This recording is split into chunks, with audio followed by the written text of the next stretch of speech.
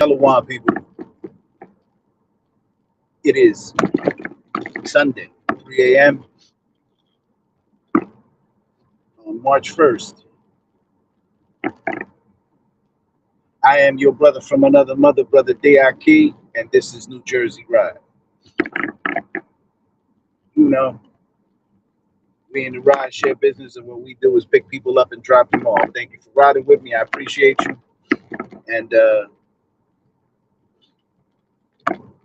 we at it for the next 8 hours, 6 hours, 5 hours. It all depends on how I'm feeling. The one beauty, the one benefit in this business is that I can log on and log off whenever the hell I feel like. Of course, if you ain't on the road, you ain't getting money. It's not like your job that you go in for 8 hours and you get your hourly rate. This ain't like that. Shout outs to everybody who does it though. Everybody who drives Uber via Lyft, pick up yourself. Everybody who drives cabs and limos, you too. Thank you for your service. All bus drivers, light rail operators, train engineers, and their conductors. I see your work. So the heartbeat of America, the blood flow of the country, the truck drivers. Thank you for your service. You stop, everything stops.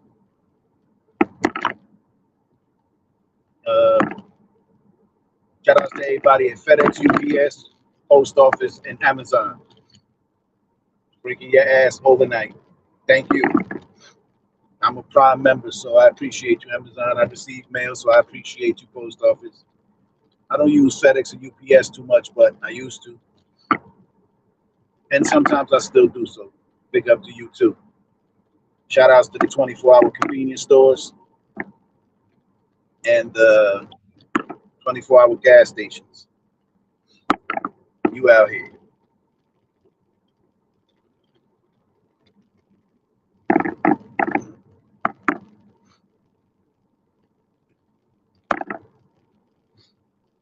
We out here.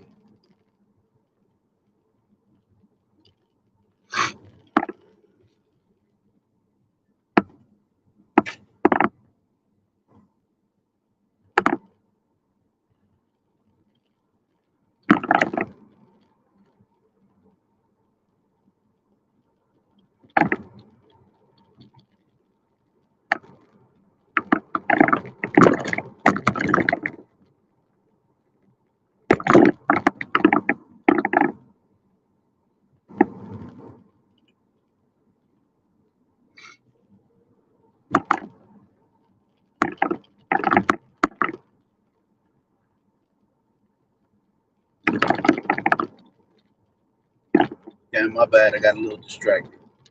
Lost in thought. Happens every time I pass this graveyard. I don't know why.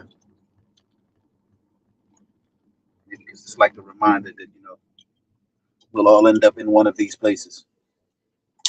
We're all just dying to go there. Corny shit.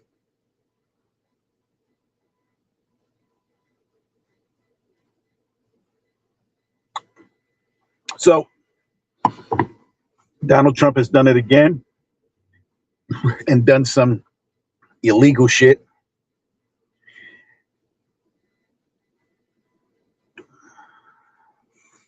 I don't know. Did Donald Trump get congressional approval to attack Iran?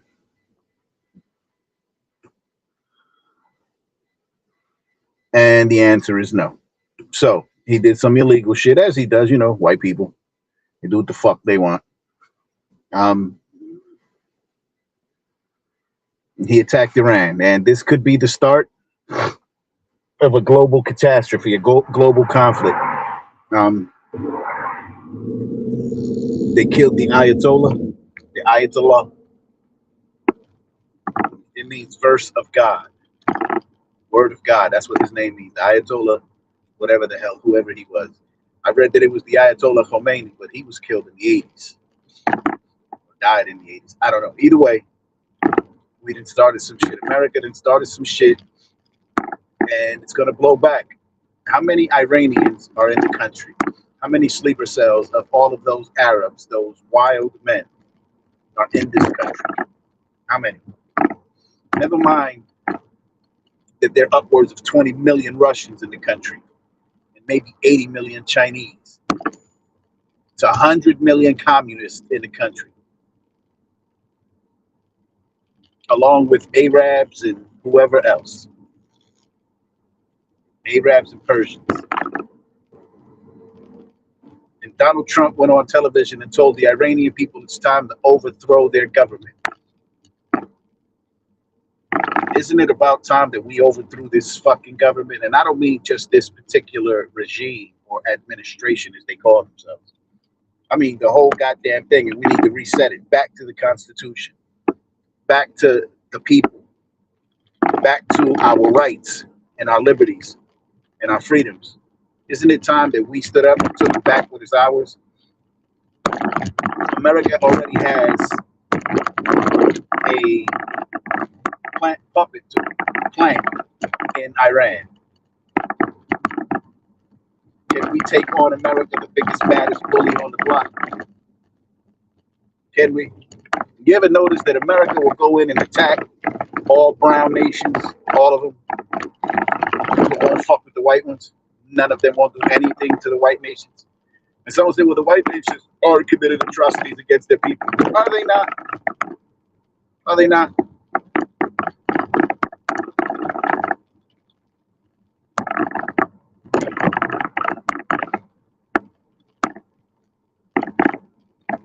Like, isn't America killing its citizens, locking them up in numbers that are unheard of? Well, they're not unheard of because, you know, we hear them here, right?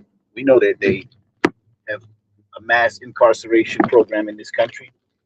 We know that there are more people in prison per capita in the United States than anywhere else in the world. Let's fact check that.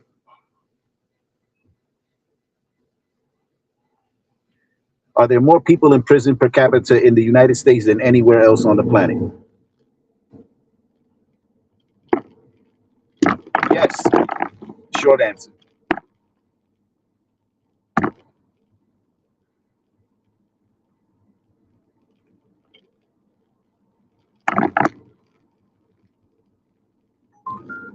Let's highway robbery. Fucking let's do it though.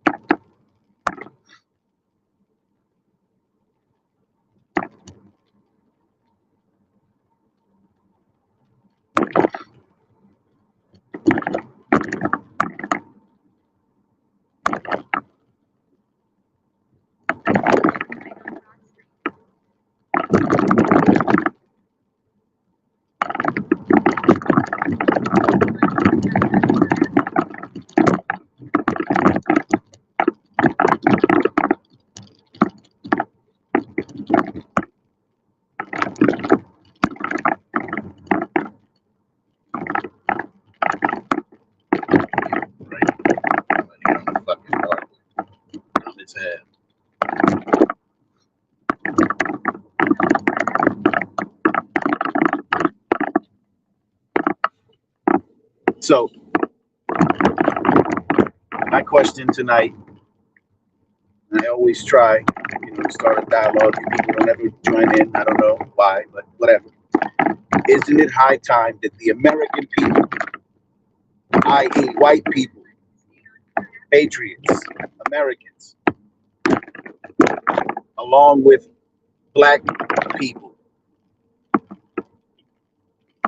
and brown people,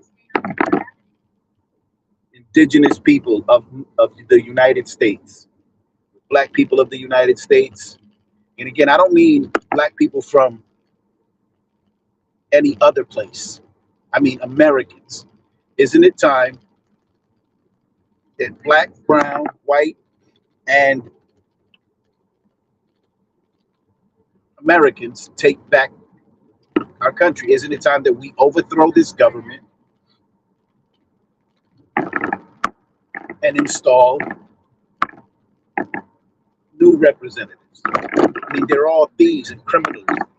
All of them. They're all in on it. They've all sold out the American people, taking tax money and not doing a fucking thing with it for the people.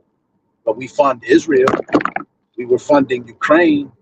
We fund any other nation except our own people. We don't take care of our people. Meanwhile, the cost of living is getting higher. And the only thing not rising is salaries and wages, compensation. That is low as shit. Right now in America, across the board, particularly in the Northeast and in the South. Northeast, well, in the entire East Coast and in the entire West Coast. Okay? Minimum wage should be $30 an hour. Minimum. $30 an hour. That's what it should be. And if I were president, that's what it would be. You know who would pay for it? Fucking government. Because we would privatize all industry. All of it. Because capitalism turns to greed right away. Right away. I mean, I'm all for ownership. I'm all for establishing and opening businesses, running them, making money. But when your bottom line takes precedence over your workforce, and I get it, you got to stay in business. I get it. But it's time that we put a change, we put a stop to this bullshit and change it. What does it say? You tolerate it till you tolerate it while it's tolerable. But when it becomes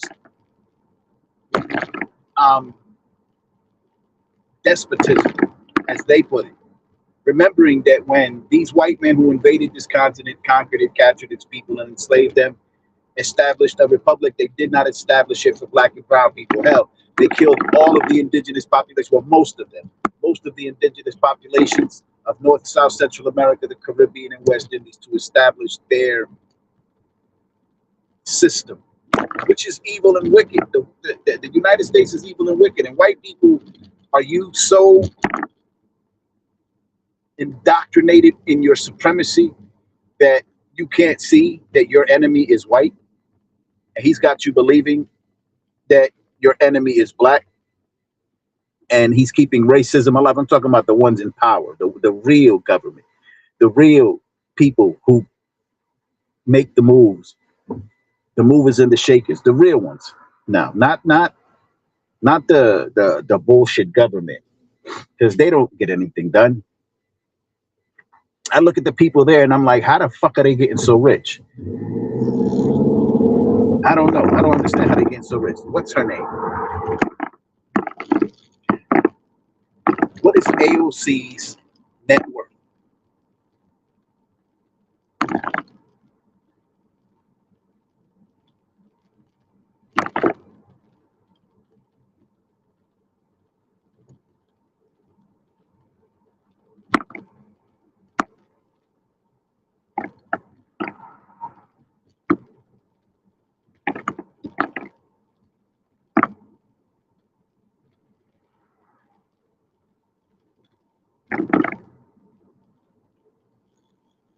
Well, she's not worth a lot.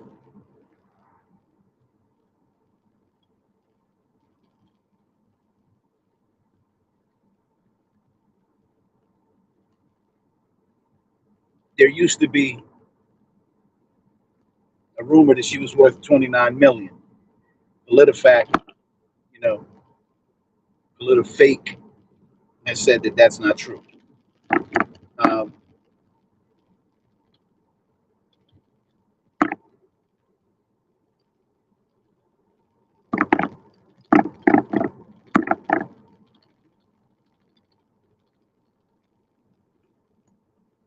so let's check Jasmine Crockett's worth.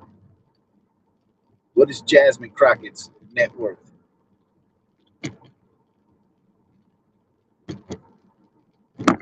9 million. All right.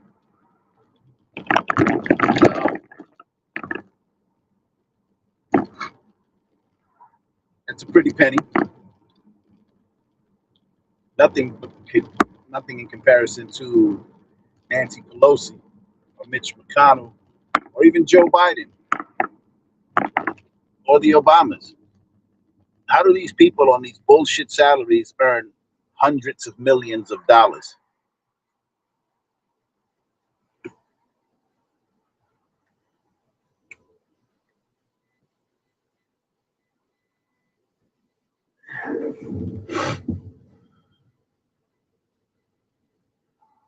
How do they do it? Anyway, it's time to overthrow this shit, I think. Just like our government tells other nations, peoples to overthrow their corrupt regimes, we must overthrow our corrupt regimes. These administrations, this whole system needs to go now. I am not naive enough to believe that we can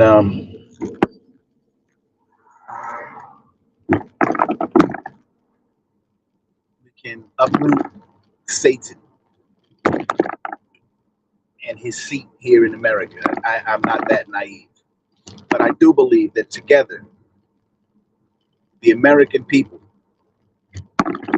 uh, together, we can force change by just taking a stand and stopping every fucking thing for just one 24-hour period.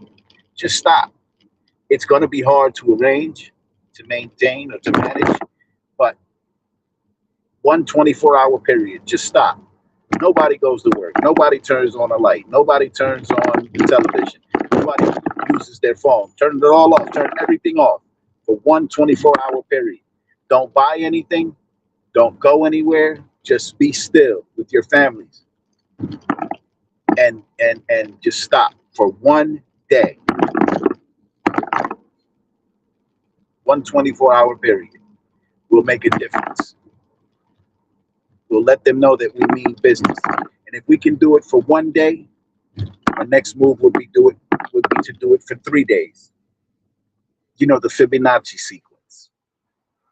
It exists for a reason, and it's more than just, you know, math. It's method. It's a way to exact change. Because we can't overthrow them with violence. We can hit the streets all they want. They'll kill us. They'll kill us all. They don't give a shit. None of them. Not Trump, not Biden. Not Bush, not Obama. Not the Clintons. Definitely not the Epsteins and the Weinsteins and what the hell was her old ass? Feinstein and every Rabinowitz and every Stein and Witz and every other Eastern European fuck. They don't give a shit about us. And if we know anything, this is again to white people. Your enemy is white people because they will kill their own fucking people to further their agenda. How do we know this? Who fought the Revolutionary War? White people against white people. Who fought the Civil War? White people against white people. The whole Germany Jew conflict that was World War II. White people against white people. Did they have brown people and black people conscripted to die on the front lines? Absolutely. But the conflict was between white people. World War II was white people against white people.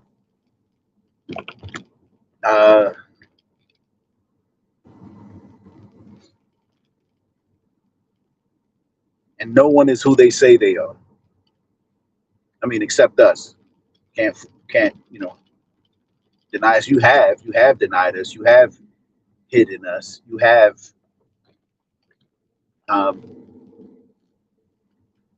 replaced us.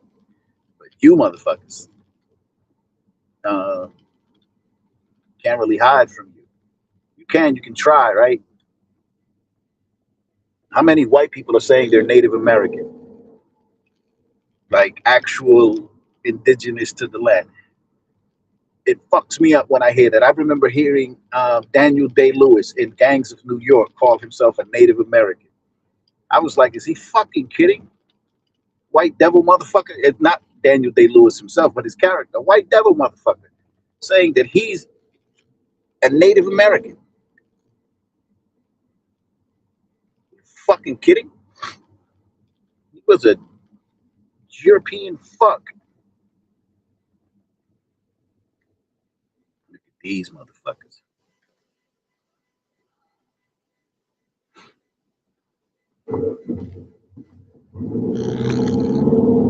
So I'm always troubled by the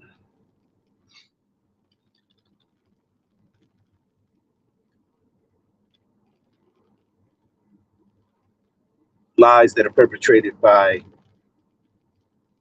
the white people in power. And I'm no fool. When the shit hits the fan, those white people that stand with black people and say they're not racist, as soon as the shit hits the fan, they're going to their own tribes. They're going to stand with white people. It's just what it is. I'm not mad at you. Stand with your own. I'm standing with my own. It's just what's going to happen. They say it's a race war coming. It's not a race war. Believe that shit. The war that's coming to America is much bigger than a race war. That's the precursor. That's what's going to happen to distract from the real enemy. But everybody's enemy is the white man. Everybody's enemy. Even white people. Your enemy is white. Because he don't give a shit. He'll kill. His blessing is war, weapons, destruction, chaos, mayhem. That his spirit is not upright in him.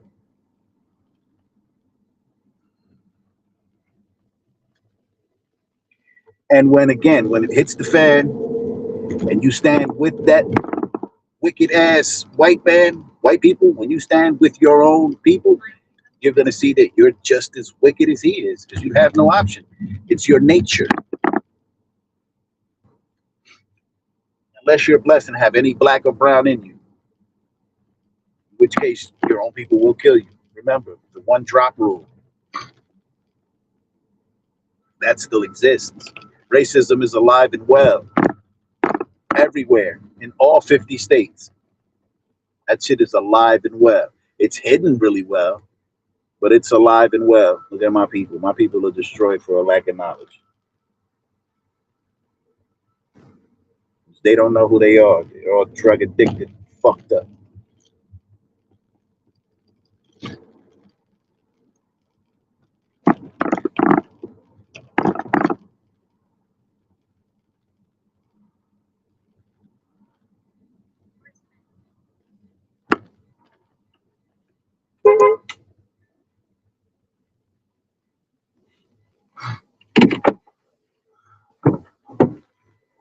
Morning, sir.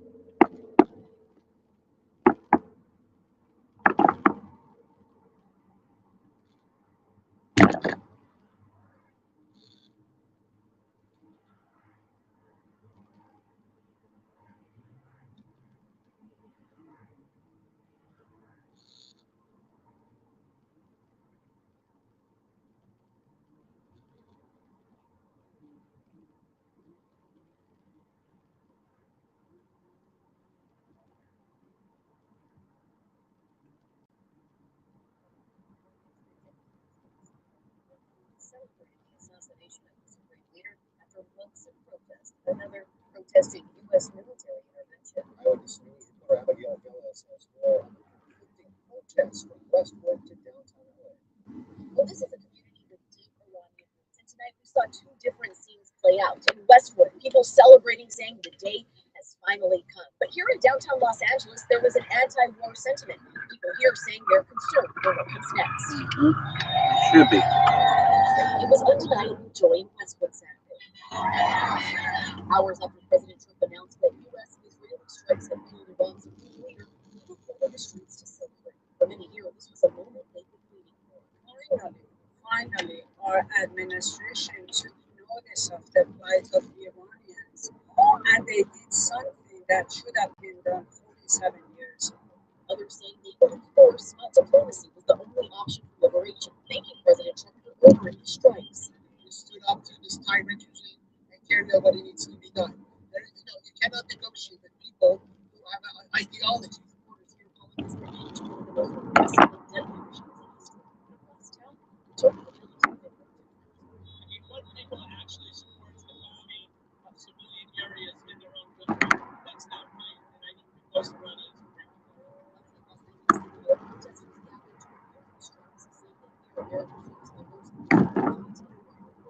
Actress and activist Jane Fonda told the crowd she believes this moment can cost innocent lives.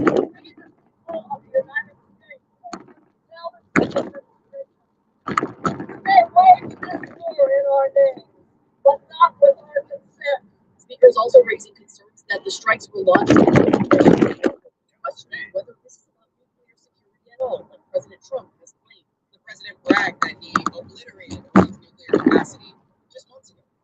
So clearly that was a lie. This was an unprovoked and one-sided attack, and we understand it as something very illegal that all Americans should stand against. Reporting in Los Angeles, Abigail Menes, ABC 7 Eyewitness News.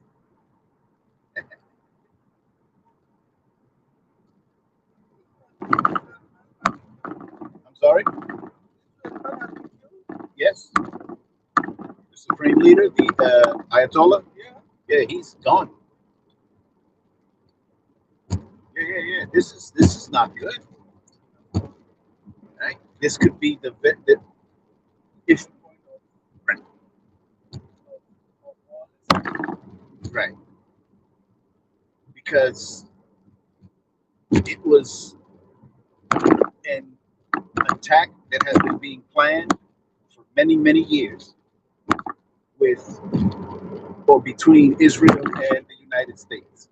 And it's odd that this country, this nation, this government can tell other nations, overthrow your government, but keep its own people in poverty, in conflict, and only a certain amount of people can live properly or adequately. I think that we should overthrow our government here, but that's naive talk. We can't beat them. The white man's blessing is war. God blessed him with weapons and with a cunning mind for war. Right?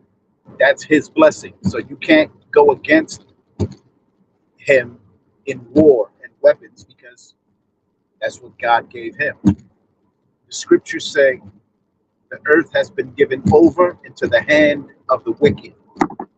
Not the wicked people, but the wicked. There's a group that is known as the wicked in the Bible.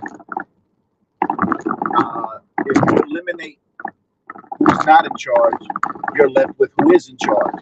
Are the Africans in charge of the world? That's a question. They are? They are not. Africans don't control the world. They don't even control their own damn continent. Right? They're not in the world. Do the Chinese control the world? No. They control China, but they don't control the whole planet. The Russians, do they control the world? They're part of it. The ones who control the world as far as people go, who are in charge of economies and commerce and war and everything else that makes this world go round. It's not black people. It's not brown people. It's not Asian people. It's white people. It's white people. They control the world. Who determines what the price of gold is? Not Africa.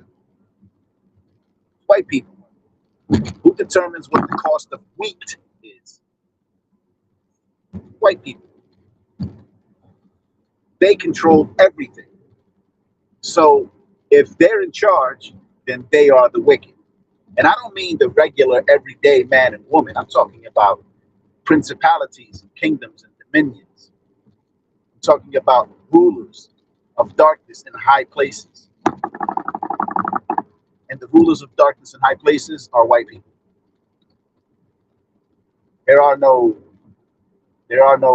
people of color who can make or affect any change or legislate any policy. We can't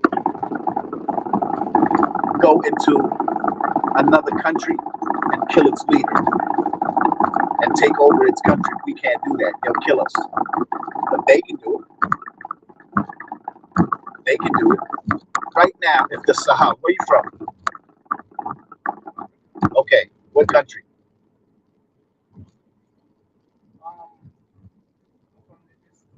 From the East. Right now, there is a young man, a revolutionary.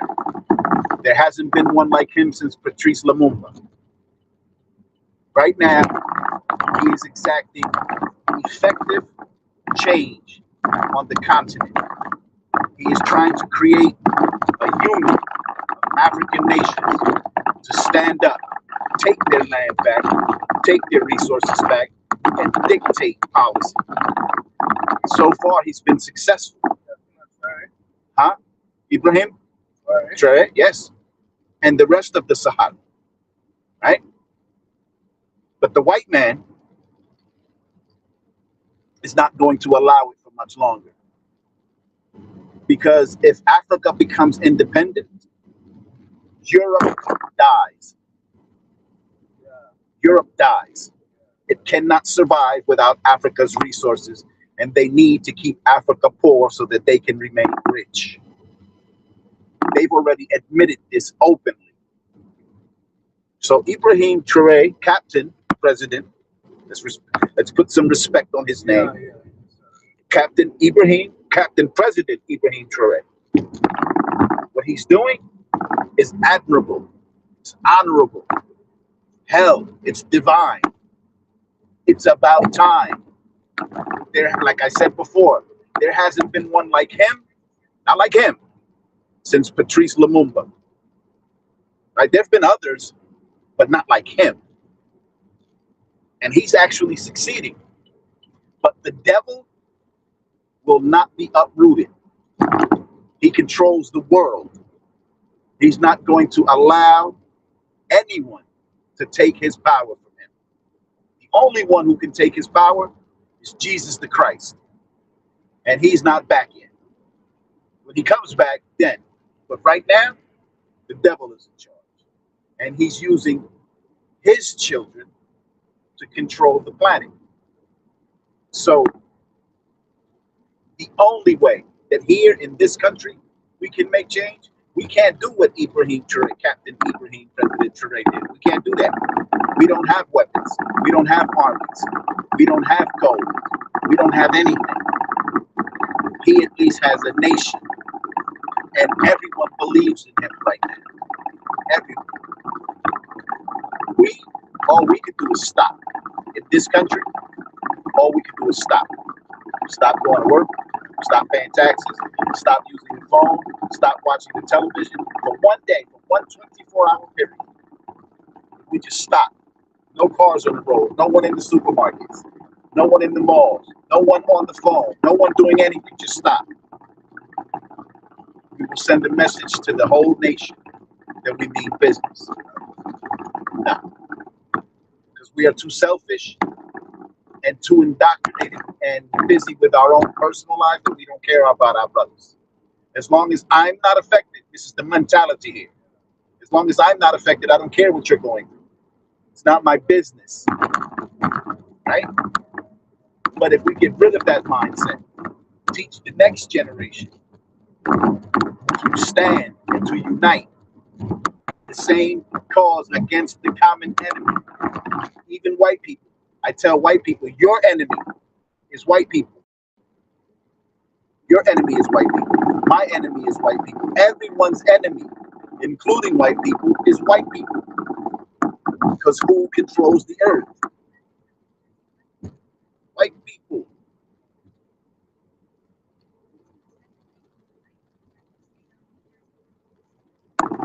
We're going to Teterboro, right? Okay, to the Amazon Center. Why is the center here? Okay, Meadowlands Park. I should be over there.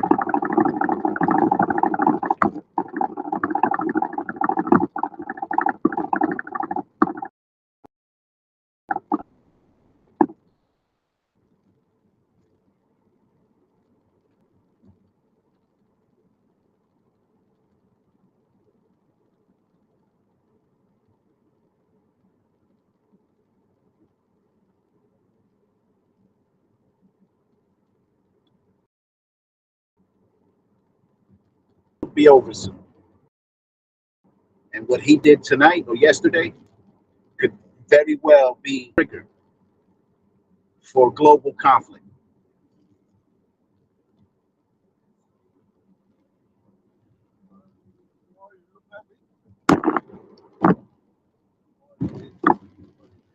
It is what it is. And it's prophecy. This has been prophesied.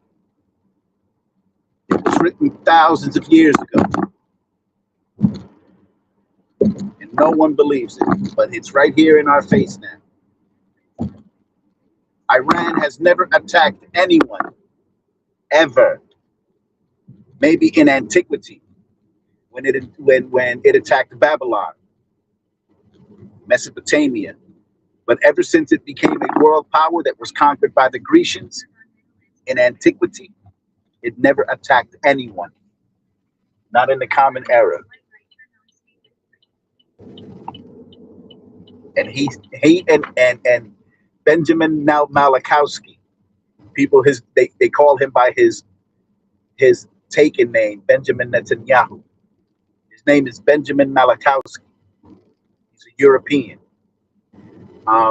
He's a European? Yes, he is not the children of Israel. He's a European.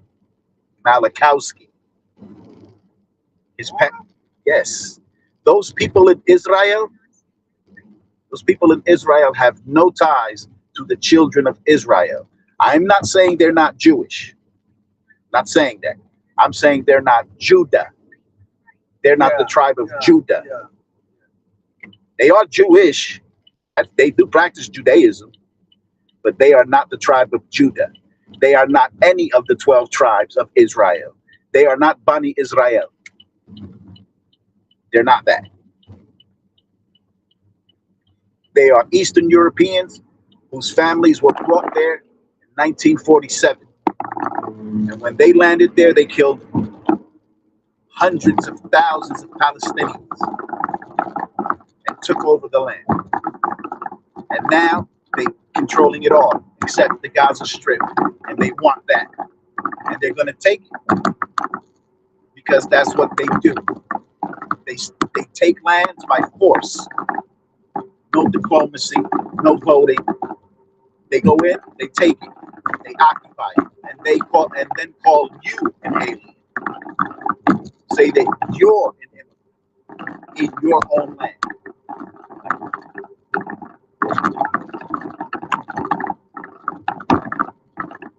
There was once a time that the land that we call Africa today was not called Africa. The name it had was Canaan. Right? It's the biblical name. In antiquity, it was called Al-Pibulan by the indigenous people there. And then the race for Africa, the scramble for Africa when all of the European nations carved it up, renamed it, and took a piece for themselves. The worst of them being King Leopold, who took the Congo. He was a demon. That was not a man.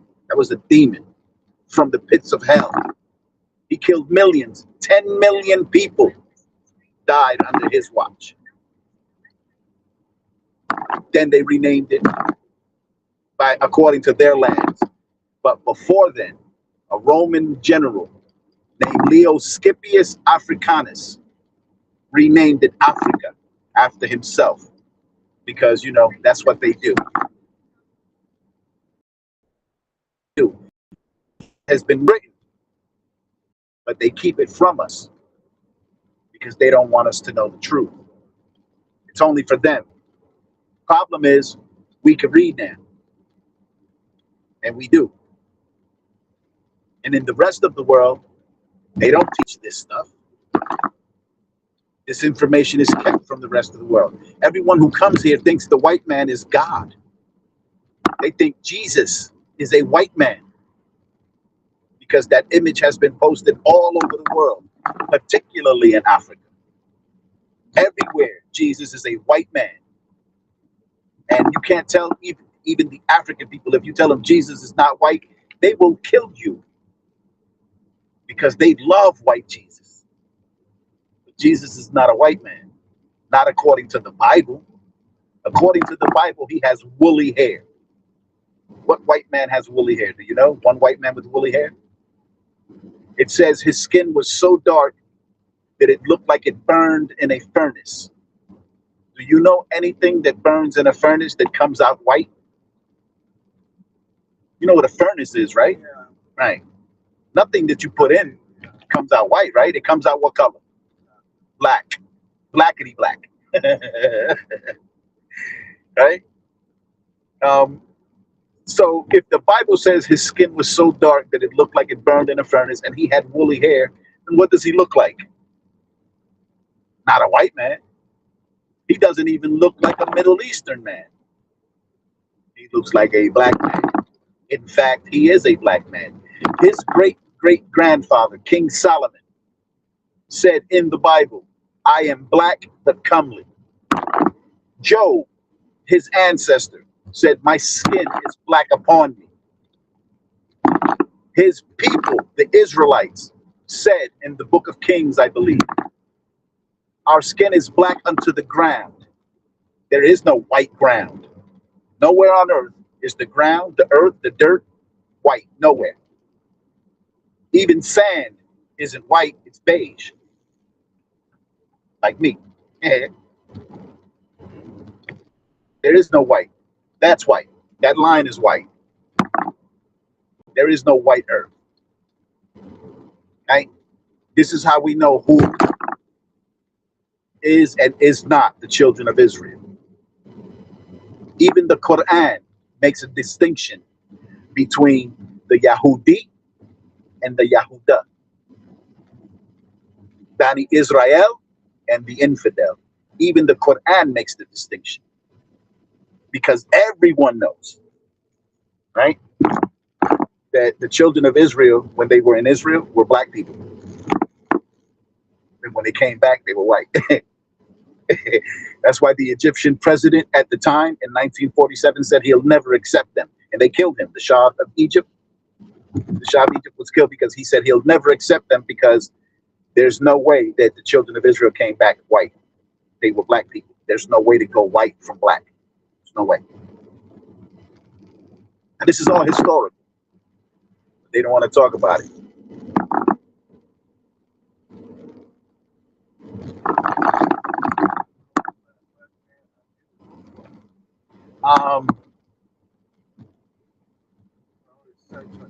So where I would start, I would start with a book called The 13th Tribe. It's a Jewish man, a Jewish scholar, talking about the people in Israel not being the children of Israel. I would start there. It's called The 13th Tribe. I don't remember what his name is. Let me look it up real quick.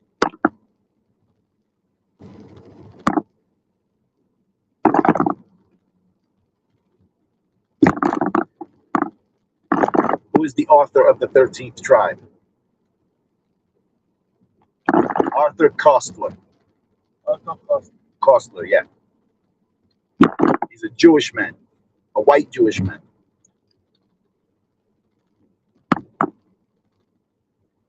And depending on your tribe in Africa, you may or may not be one of the children of Israel, depending on your tribe.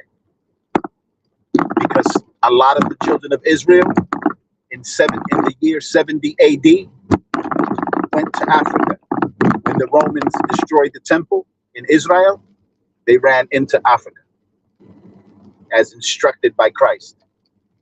So like tribes like the Bantu, the Ibu, the Lemba, there's so many. Those tribes are in fact Israelite tribes. They're not Nilotic Africans.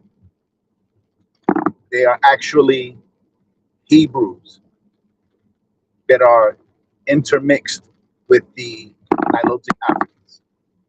So depending on your tribe, you may or may not be one of the children of Israel. You may be one of the tribes. They're all over there though. Every one of the tribes are there. Like every one of the tribes are here in the United States and in this South America, Central America, Caribbean, and West Indies. We're all over the earth. All over. So look into it. You may be one of the children of Israel. In which case, if you are, you have to come back to your heritage and your identity and your culture, the truth of who you are, because we've been lied to. They told me when I was born that I was a Puerto Rican. You know what a Puerto Rican is? Yeah. Okay. They told me that I was a Puerto Rican. Turns out there is no such thing as a Puerto Rican. Like black people in this country, yeah, they call them black. Where is the nation called black? Where is that? Okay, I get it. Get it? Yeah. Right? They are not, that's a color. Black is a color. It is not a nation. They are the tribe of Judah in this country. You know, the tribe of King David, King Solomon, Jesus Christ. That's who the black people are in this country. My tribe is Ephraim, the son of Joseph, the son of Israel, the son of God. Right. So we have to check to see who we are. Oh, I believe this. I said, oh, God.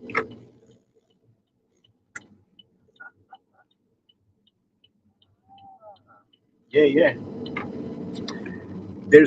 If you have your phone with you, put in a website. I'll give you a website where you could read, and it'll give you a lot of information. A lot. Let me know when you're ready. I'll tell you. Israel Unite. One word. IsraelUnite.org.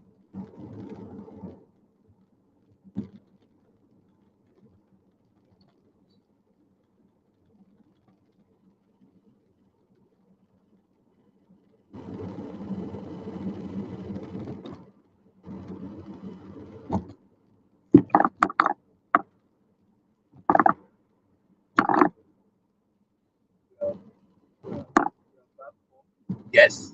Is it purple? The color is purple of the website? Let me see.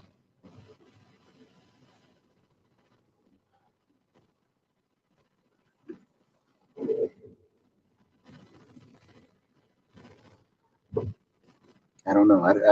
It said IsraelUnite.org? Yeah. Oh, let me go back. Yeah, IsraelUnite.org. It's Israel United in Christ. But you'll see IsraelUnite.org, O-R-G.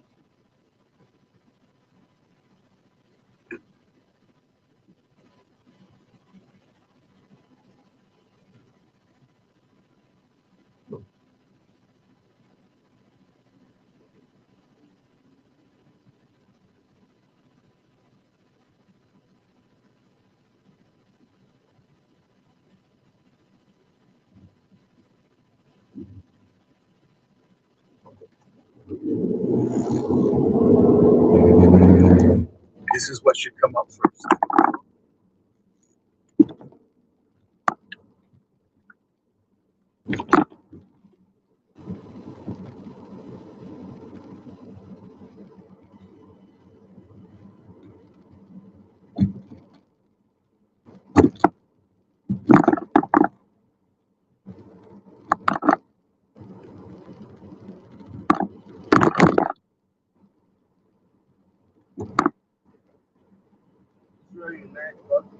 Yes.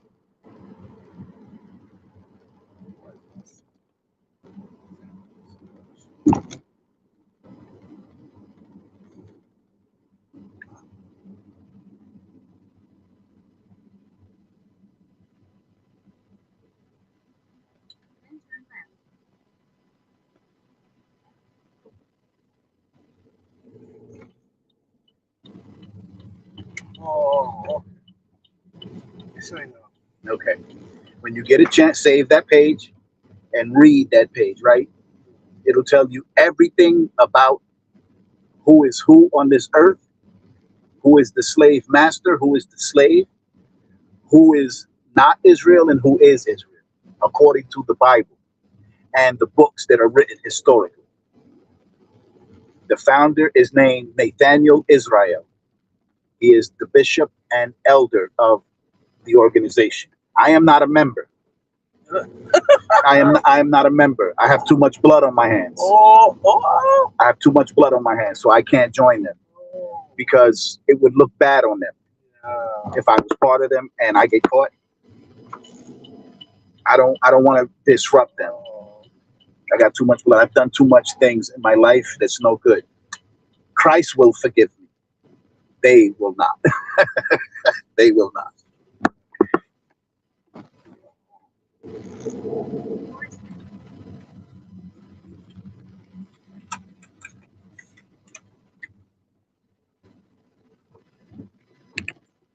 Okay, sir, you have a great night. Thank you too so much, sir. You're welcome, sir. You have a great night. Don't work too hard tonight. I will not. Okay. Thank Yeah. you so much. You're welcome, sir. Remember, read that page, man. Nah, I would. Okay. I've saved it already. Yes, sir. You're welcome so much.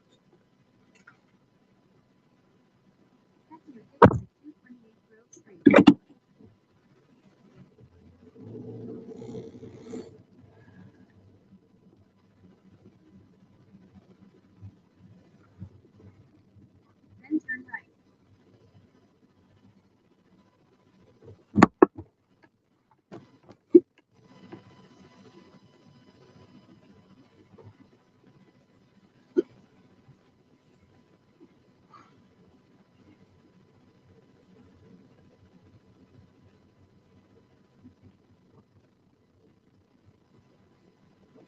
Are you wearing 7 layers and still freezing your man nipples? You need the new 340 GSM military grade bearskin hoodie to get comfortable in the wild. President Trump declaring Iran's supreme leader is dead. Our objective is to defend the American people. The U.S. and Israel teaming up for a strike against Iran. The Iranian regime has chanted death to America and waged an unending campaign of bloodshed and mass murder. Right now, Iran never did shit to the from United Iranians States. looking to forge a new path forward. Today is an extraordinary day. To those standing with the regime. You can only step on this flag when we are dead. All of it sparking new global security fears. Team coverage of the attack on Iran starts right now. Good evening, I'm Arthur Chia. Nearly 24 hours after the first missiles started raining down on targets in Iran, Iranian state media confirming its supreme leader is dead. President Trump made the announcement earlier tonight, but now confirmation from within Iran that the man who has led the nation since 1989, Ayatollah Ali Khamenei, is dead. The president posting to social media that Operation Epic Fury will continue uninterrupted through the week or longer. And here's a look.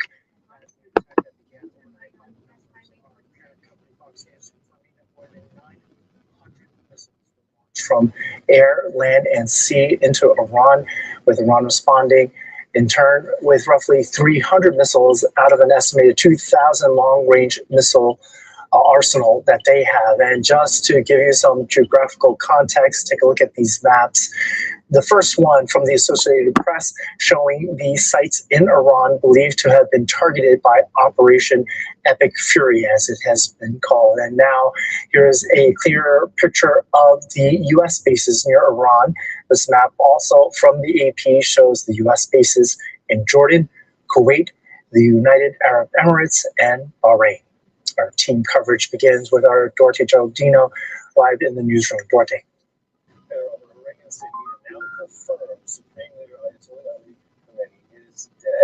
Now, the Associated Press is reporting Iranian state TV says he was inside of his compound in downtown Tehran when the strikes began. Satellite photos from Airbus show heavy damage at the site. The AP is also reporting the semi-official Fars news agency says the attacks killed members of Khomeini's family, including his daughter and son-in-law, as well as a grandchild and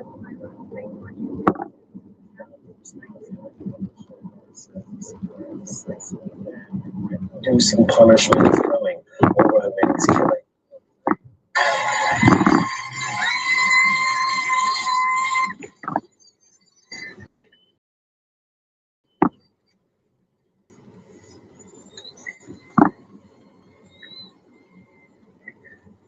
Now you have a president who is giving you what you want. So let's see how you respond.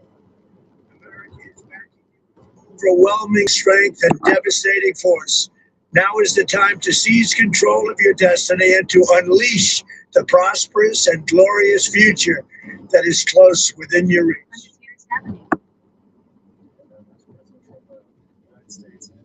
Make a slight left turn on State Highway 17 using the left lane. He wants the people of Iran to stand up for themselves. Meanwhile, back here in New York, the conflict moved to the United Nations. The United States and Israel, they faced off with Iran at an Emergency Security Council meeting. The UN chief and several countries called for an end. Left turn on State Highway 17. Ambassador Mike Waltz said the strikes were lawful. Iran's ambassador rejected that idea. Israel's ambassador said Israel had no choice but to act. The operation targets nuclear infrastructure, ballistic missile sites, the machinery of repression that fuels terror across our region. We acted out of necessity because the Iranian regime left no reasonable alternative.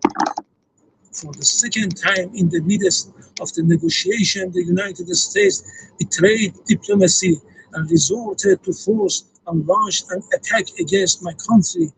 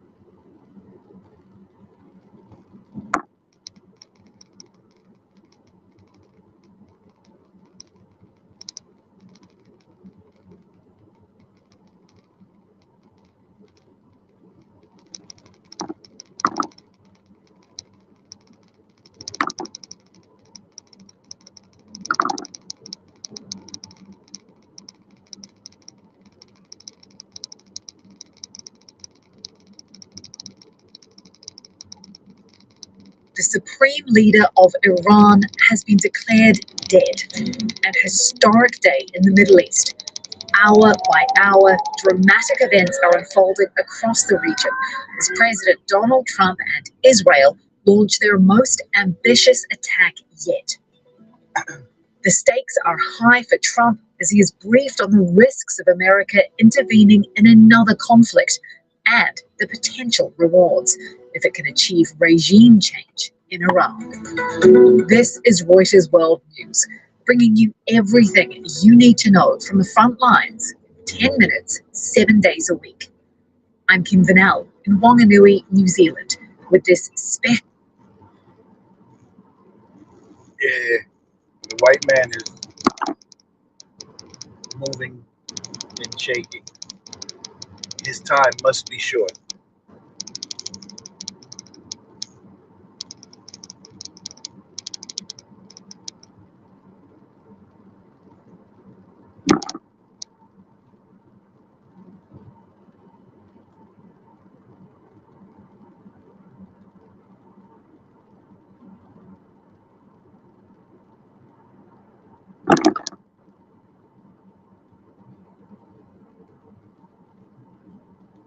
Yeah, his time must be really short.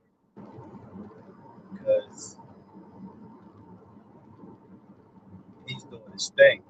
Anyway, let's go back to Special episode of Reuters World News. LinkedIn is pretty amazing at helping you grow your small business. We cannot make your email fucking commercials. We can help you sell, market, and hire in one place. We cannot help you find space for your free desk drinks.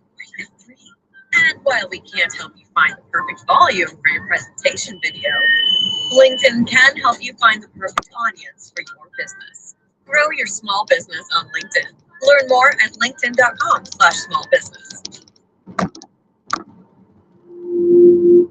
The President of the United States says Iran's supreme leader, Ayatollah Ali Khamenei, is dead. The President's remarks, posted on Twitter, came after an Israeli official that they had found the body of Khamenei. Satellite images show black smoke rising and heavy damage at the Supreme Leader's compound.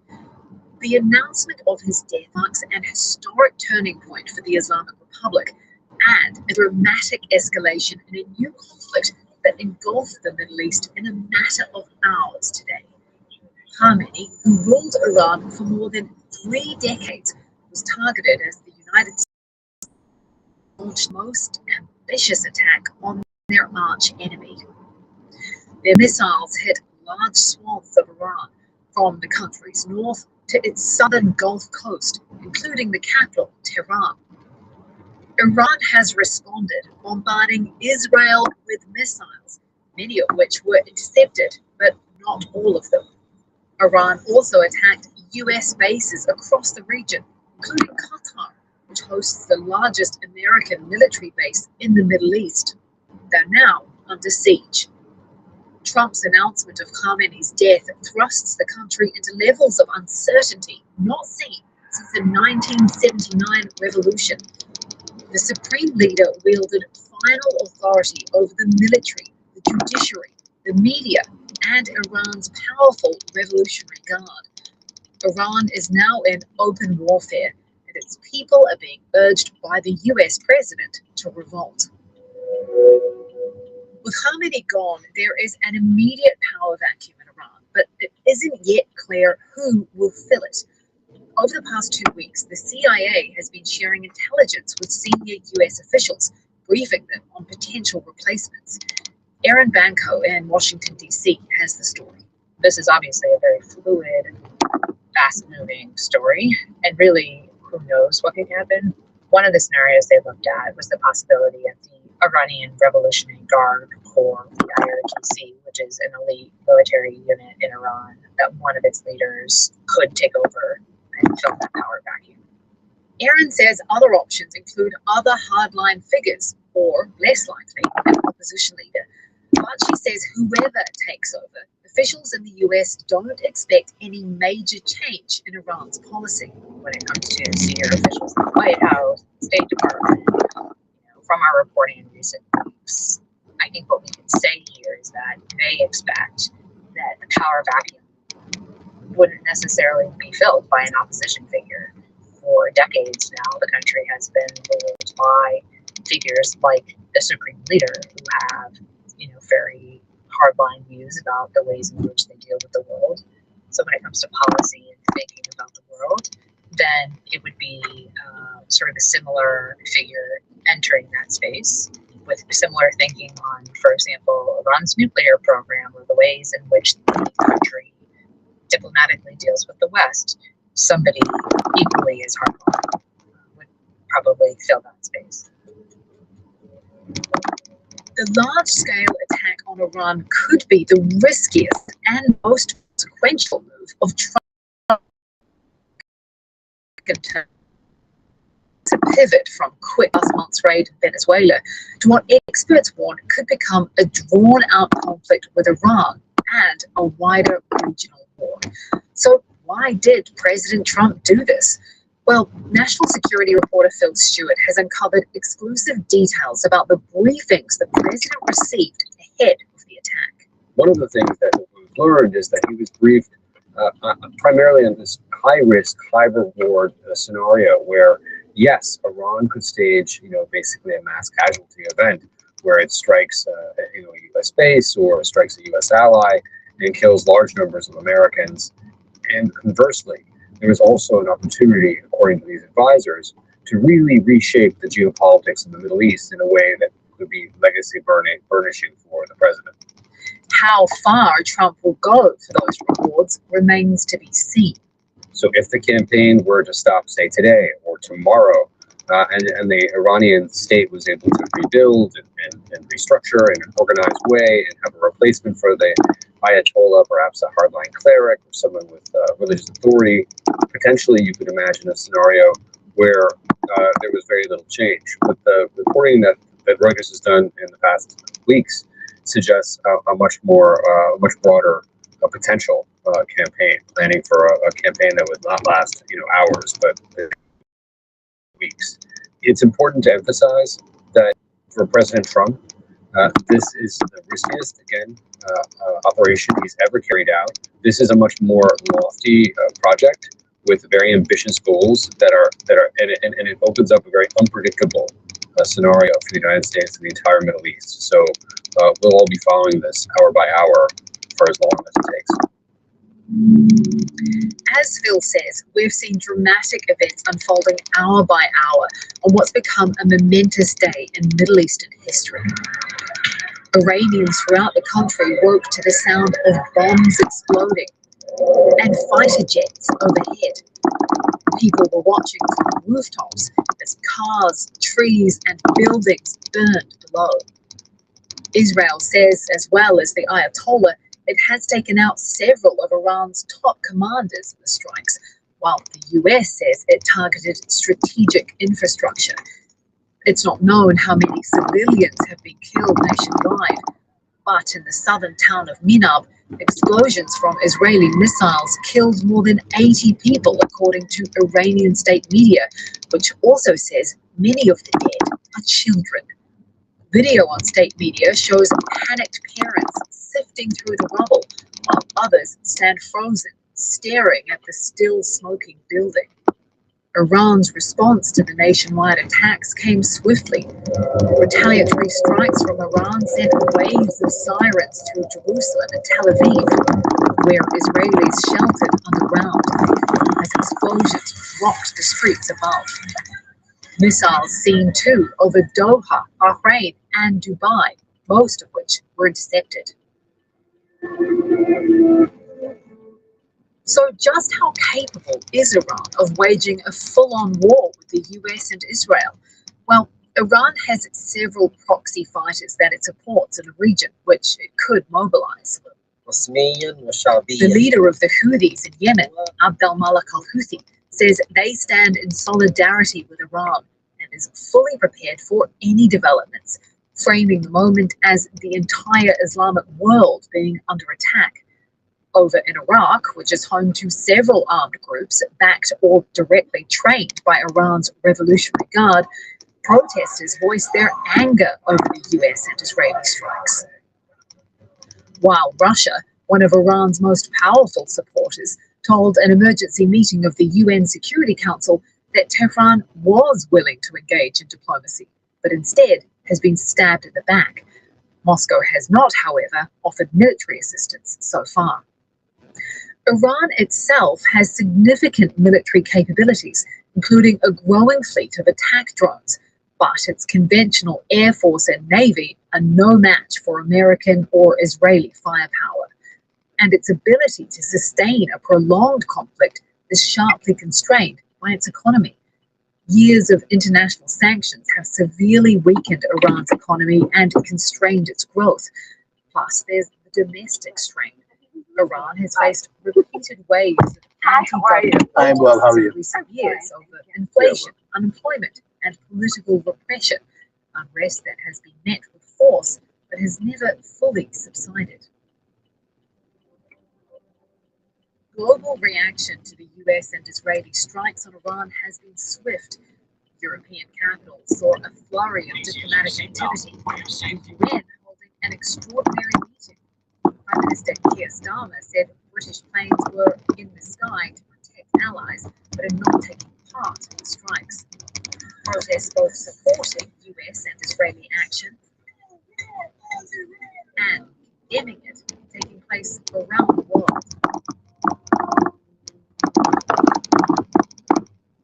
Instagram teen accounts have automatic protections for what teens see and who can contact them, plus time management tools.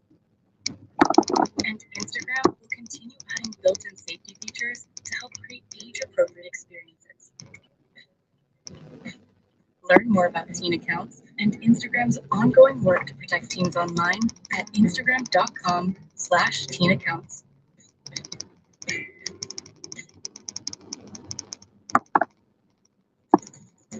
Events are moving quickly in the Middle East, and we will continue to update Reuters World News with significant developments. In the meantime, you can keep up to date on our website and on the Reuters app.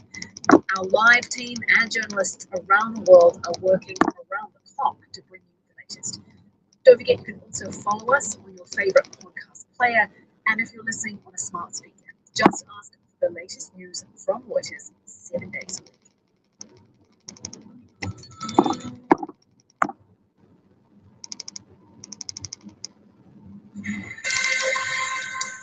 This is a Fox News alert. Iran's supreme leader is killed. I'm Carmen Roberts.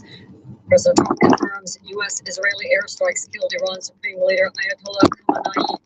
President Trump's confirmation follows Israeli reports that the supreme leader was killed in airstrikes. President Trump says this is not only justice for the people of Iran, but for all great Americans and those people from many countries throughout the world killed or mutilated by Khamenei and his gang of bloodthirsty thugs. U.S. and Israeli airstrikes were launched early Saturday morning. The heavy and pinpoint bombing, the president says, will continue uninterrupted throughout the week for as long as necessary. In Washington, Jared Halpern, Fox News. And President Trump now urging Iranians to seize power. When we are finished, take over your government. It will be yours to take. This will be probably your only chance for generations. Iran is responding with strikes on U.S. bases in the region and in Israel. Fox's Troy Yingst in Tel Aviv at one such site. We are at the site of a direct impact in Tel Aviv. This entire block completely destroyed by an Iranian ballistic missile. First responders are digging through the rubble. They are looking for survivors. We have already seen them pull out 2 civilians from this area. The first responders are using megaphones. They are calling out to see if there are any survivors who are alive but buried under the rubble. And it is an incredibly challenging moment. There was a direct impact. Key members of Congress are demanding a swift vote on War Powers resolution to restrain President Trump's attacks. But Democratic Senator John Fetterman tells Fox News, sometimes peace is possible after these kinds of steps, and that's why I support those things. The House is set to vote on War Powers this week. America's listening to Fox News.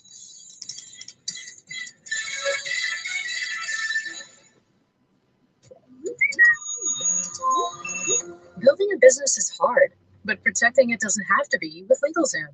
For more than 20 years, LegalZoom's online tools and network of attorneys have helped over 4 million businesses start strong and stay compliant. Rest easy knowing your business formation is done right from day one with LegalZoom. When you need a legal hand, trust LegalZoom. Get started at LegalZoom.com. LegalZoom provides access to independent attorneys and self-service tools. LegalZoom is not a law firm and does not provide legal advice. Recapping our top story, President Trump confirms today's U.S.-Israeli airstrikes killed Iran's Supreme Leader Ayatollah Khamenei. The president announced the assassination on Truth Social and said it gives Iranians their greatest chance to take back their country. Iran is fighting back with strikes on Israel and bases in the region.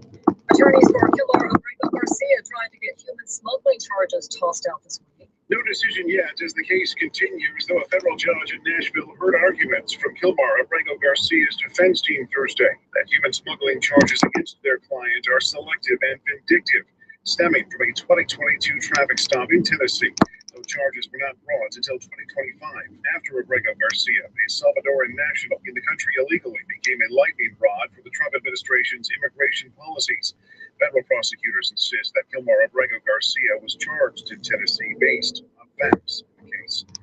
Jeff Manasso, Fox News. A major car company announces a recall over the risk of a fire. It's a voluntary recall by Subaru of about 70,000 vehicles due to a potential fuel leak that could increase the risk of fires. That recall includes 2026 Crosstrek Hybrid and 2025 Forester Hybrid models. The National Highway Traffic Safety Administration says fuel may leak from the fuel filler cap if the tank is near full, exposed to high temperatures, raising pressure inside the tank. Subaru says at least 33 fuel leaks have been reported in the U.S., but no fires or injuries.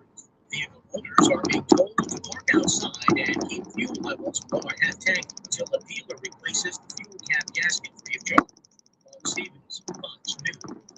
And more from the Middle East, world leaders have been responding cautiously amid the U.S.-Israeli strikes on Iran. Reports of the Supreme Leader now dead in those strikes and fears of a wider war. I'm Carmen Roberts. This is Fox News. Every business is asking the same question. How do we make AI work for us? No more waiting. With NetSuite by Oracle, you can put AI to work today. NetSuite is the #1 AI cloud ERP trusted by over 43,000 businesses. It's the unified suite that brings your finances, inventory, commerce, HR, and CRM into a single source of truth. The connected data is what makes your AI smarter, helping you make fast decisions. If your revenues are at least in the 7 figures, our free business guide, Demystifying AI, at netsuite.com/box. This Tech Check is sponsored by Comcast Business, powering possibilities. I'm Julie Borston, and this is your CBC Tech Check briefing. AI tech giant OpenAI has closed a $110 billion funding round, more than double the size of its last raise a year ago. Amazon invested $50 billion, while both NVIDIA and SoftBank invested $30 billion. The new round boosts OpenAI to a $730 billion pre-money valuation, marking a jump from its previous $500 billion valuation. OpenAI CEO Sam Altman joined CNBC earlier today, saying, quote, AI is going to happen everywhere. It's transforming the whole economy, and the world needs a lot of collective computing power to meet the demand. Netflix has walked away from its deal to buy Warner Brothers Discovery Studio and streaming assets. This after Warner Brothers deemed Paramount Skygance's last offer as superior. Paramount is now poised to win the battle for the entire company, barring any regulatory hurdles. This comes after Paramount raised its offer from $30 per share to $31. Investors are cheering Netflix double digits today. Shares of CoreWeave are sinking nearly 10% today. Cloud provider delivered light revenue grew 110% year over year in the fourth quarter. It provided first quarter revenue guidance of $1.9 to $2 billion, missing analyst estimates of nearly $2.3 billion. Despite today's move, the stock is still up 100% since going public last March. That's all for today. We'll see you back here next week. This Tech Check briefing is sponsored by Comcast Business. Networking and connectivity, advanced cybersecurity, and expert partnership. Comcast Business helps turn today's enterprises into engines of modern business. Powering the engine of modern business. Powering possibilities.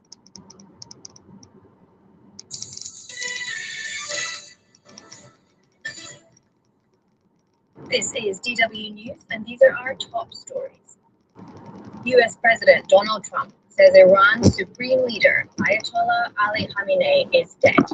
Trump said Khamenei's death was the greatest chance for the Iranian people to take back their country. Khamenei was killed in coordinated US-Israeli attacks on Iran on Saturday. Israel and the US launched a series of coordinated attacks on Iran and the US called Operation Epic Fury. Iranian media report more than 200 deaths from aerial assault, citing figures from the country's Red Crescent. One strike reportedly hit a girls' school in the south of the country, which authorities say killed at least 85 people. Iran has launched a wave of drones and missiles targeting Israel and US bases in the region in response to the coordinated attacks from the US and Israel.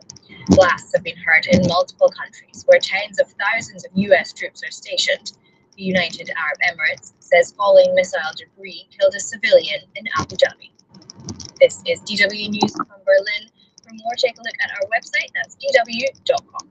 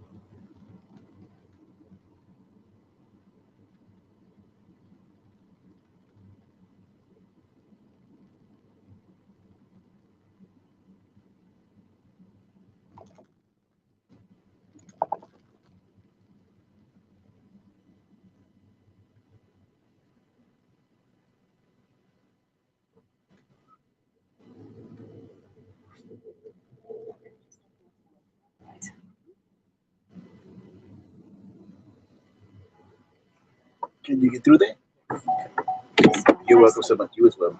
I mean, have a good night.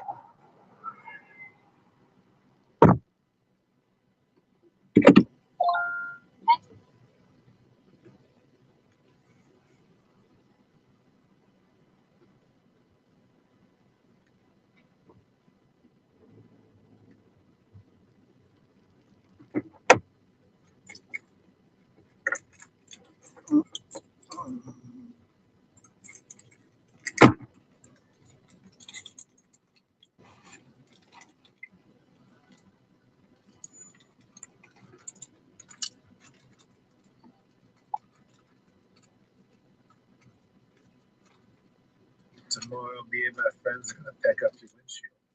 There's a turkey in there looking at us funny. That's a reflection. Good thing about Plymouth Rock for my auto insurance. Home and auto coverage for whatever. Tomorrow, bro. Be calm and rock on. Stop telling people you're chosen. You are not chosen to do ish except within the synagogue of Satan. Clearly, because everything you do, clearly, because everything you do. There is a Israeli historian named Abraham Pollock. And there's actually a lot of historians prior to World War II who received awards for saying that the origins of, which is why it was stunning to me to see Kyrie Irving treated in the way that he was treated. 6 Steps to Get Back to Your Life, this shared documentary, which was theorizing that the original Jews, I actually didn't watch it, the documentary, but the point was he was making that documentary suggested that the people that are inhabiting Israel today are not the biblical Jews. That was the point of why he got into trouble. I cannot tell you one way or another. I have not gone into any anthropological research. What I can tell you is that prior to World War II, and you again can pivot to your browser right now and look up a man named Abraham Pollock.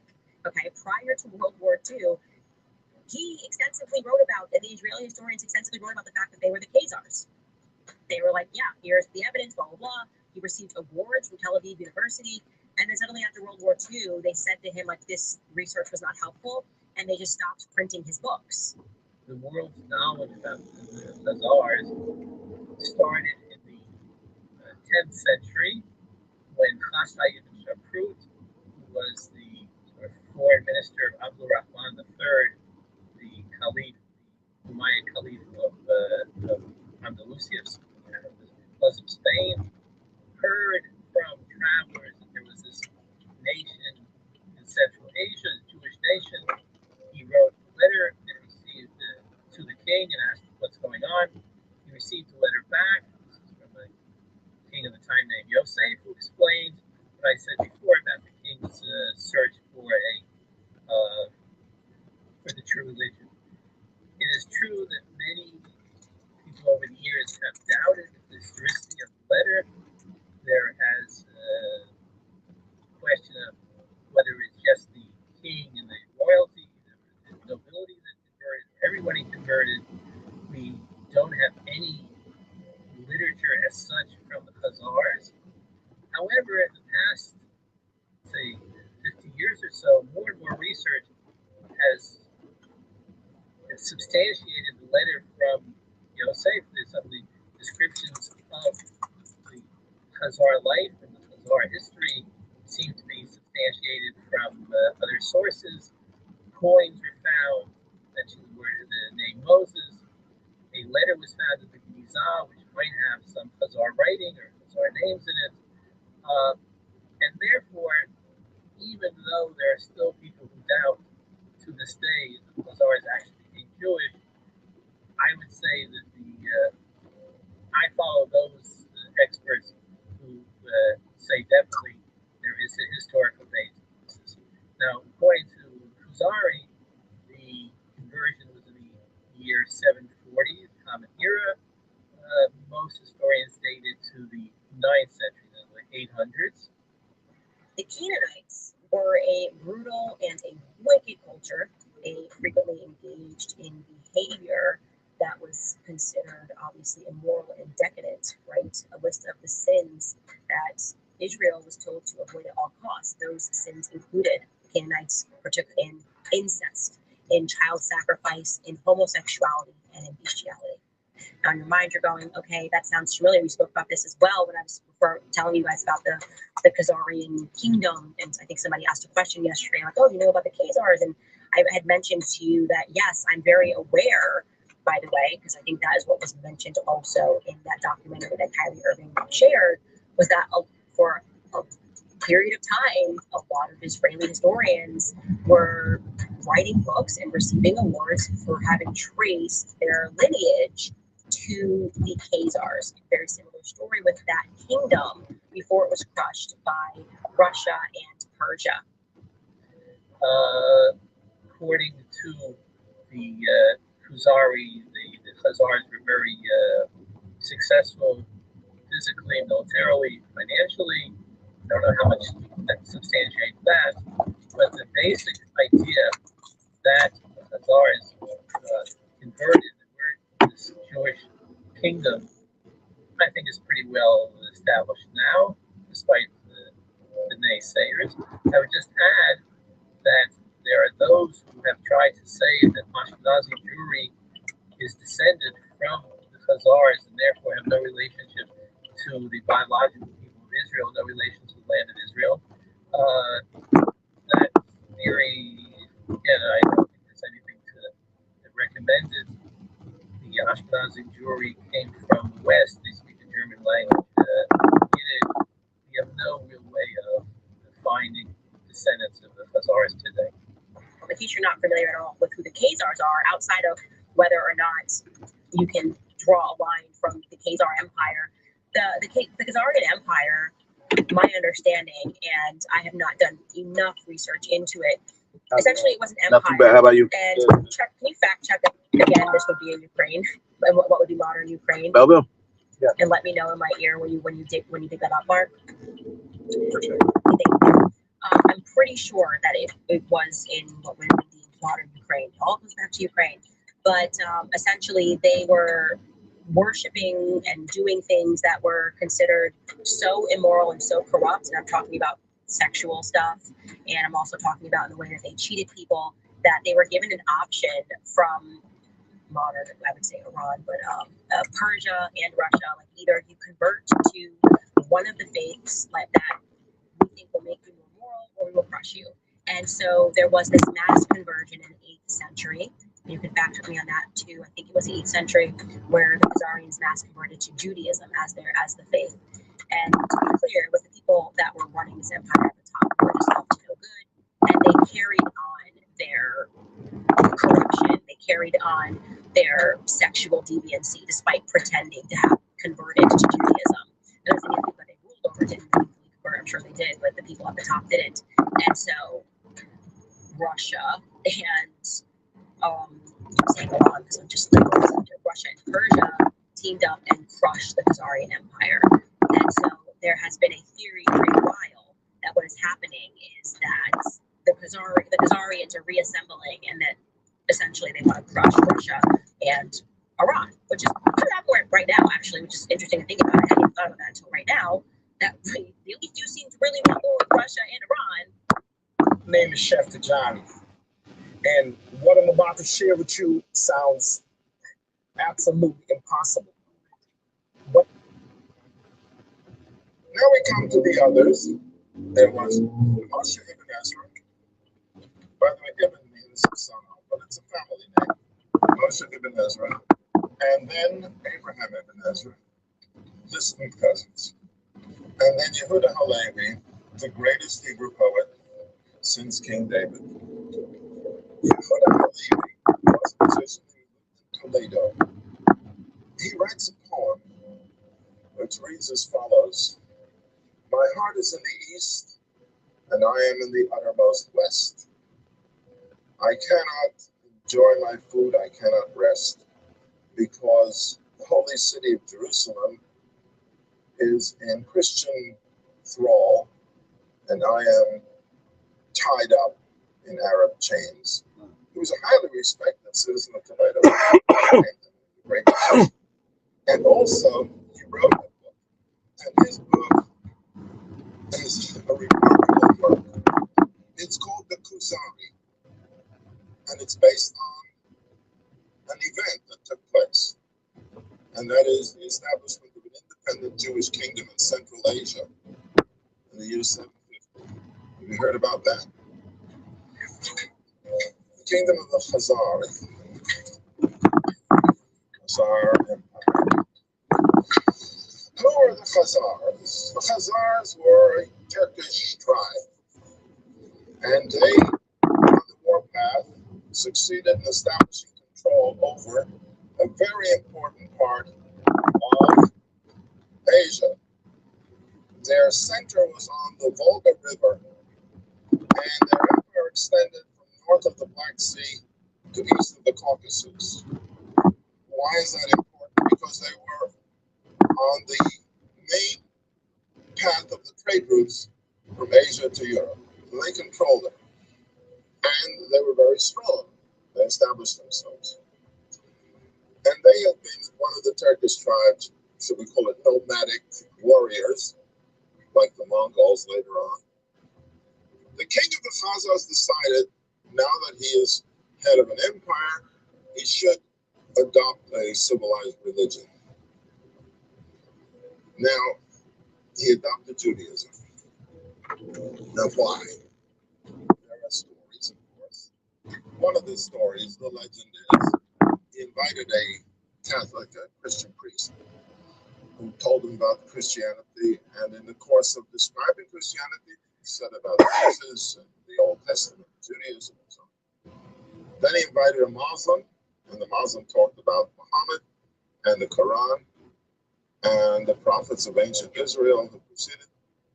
And then he said, you said that Christianity comes out of Judaism. You said Islam comes out of Judaism. Well, I'd like to speak to the Jews. And as the story goes, he invited a Jewish scholar and he converted to Judaism. That's the story. Now let's look at the reality, the political reality. The political reality is interesting. At that time, in the year 750, had he converted to Christianity, he would have had to submit himself to the authority of the Emperor of Constantinople, who was head of the Christian world. Had he adopted Islam, he would have had to submit to the authority of the Caliph of Baghdad, who was head of the Muslim world. He didn't want a boss. He wanted to be independent. And I suppose he also had contact with Jews and he knew about Judaism. The fact is, he converted to Judaism. And then in the course of time, the nobility, his advisors also converted to Judaism, and then his people. And by the year 900, this was a Jewish kingdom, you can say a Jewish empire in Central Asia.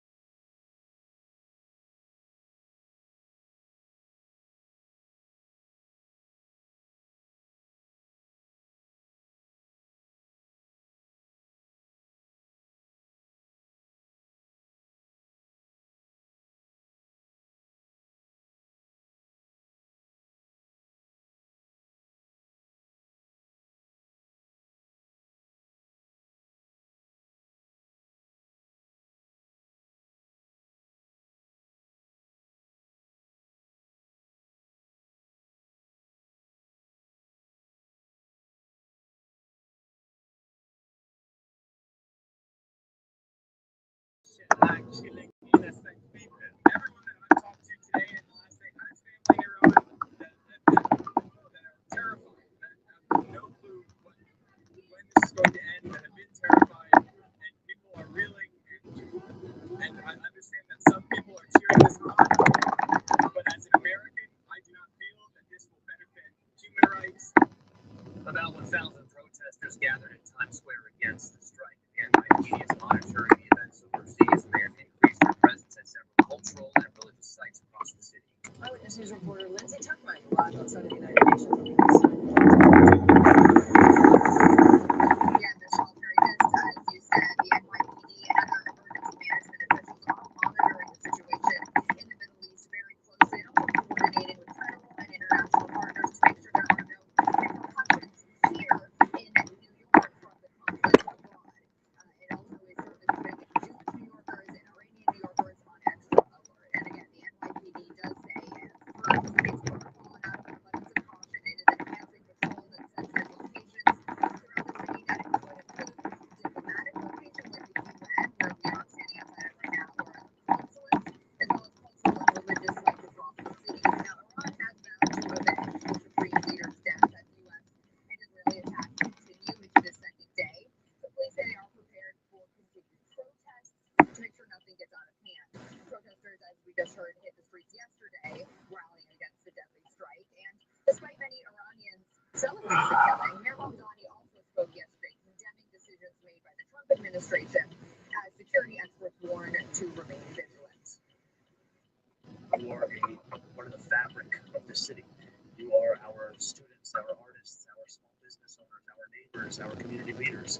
You will be safe here. The only thing that can happen now is you have these sell or you have these locals who really try to act on their own without any direction from what we see. No, it could just happen at a moment's notice, no reason given, but somebody could very easily try to attack the United States here. Again, one of the cells or a cyber attack or local.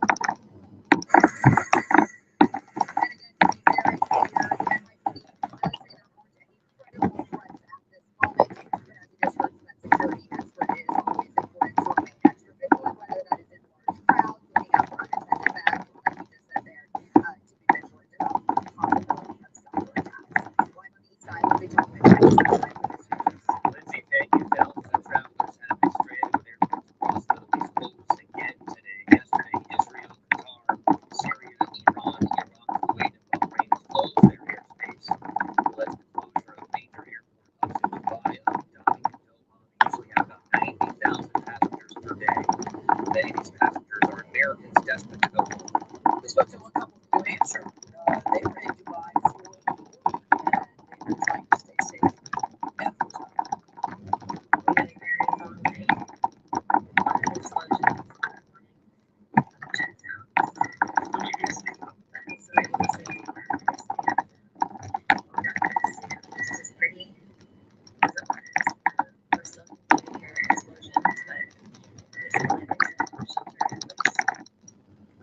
was supposed to return home tomorrow, but as we explained to you, airspace is closed.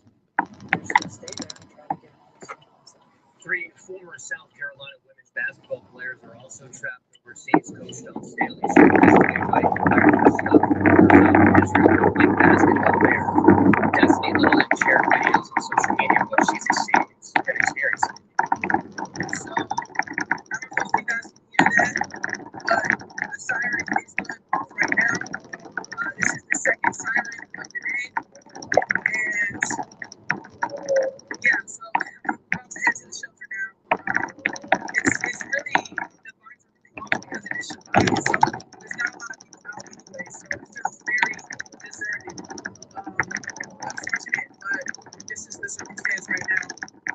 She did say she is in a safe place and trying to get some sleep. Stay with us. Eyewitness News and ABC News as we cover the U.S. and Israeli airstrikes in Iran. We're going to have updates on air and live. You can download that ABC7NY.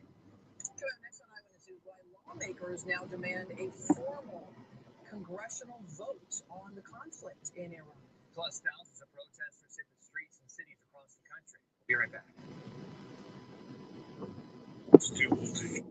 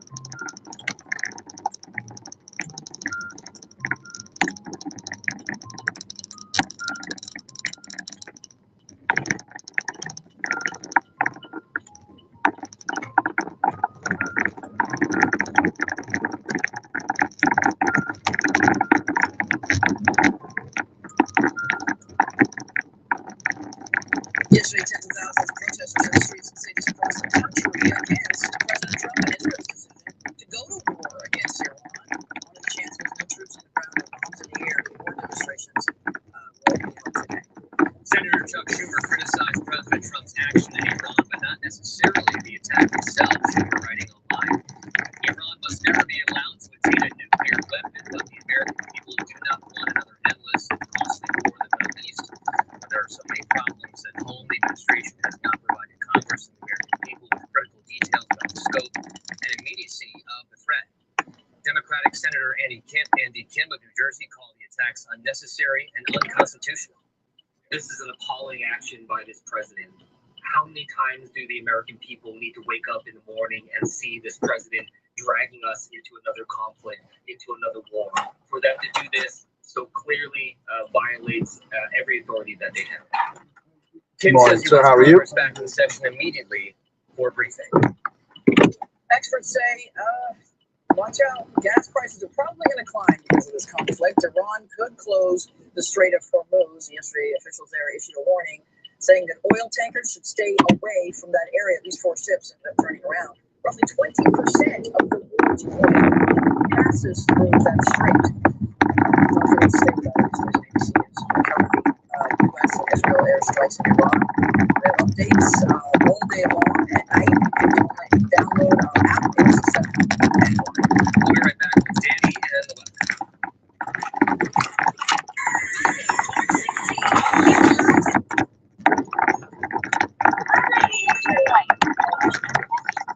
Tax actions here. Remind you, you have to do your taxes. Let's get them over with.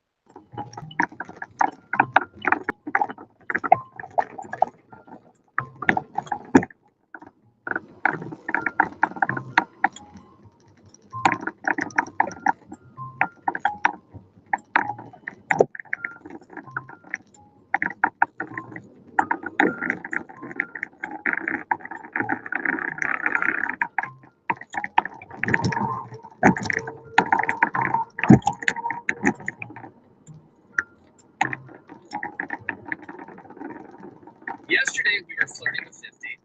Yeah, In a couple days, we could be, the deal. Let me just say that. but we could soon be flirting with 60. And let's hope we close that deal this Saturday. Skipping over some things.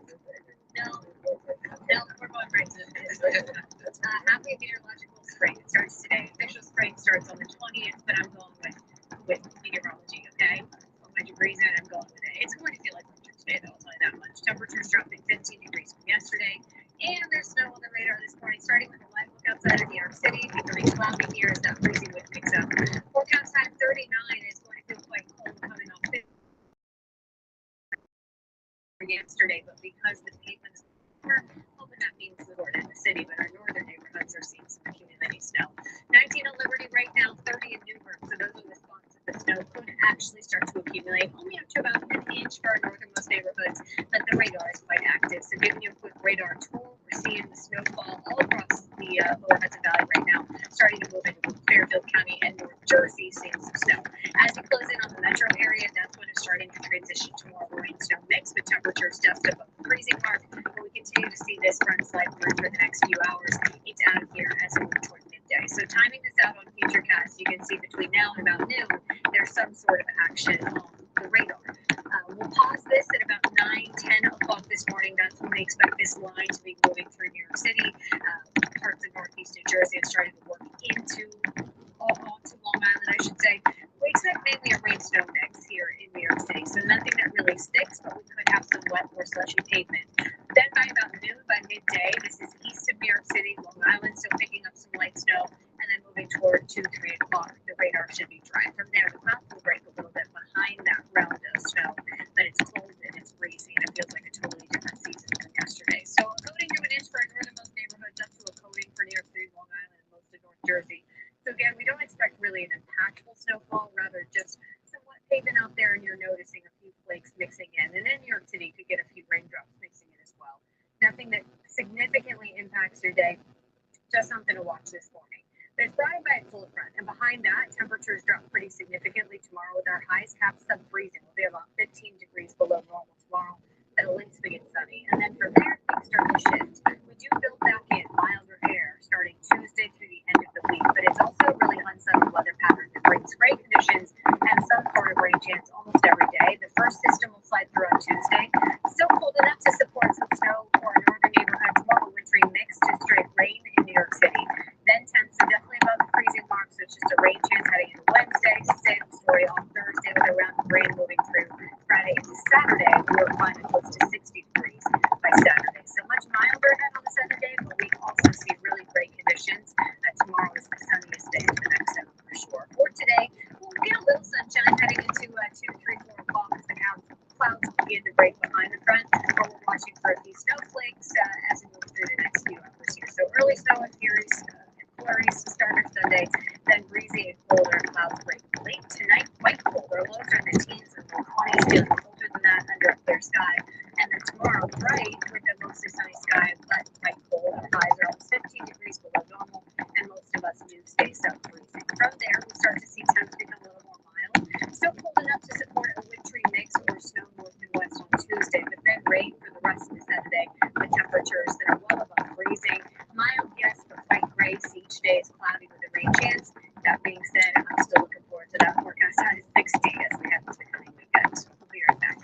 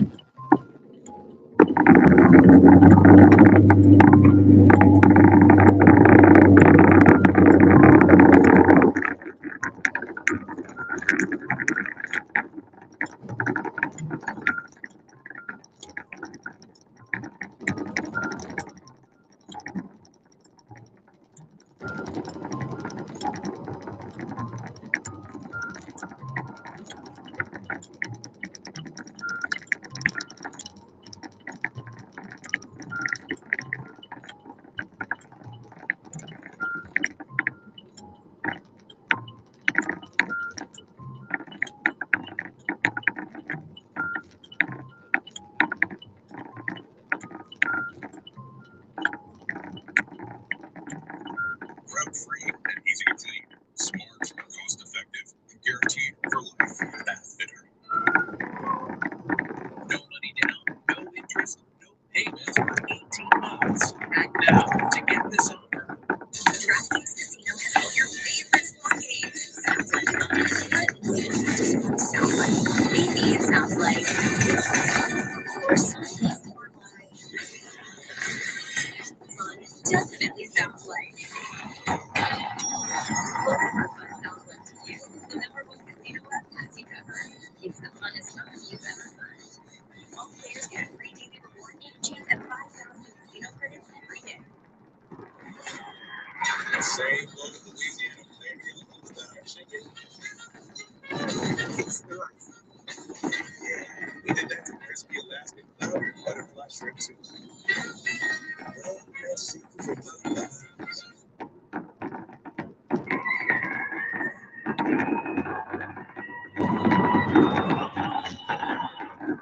All of that was screaming by people celebrating in Iran, celebrating the death of the Ayatollah in Tehran. Here in the United States, Iranian American rallies happened yesterday as well. Many were celebrating and chanting, "Death to the Islamic Republic, long live the Shah," who ruled during a very different and more free time in Iran throughout everything before he was overthrown in the 1979 Iranian Revolution. James Safis is a retired Navy admiral. He says the Iranian regime will quote, fight to the bitter end given the current existential threat they are facing. That means risks to oil and shipping assets are increasing in the region and growing threats of terror attacks on civilians and other American and Israeli targets. The Iranian regime clearly feels that they are on their death grip. They are going to fight to the bitter end at this point, and I think, unfortunately, that means not only what we see here in the first 12 to 24 hours, I think at risk is the Strait of Hormuz. 20% of oil goes through there. I suspect you'll see U.S. strikes against Iranian naval facilities, ships, mine layers, in order to obviate their ability to close the strait. And that can come on a personal level, terrorism, attacks against American citizens, American diplomats, softer targets, if you will, than the hard bases that were attacked. And then finally, you can't discount to the north of Israel, Hezbollah still has a significant number of surface-to-surface missiles. Those could be placed in play. That's largely, I believe, why the carrier strike group centered around USS Ford is operating in those waters off of Tel Aviv and Lebanon right now. So more to come. One of the biggest questions now is who will rise to power in Iran. Since 1989, the Ayatollah held a tight grip on the nation. I was saying that Joe Torres gives historical context to the Supreme Leader's death.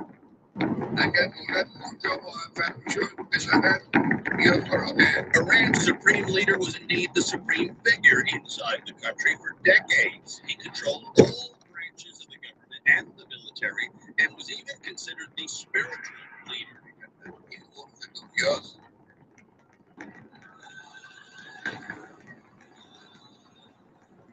He rose to power upon the death of Iran's original supreme leader, who became ruler by toppling the country's last Shah. President Trump called Ayatollah Ali Khamenei one of the most evil people in history. Indeed, many people inside Iran are celebrating. Just weeks ago, Khamenei's power seemed to slip away after the mass killing of protesters. While there's no official tally, the number often cited is 30,000 dead. The U.S. government has long said that Iran has been the leading state sponsor of terrorism under Khamenei, funding Hezbollah and Hamas, along with the Houthis who target international ships.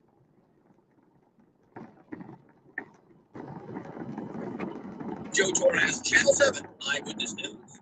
And tonight there's a special edition of 2020 on ABC. It's called Shockwaves, the attack on Iran. It airs tonight at 9 right here on Channel 7. So that the NYPD boosting its presence around the city to protect the workers.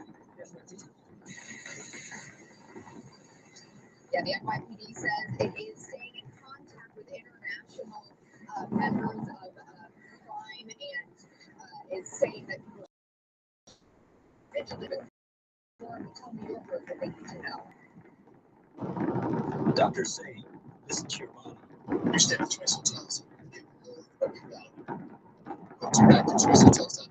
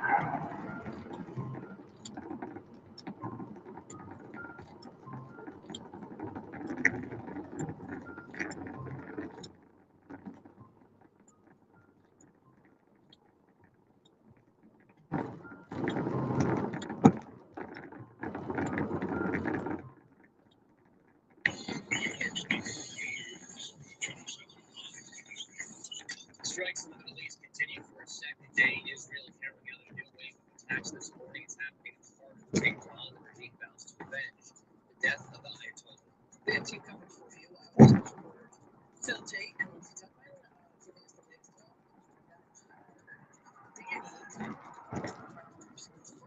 Yeah, that's right, Michelle Perry. We're watching that light snow slip through one of the neighborhoods right now. Sleet or light snow possible in New York City within the next hour as well. This brought in by a front that drops our highs from the mid-50s yesterday to upper 40s today. By tomorrow, it's 15 degrees below the seasonal average. We'll talk timing and totals in today's snow and let you know when we're back up in AccuWeather coming up. Thank you so much. Back to the breaking news. Overseas, Iran vows revenge this morning as launched retaliatory strikes against the United States targets in the Middle East and also at Israel.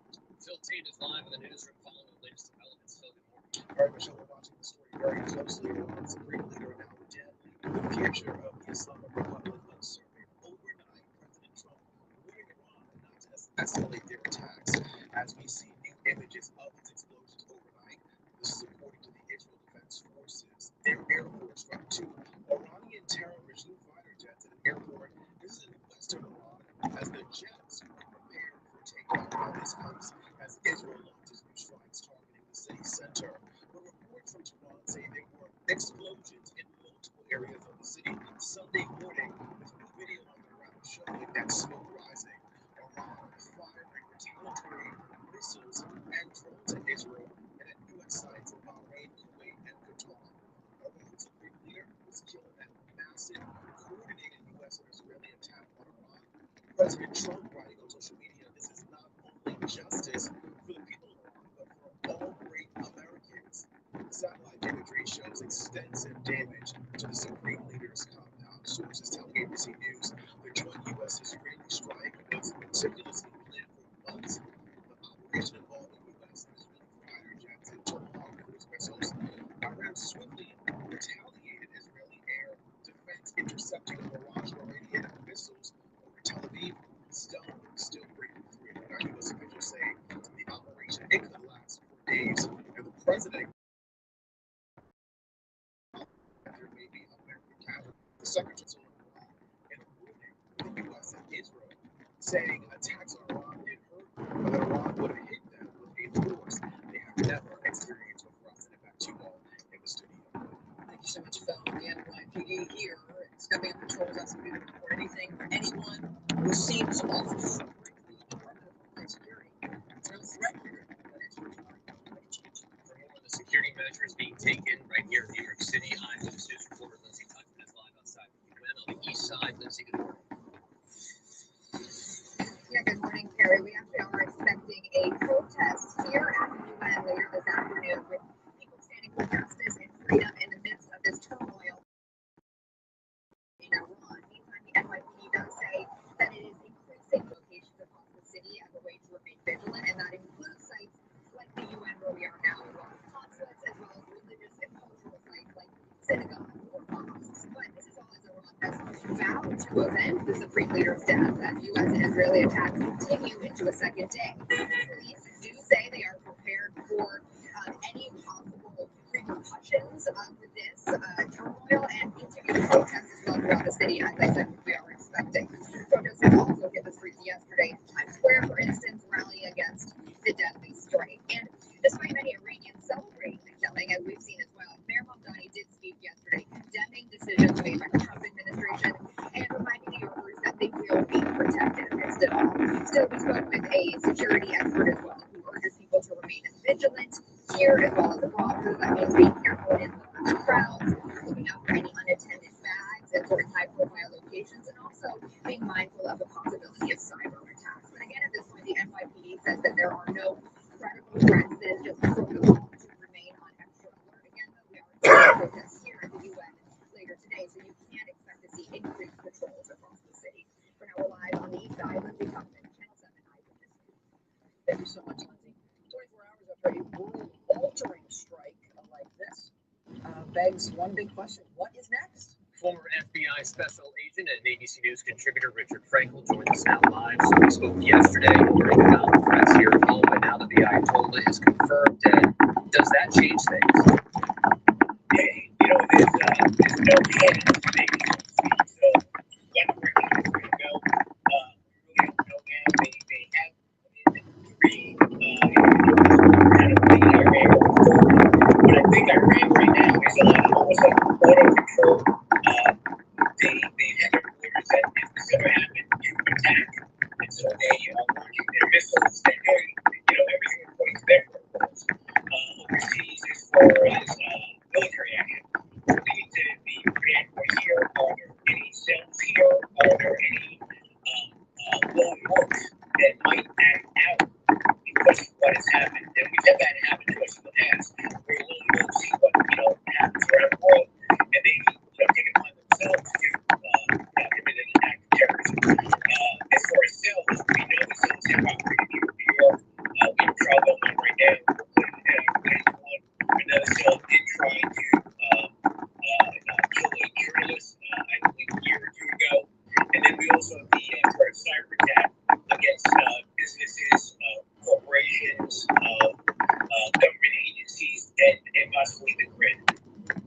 What about how long this is expected to go on? The government is telling our government saying days. This will take days. Other people with a great deal of experience like yourself are saying this will go on for months. How many of their leaders have we killed so far? We're hearing maybe 40. And how long do you think this will take? Well, you've got the 40 that have been killed either by U.S. or Israeli forces. Usually, when somebody comes in and takes over, and we saw with Hezbollah and Hamas, they've been are taken out by military attacks, and so you may see a cycle of that for some time.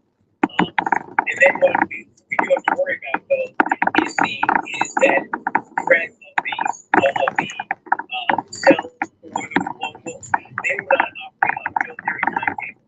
They will operate whenever they want to. And so while we may see the military attacks end within days, maybe a week, I believe that the threat from this, as far as a terrorism threat, will be with us for weeks or months, because we just don't know what those are right now. We don't have an imminent threat, but there's always that probability or possibility of a terrorist attack. With this heightened alert, what do you think people here in the city are going to see? It seemed like yesterday I saw more law enforcement at some major subway hubs and stations. You're gonna continue to see that. You're gonna see that overtly, but you also have to remember that NYPD, FBI, DHS, most likely also has covert operations going on too. So they'll be out there in force, both protecting, the sites and all, but also doing covert investigations, trying to identify the threat, talking to sources, and if they do identify a threat, they're targeting that threat. And to be quite frank, I'd rather not know what they're doing. In other words, if they're targeting a threat, they should be doing it covertly, using all the technology, all the authorities of FISA, that the U.S. government gives us as far as warrants and everything. And if they do that, then they can take down, hopefully, these threats before they actually act them out. It's kind of like what we did with the subway bomber, and also what we used to go after the Times Square bomber back in the day. Richard Frankel, thank you so much for joining us. Again, second time. Thank you so much. We're going to go to Ian Panel now, ABC's Ian Panel. Yeah, good morning, guys. We are witnessing momentous change in the Middle East right now. The whole region consumed with the flames from this US-Israeli operation in Iran. Iranian state TV confirming the death of Iran's supreme leader, Ayatollah Ali Khamenei. Spontaneous scenes of celebration in Iran as civilians cheered the death of a man who oversaw years of oppression and brutality, including the death of thousands of unarmed protesters last month. And I think in the sign of the deep divisions in the country, we've also seen tens of thousands of people mourning his passing, the crowds chanting death to America. US and Israeli attacks reportedly leaving hundreds of people dead inside Iran. One strike reportedly hitting a girls' school, according to Iranian state media. I think we're getting more astonishing detail now, though, of the first moments of that operation that began yesterday morning. Israeli military officials saying that the opening strike killed 40 senior leaders and commanders in Iran, as well as the Ayatollah, and this happened in the first minute of that operation. A sign that this mission is not just about Iran's nuclear or ballistic missile capability. The IDF, Israeli Defense Forces, saying this morning, quote, it's creating the military and operational conditions for overthrowing the Iranian regime. But Iran's military vowing revenge, and the response has been fast and furious. Iranian missiles striking every country in the Gulf, as well as Iraq, Cyprus, and of course here in Israel. We had a direct hit on a residential building near Jerusalem this morning, wounding at least 4 people. Devastating images coming out from that scene as rescuers get to work. 4 people injured critically. The questions, I think, this morning about what comes next in Iran. Because taking out the leadership is one thing, but removing the regime entirely, as Israel and America says it wants, is very different. I think people should expect that despite the initial success, this is going to get much longer and much harder. Harry, Michelle. Ian Panel live in Tel Aviv. We're going to see you coming up shortly on GMA. Ian, thank you. Switching gears, let's talk about the weather. Big week last week, and we had a little bit of a pivot yesterday. A pivot. Felt like spring yesterday, right? 54 was the high in the city, a lot of sunshine. Unfortunately, today, right back to winter. We're waking up to 30s. That's not the fact that our temps. But the real weather headline is now sliding through, so I want to give you a quick radar tour. The lower Hudson Valley, seeing widespread snow. You see it's already clearing out of Sullivan County. That tells you how quickly this is in and out of here associated with the front. Then down that snow spreading across Fairfield County, all of Westchester seeing some sort of precip as we shift a little further south. You see North Jersey. This one here? Have a good day.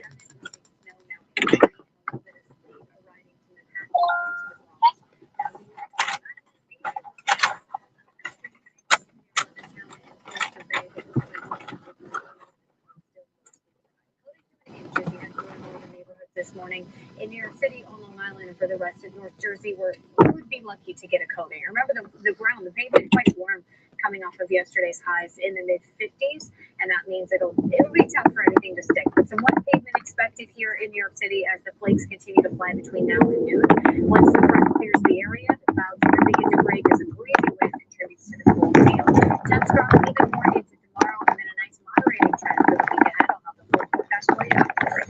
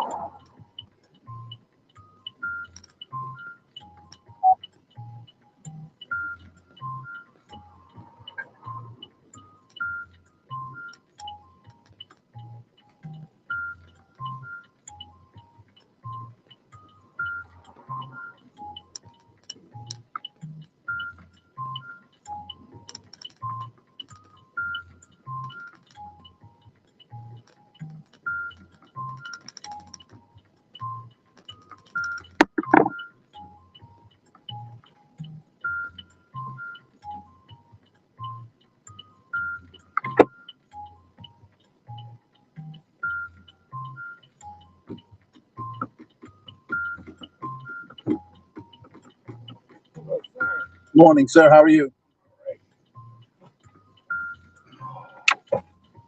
No bridge. Oh.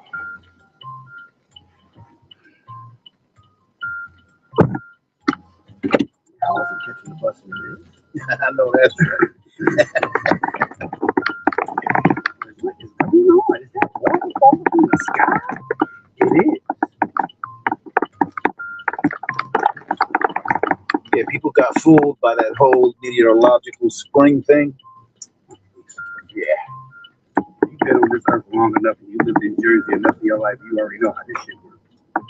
Yeah, well, the reason we would know, right, is because our ancestors are indigenous to these lands. So it's part of our blood, it's part of our nature. Not to mention just flat out common sense. For the most part, right? Like I saw this, I saw some college students. And as I'm looking at these college students, I'm going, you know, it's still cold outside. Like, sweetheart, thank you for sharing your beautiful bodies with me, but yeah, I'd rather you have a coat on. Yeah, no, they can't wait to let me be nice. I'm gonna try to be nice. They can't wait to I'm gonna say it like my grandfather would say. They can't wait to pour themselves out. Ah, yeah. Can't wait. The minute they feel a little bit of warmth. We got like 64 yesterday. Most I saw yesterday was the last time I looked at my phone was 55. Yeah, but it was I was outside. It was fucking beautiful. It was gorgeous out, right? It was absolutely beautiful. Rivas is also accused of stabbing a woman's 16-year-old son. Man, I had shit to do. Yeah, ain't it like that though? Oh, it is. Put on my thermal. Grab me another light jacket from out the closet. Yeah, we got next though. Don't worry about it. We got next. This state system right now, but the system be over soon. If what he did yesterday and the day before that is any indicator, we're on our way.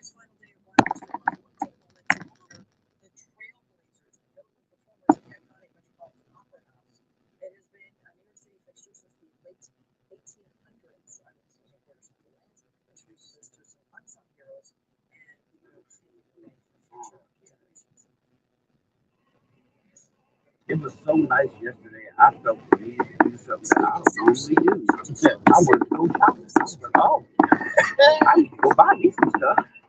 I heard that. I sound like a female sitting at the bus stop yesterday. Like, I'm about to stay shopping, grab me some sweatsuits and a couple of pairs of sneakers and some boots. Yeah, it was like, get down. Yeah, it didn't happen. I was very disappointed.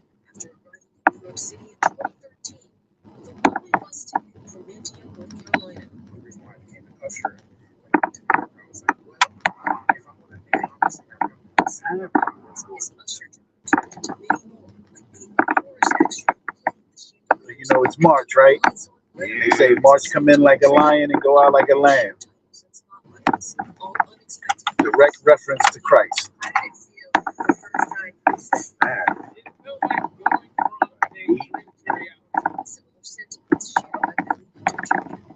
He's facing much outlets in the classical music world after becoming the first black principal trumpet at the Met Orchestra and a major U.S. orchestra in 2003. I think it says volumes, but it's not just music, right? I think it's in all aspects of society. It's like systemic racism. Billy says for a long time, as the U.S. orchestra, the average percentage of black musicians was less than 0.5%. But through a stroke of luck and more intentional fairness, the Met Orchestra gave him a unique audition slot. Judges cannot see. that's right. That's the way for me. That's the way I believe Yeah, if everything was blind, what? The Metropolitan Opera, they started screening a couple of years ago without being able to see the musician. Oh, wow. Yeah, because somebody was like, yo, y'all got too many white folk. But it's a fact. Less than 0.5% of the whole Met was black. Less than 0.5%. Yeah. But we know for sure that the best everything, black people. Right? We know that. in the schools. So they did blind auditions, and their numbers went up. Yeah, their numbers went up because we know, again, better at everything. At everything. That's actually a good way to do it. I agree. I think they should blind everything. Blind everything, and I bet you certain things you can't blind, like acting. You can't do that only because if I call for a specific type, see what's the problem that I'm having with auditions. I mean, that every group can play their own group except black people. You ever notice that whenever they choose, unless it's a black director, whenever they choose a black icon,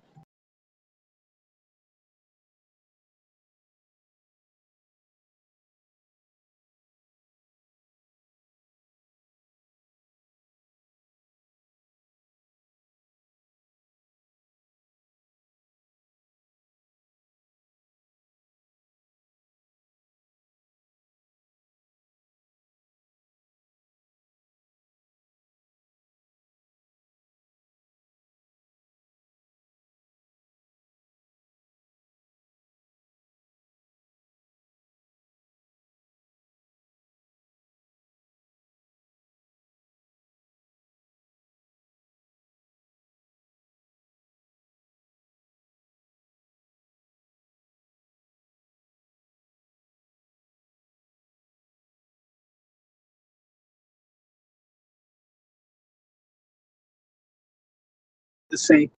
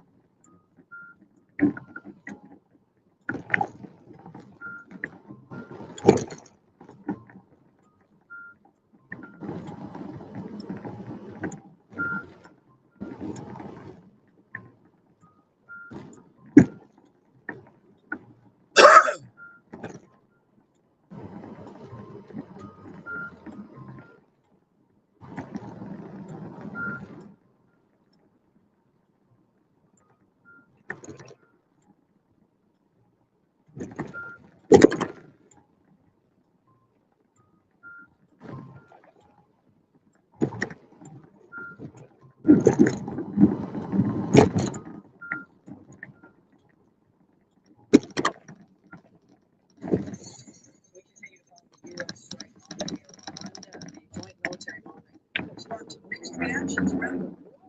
New York City, hundreds of people went to Times Square yesterday to speak out against the deadly strike. Several groups, including the Answer Coalition, organized a number of protests across the region.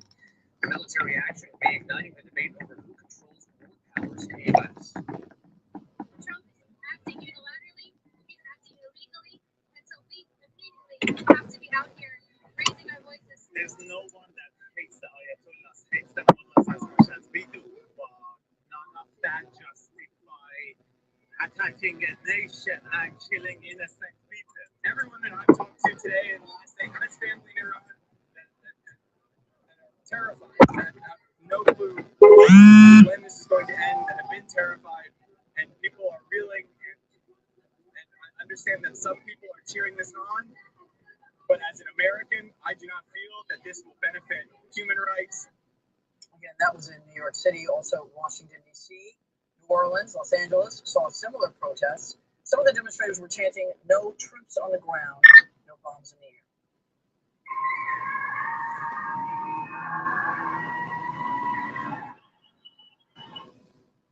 Those were people celebrating the death of the Ayatollah in Tehran. Several Iranian American rallies happened yesterday as well, celebrating and chanting death to the Islamic Republic and long live the Shah, who we will remember was in charge of a very different Iran before he was overthrown in the 1979 Iranian Revolution. And one of the biggest questions now is who will rise to power in Iran. Since 1989, the Ayatollah held a tight grip on the nation.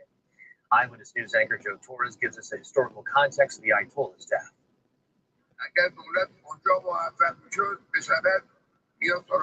Iran's supreme leader was indeed the supreme figure inside the country for decades. He controlled all branches of the government and the military and was even considered the spiritual leader.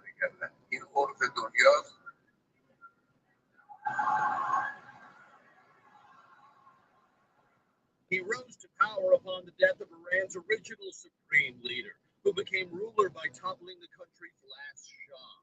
President Trump called Ayatollah Ali Khamenei one of the most evil people in history. Indeed, many people inside Iran are celebrating. Just weeks ago, Khamenei's power seemed to slip away after the mass killing of protesters. While there's no official tally, the number often cited is 30,000 dead. The U.S. government has long said that Iran has been the leading state sponsor of terrorism under Khamenei, funding Hezbollah and Hamas, along with the Houthis who target international ships.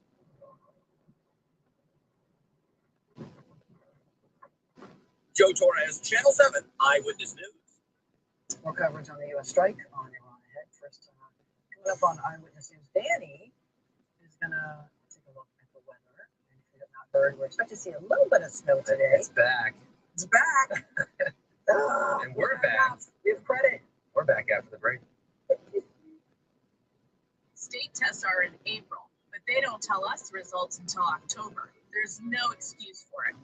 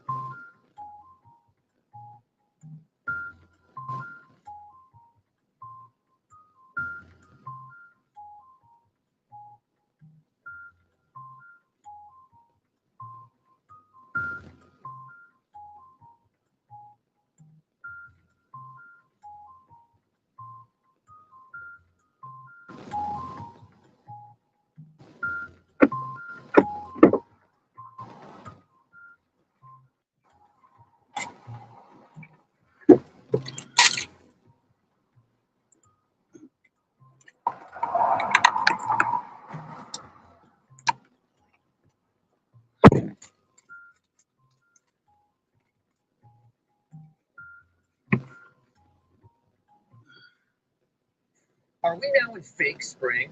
I mean, it was 50 degrees yesterday. You said 54? And then the snow's back. Well, I'm so glad you brought that up because today is actually the start of meteorological spring. Sure, yes, so it's the And science. I go by that one. Okay. Yeah. The other one's what, March 20th? Yeah, sure. And here by the end of this, Who's counting? by the end of the Saturday, we have a high close to 60. Can you believe that? Yes. What is the difference between meteorological spring and the vernal equinox?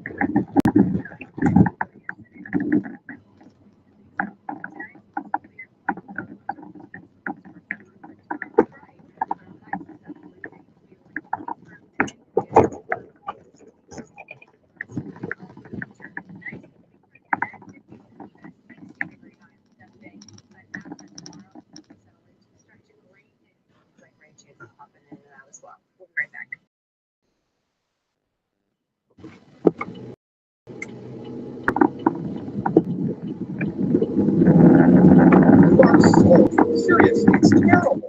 We had reframe software flawed. Customers quit it out for their customers.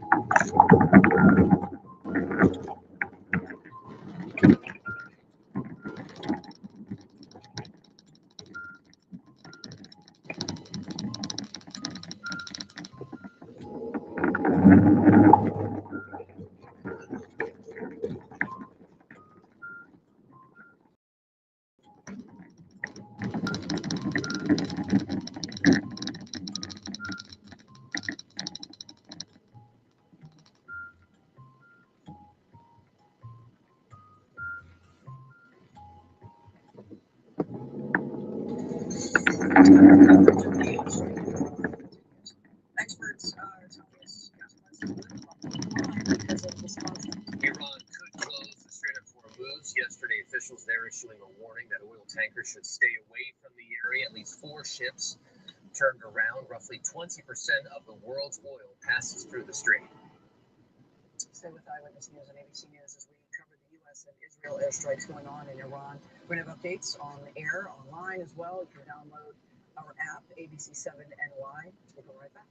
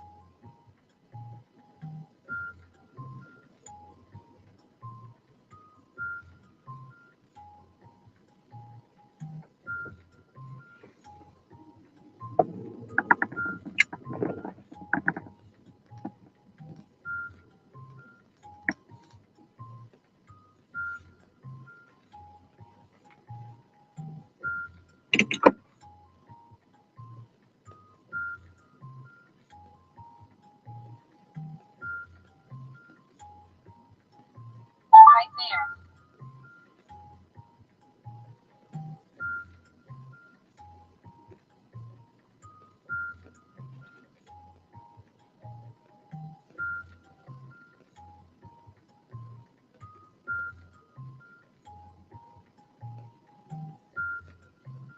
So, of the two, vernal or meteorological, which one is the accurate spring time?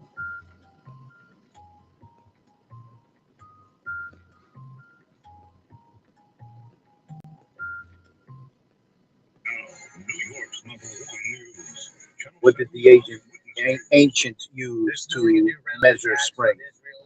Meteorological.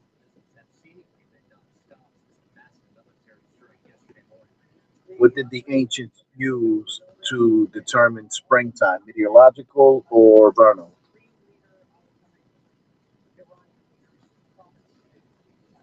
Security concerns linger here in the U.S. The Department of Homeland Security issuing a warning to local law enforcement to be on alert for any threats, including cyber attacks. Good morning, everybody. I'm Gary Russell. The rapidly changing situation after the initial strike in Tehran overnight, the president warned Iran not to escalate more attacks on American bases. We have team coverage this morning. Let's see, talk about is at the UN, but we start with an update in the newsroom following the latest overseas. So good morning. Good morning, ma'am. How are you?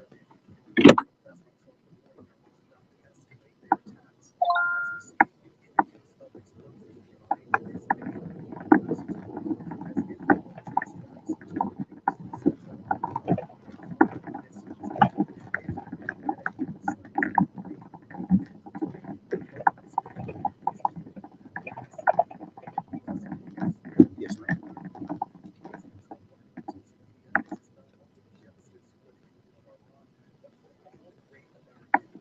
Satellite imagery shows extensive damage to the Supreme Leader's compound.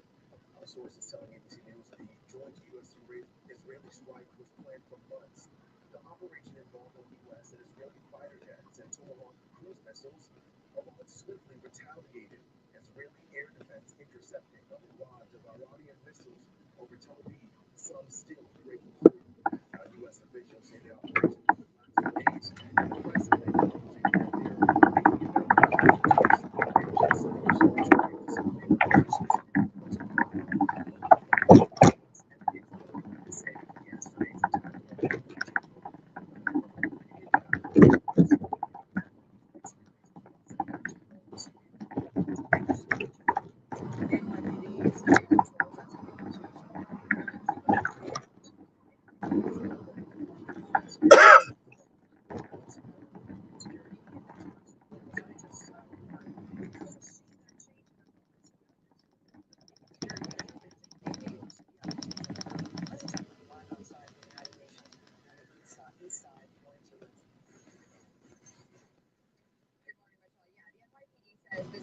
of an abundance of caution that it is adding additional patrols across the city, particularly at sensitive locations, such as diplomatic sites like the UN, where we are now, or nearby consulates, as well as religious and cultural sites like synagogues and mosques. This is all, again, as per protocol when big events and crises like these occur abroad. Now, Iran has vowed to avenge the Supreme Leader's death as the U.S. and Israeli attacks continue into a second day. So that is certainly something that emergency management officials are doing. Police are also prepared for continued protests to make sure nothing gets out of hand.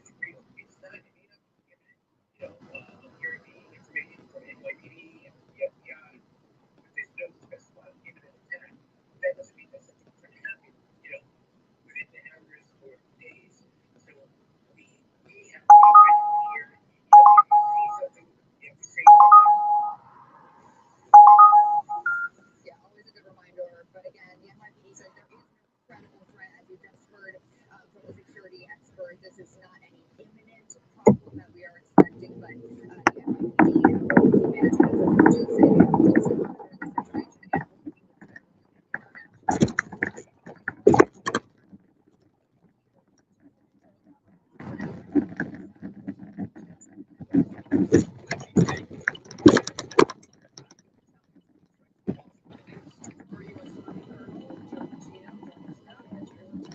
Right here.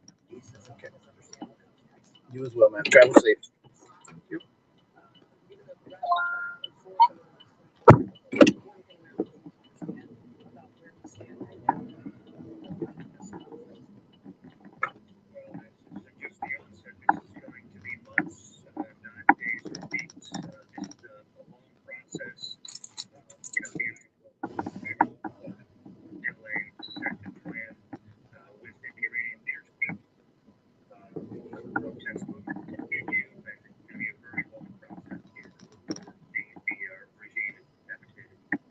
Given the losses that Iran has taken at the top of their government, how quickly can they keep doing these rounds of strikes, one after the other?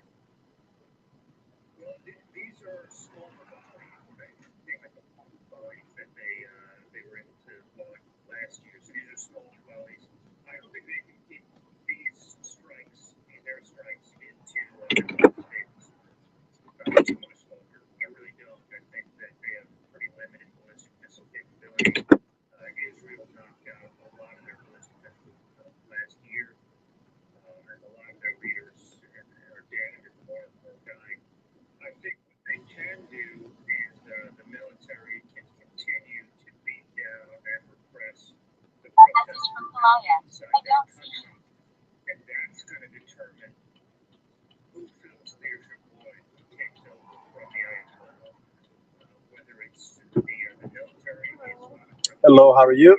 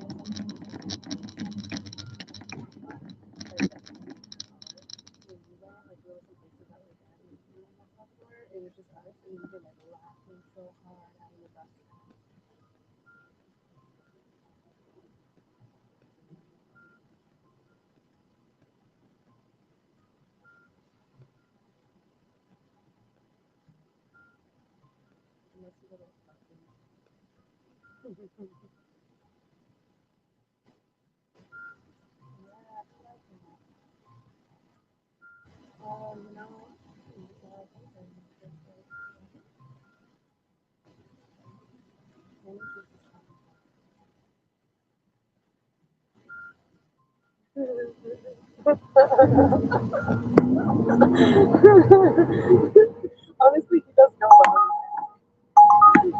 anything he does.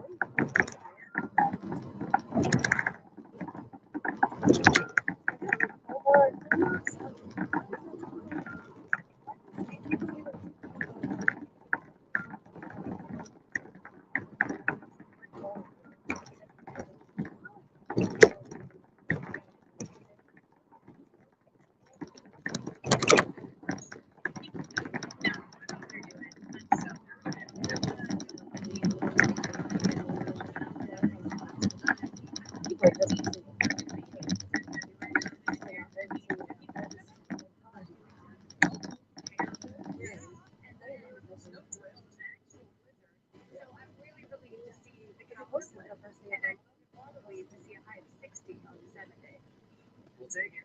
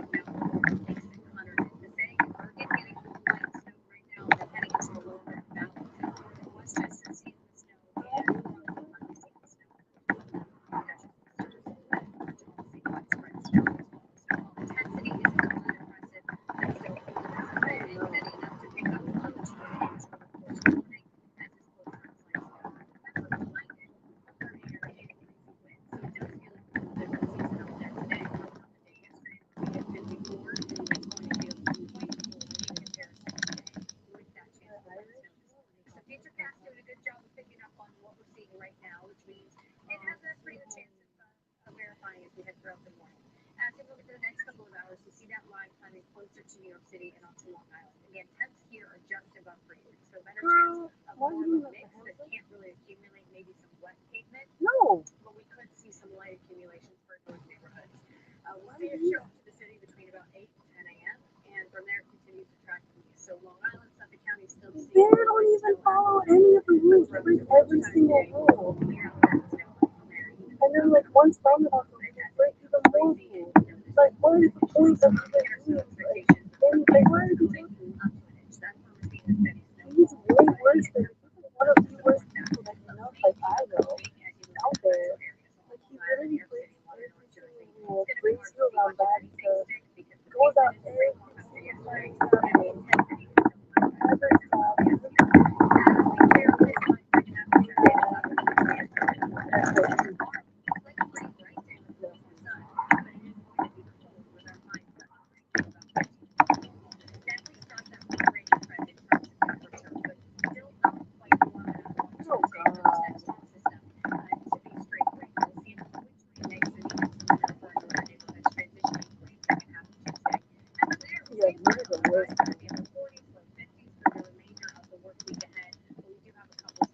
This one or that?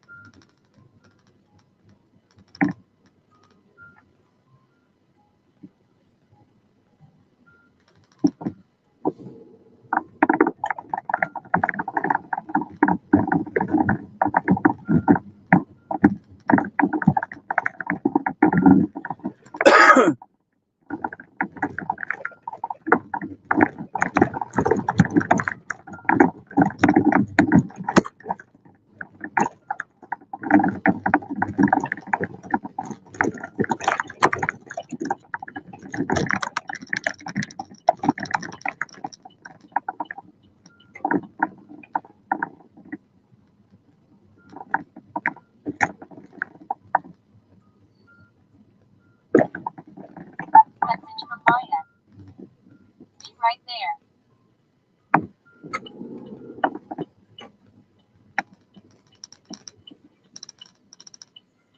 All right, we're just talking about this spring's coming up. It's gonna be here in 19 days. Someone on your side is getting us all ready for the spring shopping season.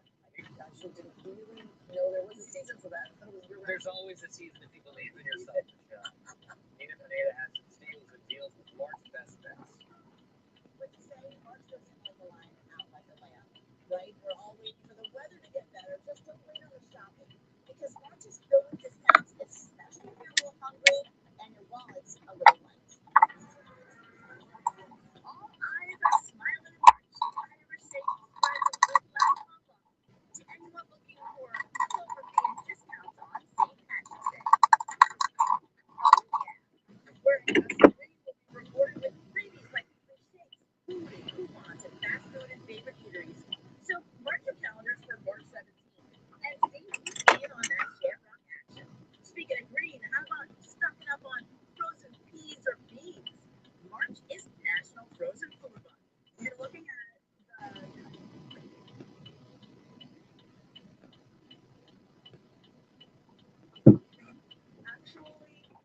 Supreme Leader Hello. Hello, how are you?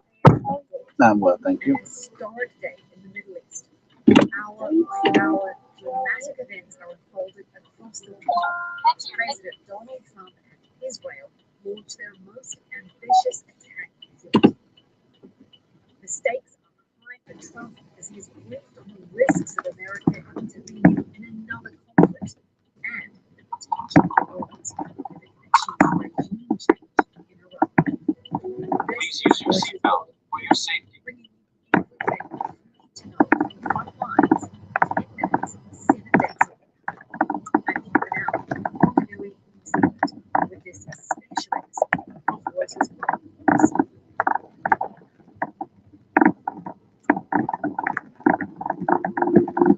The President of the United States says Iran's supreme leader, Ayatollah Ali Khamenei, is dead. The President's remarks posted on Truth Social came after an Israeli official told Reuters that they had found the body of Khamenei.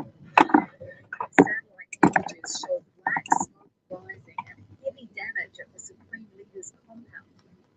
The announcement of his death marks an historic turning point for the Islamic Republic and a dramatic escalation in a new conflict that engulfed the Middle East in a matter of hours today. Khamenei, who ruled Iran for more than 3 decades, was targeted as the United States and Israel launched their most ambitious attack on their arch enemy. Their missiles hit large swaths of Iran, from the country's north to its southern Gulf coast, including the capital, Tehran. Iran has responded, bombarding Israel with missiles, many of which were intercepted, but not all of them. Iran also attacked U.S. bases across the region, including Qatar, which hosts the largest American military base in the Middle East. They're now under siege. Trump's announcement of Khamenei's death thrusts the country into levels of uncertainty not seen since the 1979 revolution. The supreme leader wielded final authority over the military, the judiciary, the media, and Iran's powerful Revolutionary Guard. Iran is now in open warfare, and its people are being urged by the US president to revolt. With Khamenei gone, there is an immediate power vacuum in Iran, but it isn't yet clear who will fill it. Over the past 2 weeks, the CIA has been sharing intelligence with senior US officials, leaving them on potential replacements. Erin Banco in Washington, D.C. asks, this is obviously a really fluid, fascinating story, and really, who knows what will happen. One of the scenarios that was the possibility of the Iranian Revolution gone for military leadership in Iran, that one of its leaders could take over until that time. Erin says other options are other hardline figures or best opposition leader. But she says whoever takes over, officials in the US don't expect any major change in Iran's policy when it comes to senior officials in the White House, State Department. From our reporting in recent weeks, I think what we can say here is that they expect power vacuum wouldn't necessarily be filled by opposition. For decades now, the country has been ruled by figures like the supreme leader who have very hardline views about the ways in which they deal with the world. So when it comes to policy and thinking about the world, then it would be sort of a similar figure entering that space with similar thinking on, for example, Iran's nuclear program or the ways in which the country diplomatically deals with the West. Somebody equally as hardline would probably fill that space. The large-scale attack on Iran could be the riskiest and most consequential move of Trump's second term. It marks a pivot from quick, contained operations like last month's raid in Venezuela to what experts believe could become a drawn-out conflict with Iran and a wider region. So why did President Trump do this? Well, national security reporter Phil Stewart has uncovered exclusive details about the briefings the president received ahead of the attack. One of the things that we learned is that he was briefed primarily on this high-risk, high-reward scenario where, yes, Iran could stage basically a mass casualty event where it strikes a U.S. base or strikes a U.S. close ally and kills large numbers of Americans. And conversely, there was also an opportunity, according to these advisors, to really reshape the geopolitics in the Middle East in a way that would be legacy burnishing for the president. How far Trump will go for those reports remains to be seen. So if the campaign were to stop, say today or tomorrow, and the Iranian state was able to rebuild and restructure in an organized way and have a replacement president, Ayatollah, perhaps a Harvard cleric or someone with religious authority, potentially you can imagine a scenario where there was very little change. But the reporting that Reuters has done in the past much broader potential campaign planning for a campaign that would last a few hours, potentially weeks. It's emphasized that for President Trump, this is the operation he's ever carried out. This is a much more lofty project with very ambitious goals that are and it opens up a very unpredictable scenario for the United States and the entire Middle East. So we'll all be following this hour by hour for as long as it takes. As Phil says, we've seen dramatic events unfolding hour by hour in what's become the biggest the rain is rapid conflict to the south, bombs exploding, and fighter jets overhead. People were watching from rooftops as cars, trees, and buildings burned. Israel says, as well as the Ayatollah, it has taken out several of Iran's top commanders in strikes, while the US says it targeted strategic infrastructure.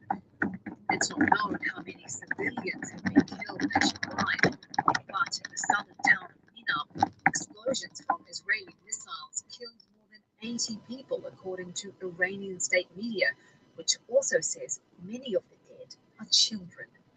Video on state media shows panicked parents sifting through the rubble, while others stand frozen, staring at the still smoking building. Iran's response to the nationwide attacks came swiftly. Retaliatory strikes from Iran sent waves of sirens through Jerusalem and Tel Aviv, where Israelis sheltered underground, as explosions rocked the streets above. Missiles seemed to over Doha, Bahrain, and Dubai, most of which were intercepted. So just how capable is Iran of waging a full-on war with the US and Israel? Well, Iran has several proxy fighters that it supports in the region, which it could mobilize. The leader of the Houthis in Yemen, Abdel Malak al-Houthi, says that they stand in solidarity with Iran and is fully prepared for any developments, framing the moment as the entire Islamic world being under attack. Over in Iraq, which is home to several armed groups backed or directly trained by Iran's Revolutionary Guard, protesters voiced their anger over the US and Israeli strikes. While Russia, one of Iran's most powerful supporters, told an emergency meeting of the UN Security Council that Tehran was willing to engage in diplomacy, but instead has been stabbed in the back. Moscow has not, however, offered military assistance so far. Iran itself has significant military capabilities, including a growing fleet of attack drones, but its conventional air force and navy are no match for American or Israeli firepower, and its ability to sustain a prolonged conflict is sharply constrained. Of international sanctions have severely weakened the economy and constrained its growth, plus there is constraint. Protests in recent years of inflation, political repression, unrest that has been met with force but has never fully subsided. Global reaction to the US and Israeli strikes on Iran has been swift. European capitals saw a flurry of diplomatic activity, the UN holding an extraordinary meeting. Prime Minister Keir Starmer said British planes were in the sky to protect allies, but are not taking part in the strikes. Protests both supporting US and Israeli action and condemning it taking place around the world.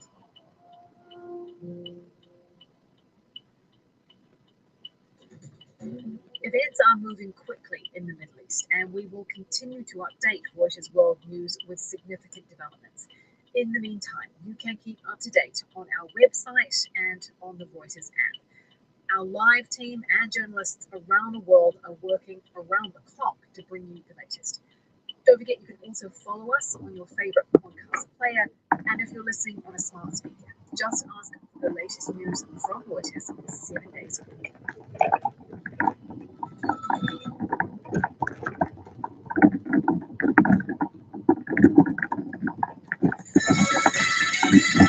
Leadership KO. I'm Chris DeMayo, Fox News. Ayatollah Khamenei and 40 other Iranian officials are dead following the U.S. and Israel airstrikes. 40 days of public mourning will now be observed, and a council of clerics is expected to appoint a successor as soon as possible. Sirens rang out over Jerusalem and Tel Aviv. President Donald Trump said the joint airstrikes with Israel aimed to end a decades-long threat from Iran and ensure it could not develop a nuclear weapon. The strikes It's on that targeted side, Iranian right? military, Okay, government so yeah, I'm sites, just gonna and go this around and operation bring you is back on likely that to side. continue for as long as necessary, Trump says. In response, Iran launched attacks throughout the Middle East on U.S. allies and where the U.S. has military bases. U.S. Central Command says no U.S. service members have been injured, but damage has been reported in Tel Aviv, and explosions can be heard in the skies over Dubai. Many airports in the region remain closed. Embedded in London, anytime a massive explosion rocked Tehran Sunday as the Israeli military said it was targeting the heart of the city. Last hearing to focus in a neighborhood that's home to the country's police. It's amazing. I was born in this town. See this building? My family's house is this whole section. Well, the house sitting right here. Now it's gone. Right there, that building. That's crazy. Yeah. That was my grandparents. My parents were on Morris, where the Colgate factory was. And we had 5 acres sitting on that plot. And damn it, I still did it wrong. Oh yeah, because it's on that side. It's the other one. Yeah, I still did it wrong. I'm gonna. Well, if you just go up that way, this is over one way. No, this isn't the one way, is it? I mean, no, it's not. I was gonna say. No, I'm just gonna turn right Yeah, here. that's what I was gonna say. Just turn. No, just gonna turn around. It's Sunday. I wouldn't do this on any other day of the week. Well, I appreciate it. Thank you. Yes, ma'am. I'm sorry. I might make you late. I'm sorry. Oh no, I'm not in a rush.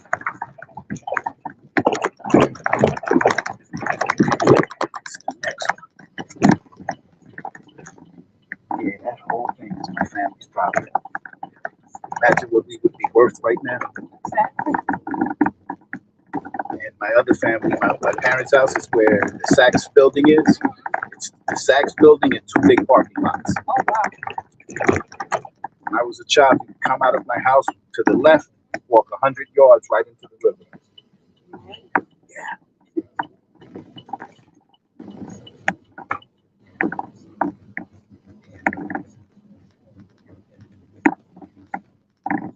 Here? Can you get off there? Yeah. Is there a way in and over there? Oh yeah. I don't want you to climb all the snow. Oh yes. That we're getting more of it. It's like. Yeah. Thank you. You're welcome, ma'am. You have a great day, dude.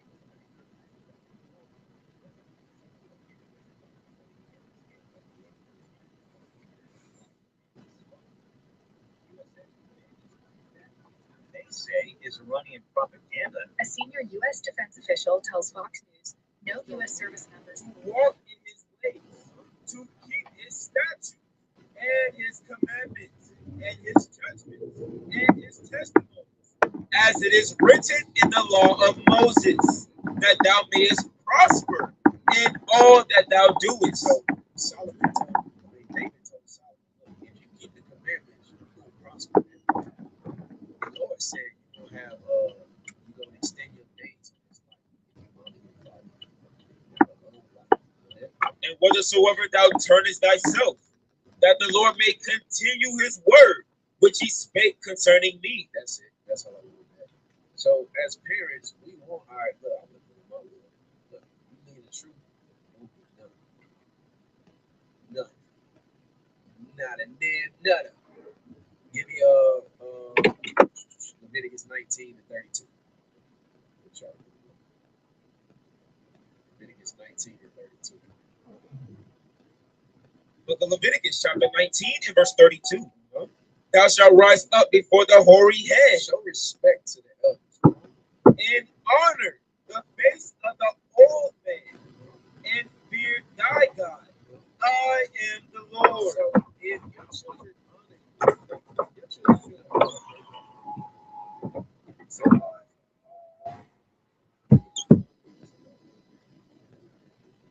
one thing that I noticed that I was about 16, 17, is that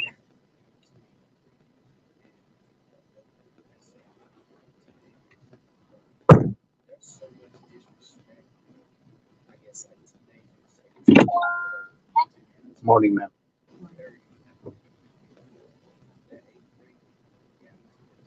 There's so much disrespect. Terminal A.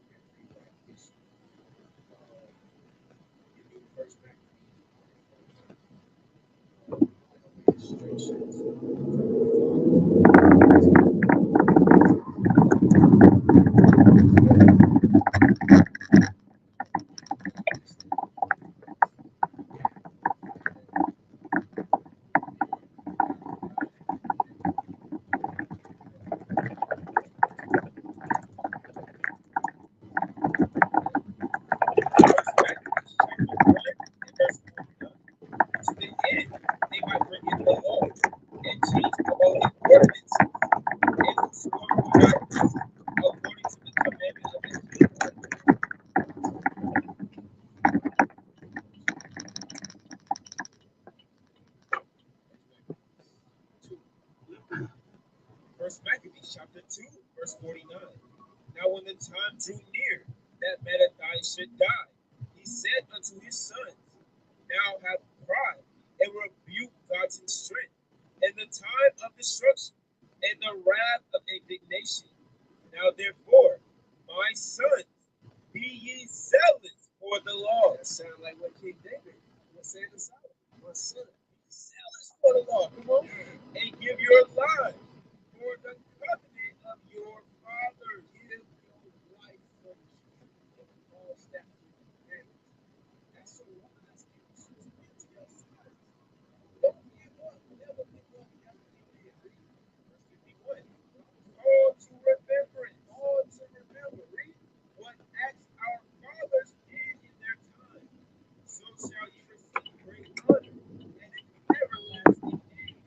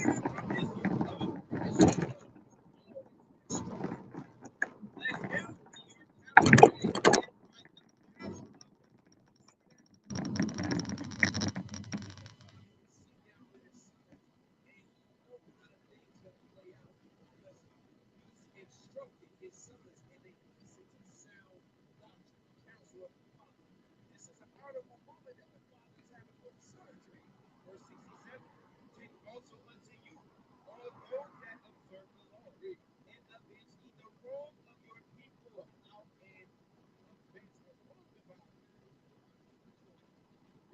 Recompense only the heathen, and take heed to the commandments of the law. It's always the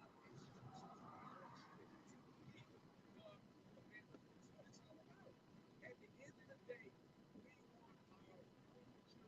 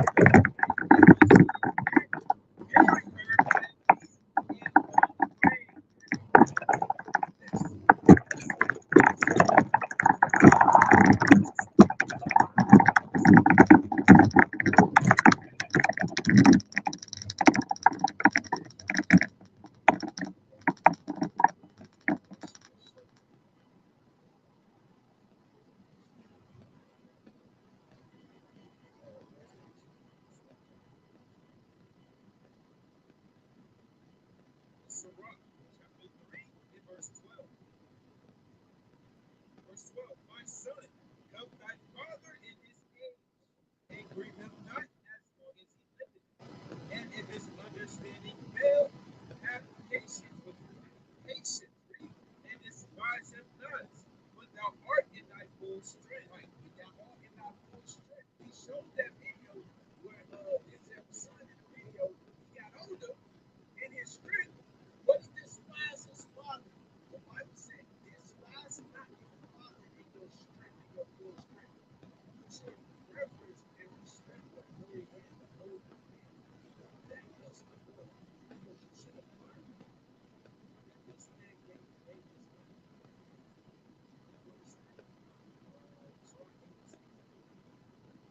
Sirach, chapter 8, and verse 6.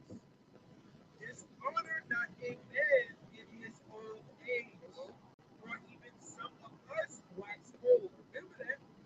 That you're going to become old at one point in your life as well. Verse 7. Rejoice not over thy greatest enemy, being dead, but remember that we die all. Despise not the discourse of the wise. Despise not the discourse of the things that you're going to say. It may not make sense.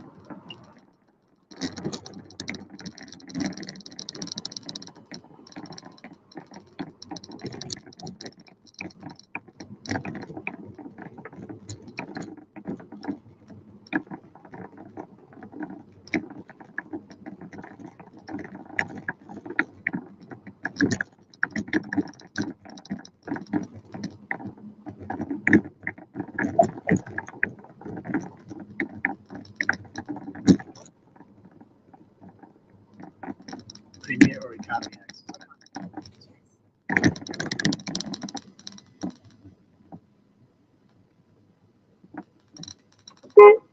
Go.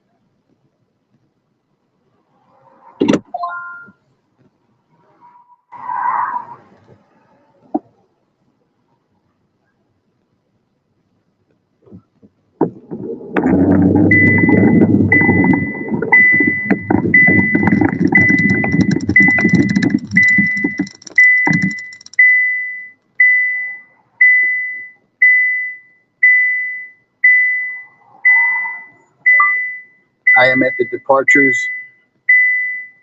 at Terminal A. I'm on my way back around to come to you.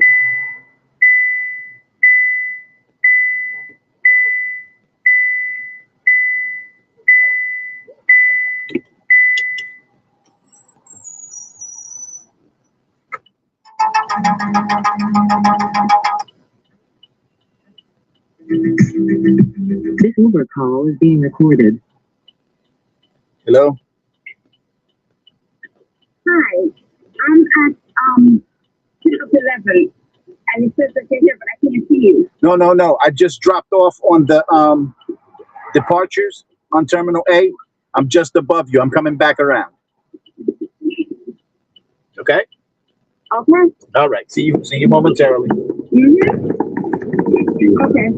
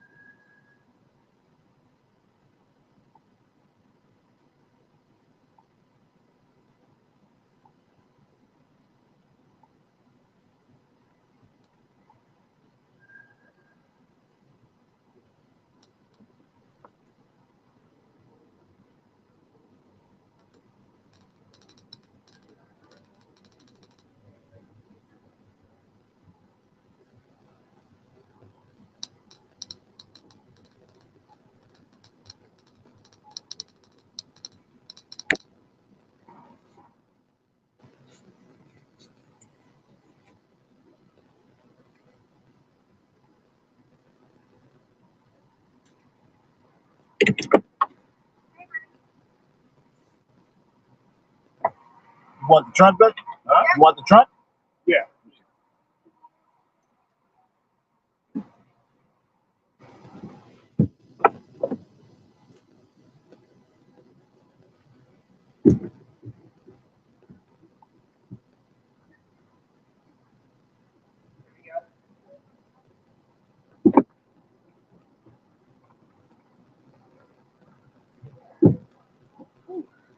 Thank you. You're welcome, ma'am. How are you? I'm better now. Mm. Third time's a charm. Thank you very much. You're welcome, brethren. Just stand in front of my car. It's okay.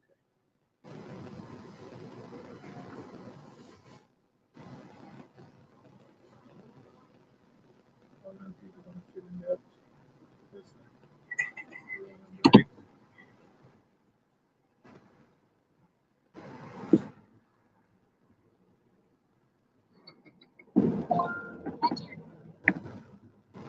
I'm Boricua, so we can do it. We can do it. That is the same. I don't know about them. But we can do it.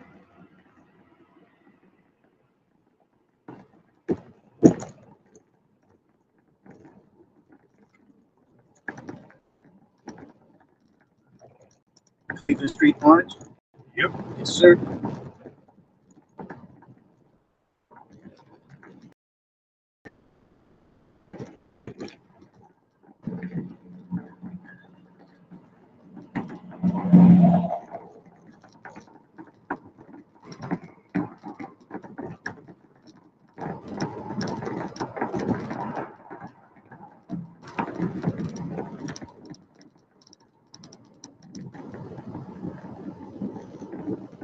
Which way is it taking you? 21 or 78? So here's the tricky part. It's taking me 28 to 55, right? To exit 55 to take me off to put me back on to the parkway. Well, When I could just go straight. You paying tolls. That's what that is? Yes. You good with that, or you want me to stay on? It's up to you. I'm not ready. Yes, you are. Are you? No. Yes, we do. You don't pay the toll.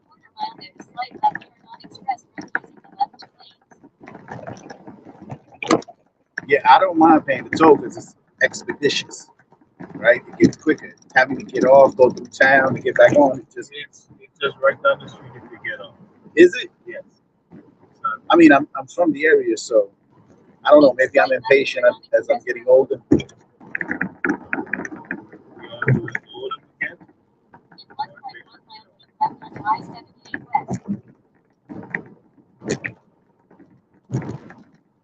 whatever you feel is in your best.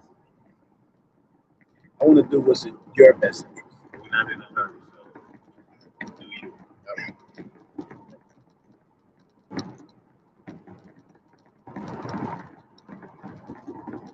What's in my best interest? I was sending something totally different. Stop for at least 10, 15 minutes, get some breakfast, and then we continue on our journey. That would be my best interest. But Listen, if that's what you want to do, we can do that. And I'm only doing that, right, because you're the children of my people. If you was those other people that was in front of me just a moment ago, appreciate it, brother.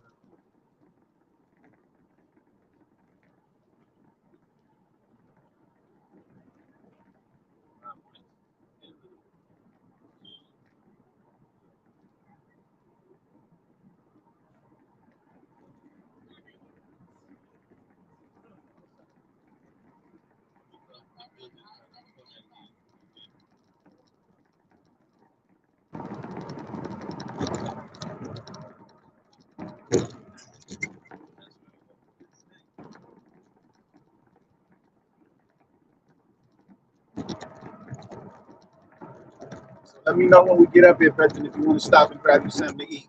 I'll get off at 55. We can go anywhere in that area. Or anywhere you want to go, just tell me.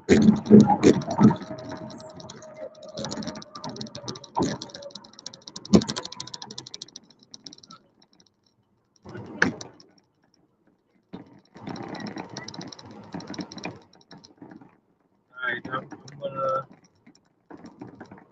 show you how to get there.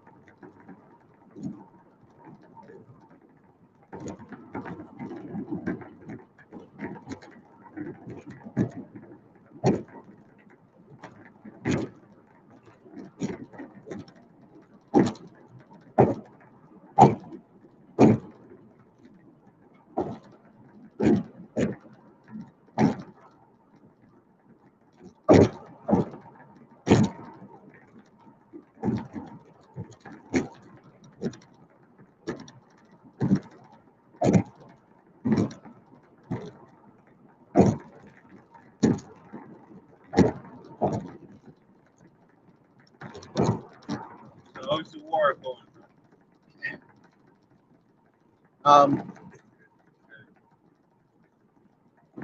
You know, he may just ignited a real global conflict. Prophecy says that that's exactly how it would happen. That Babylon would attack a third world nation, and that third world nation would put a spanking on Babylon. This is Babylon. You see what Iran is doing. Anything in the Middle East are affiliated with this guy, they're bombing that crap. It's true that they don't have the Navy and the Air Force. America is the biggest, baddest bully on the block, right? Yes. And they still can't beat. And yeah, when Christ returns, he's going to spank them. But the Bible says the earth is given over into the hand of the wicked. He is the wicked. So I'm getting off? Yes. Okay. Yeah, he is the wicked. And by he, I mean all of them. I don't mean just that one. The whole congregation. The whole congregation. Yes, the whole lot of them. And the blessing is that in the end, the Lord says that he will erase even the memory of them. Not one of them will survive. Every man, woman, and child of them will go into captivity and then be erased from our memories. And that's good news. That's good news. Well, Esau in the Bible, he's yeah. His blessing was the sword. Jacob's blessing was peace and blessing and salvation. His blessing was destruction and the sword. That's why we can't beat him. Not with carnal weapons. Our war is one of spirit. But his is physical. By the sword, he takes everything he wants. He'll get it. He gonna get what's coming to him. Christ promised.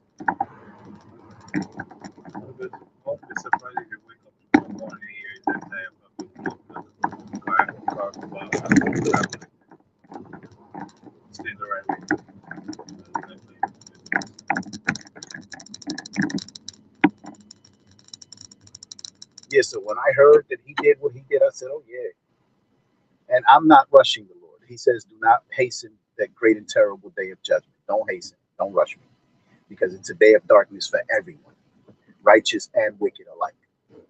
But I'm looking forward to it. I am, because his people, God's people, we have a promise of salvation from the destruction and from our enemies. They don't have that promise. So even though it's going to be ugly, if we right with Christ, he's going to give us salvation. So we'll be all right.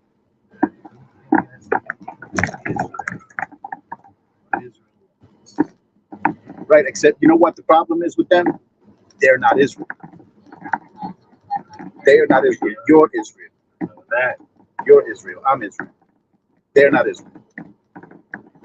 They're Esau. They're Amalek. They've renamed everything in the Bible to hide their identity. But I know, and we know.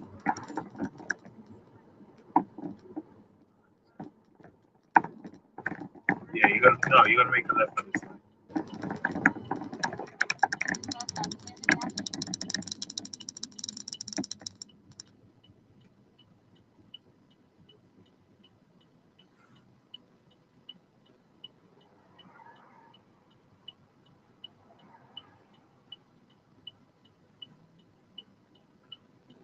I hear your accent. Where's your accent from? Jamaica. By tribe of Benjamin.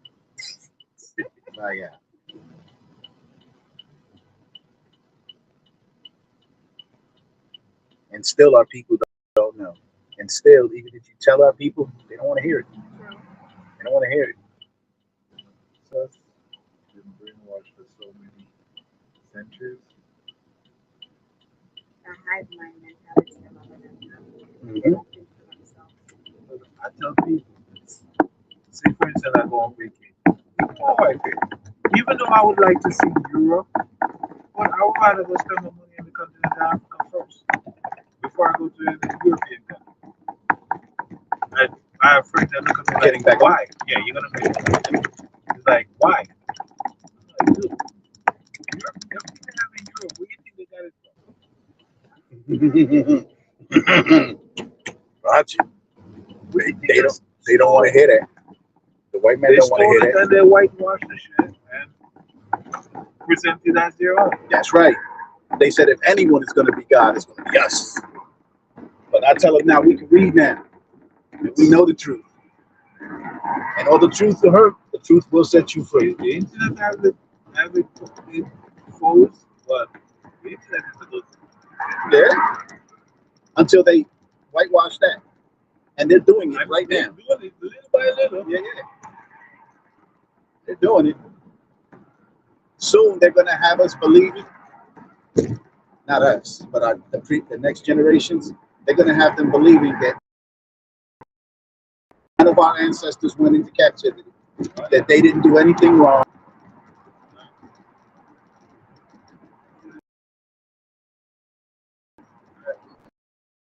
This day. How many Jews did? By comparison to King Leopold, he did 10 million. And then that's just a conservative number. He did 10 million. Hitler did 6. But you don't hear nobody talking about Leopold. No, you don't. That's why we have to keep it alive. We have to make sure that our families know. And that's Leopold. Columbus, 100 million, 100 million people in the Caribbean, West Indies. 100 million. And they said, no, there wasn't that many people here. Yes, there was. Yes, there was. Are we getting on here? Here, 44? Yes, sir.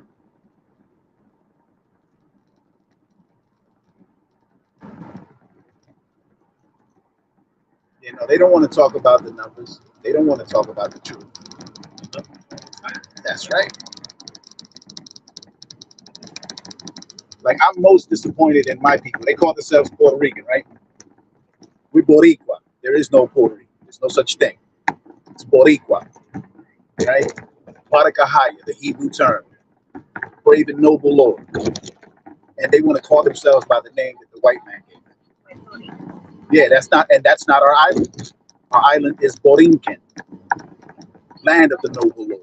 They want to call it Puerto Rico because the white man called it straight out. Yes. All right, the next slide, you're going to make it. Copy that. They want to call us by these names. Like my stepfather, may he rest in peace, Willie. He's a Gullah Geech from South Carolina, right? That's a native indigenous tribe from down there. And when he was alive, you couldn't call him black. He didn't like. He said that's a color. Where is this nation called black? There is no nation. So he would get upset and offended because he said we are destroyed. We're calling ourselves by a color, black, brown, or by surnames, Puerto Rican, African American, Cuban, Dominican, Haitian, Jamaican. Just separate us. That's it. And I'm not saying all people are our people. I'm just saying that what we call African American, black, Hispanic, Latino of indigenous descent, not European descent, and the Native Americans who were in fact black people. Yeah. Okay, now we're talking about a whole other section, though, right? I'm just saying here, North America, South America, Central America, Caribbean, West Indies, and Canada. That people, we are the same people. We're the same people. I'm talking about just the Americas, you know, because the 10 tribes were already here, and then Judah, Benjamin, and Levi were brought here. If you can go in the right lane, absolutely. And the minivan up ahead, the burgundy minivan or whatever it is, you can just pull over right behind it. Right here? Yes, the vehicle up ahead. Just pull over right behind it, and I will be back shortly. Okay. Where you going? Across the street to the. Oh, to that? Oh, that building right there with the blue tarp, the blue yarn on the front. Okay, I see it. The barber shop. Yeah, I see it. Good food? What? Good food? Jamaican food, right? All right.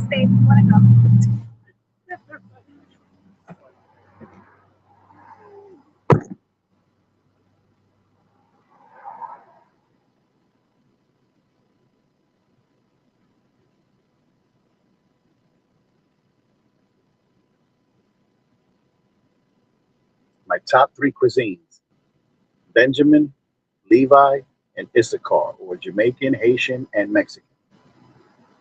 My favorites.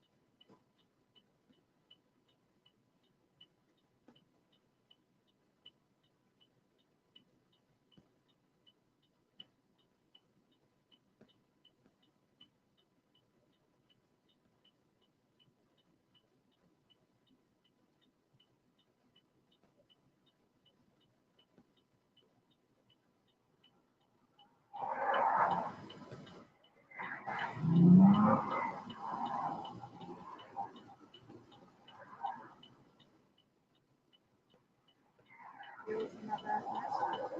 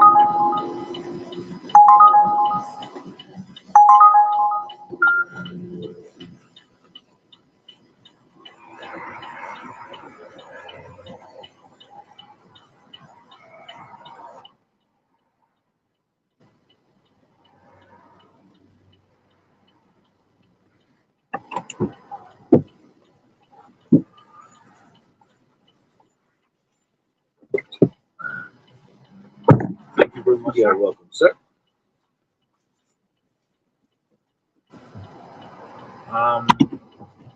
Go straight. Let's go straight up ahead.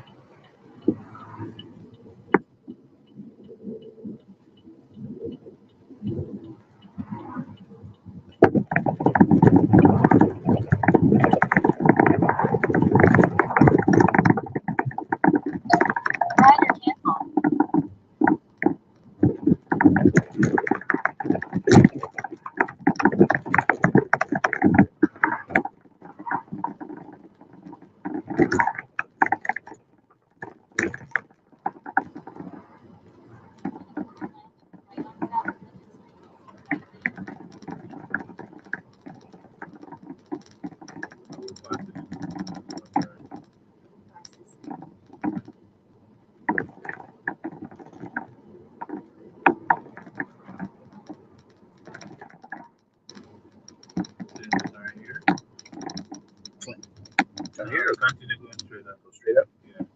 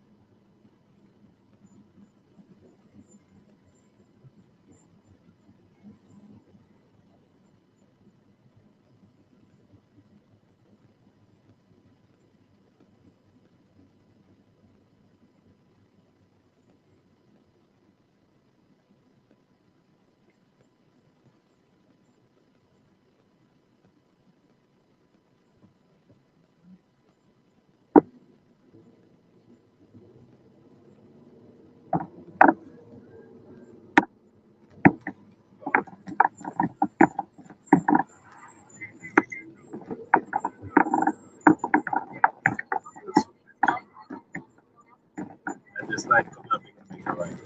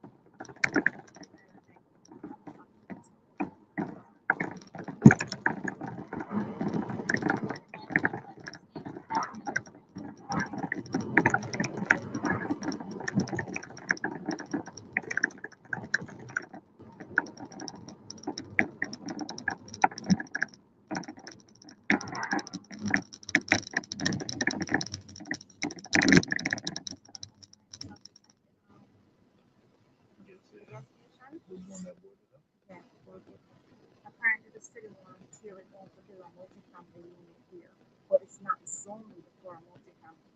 So you can't do that. You cannot do that because high rise in down and it's not set for a high rise here right here. Look on the traffic for this.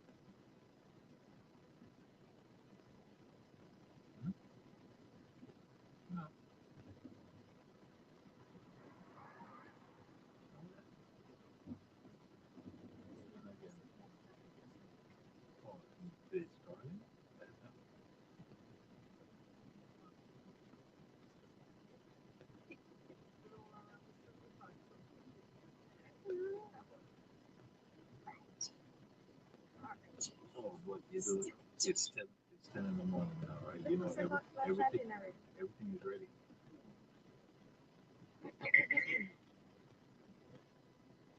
So the diner is being served before I walk in. We have barbecue chicken. Already?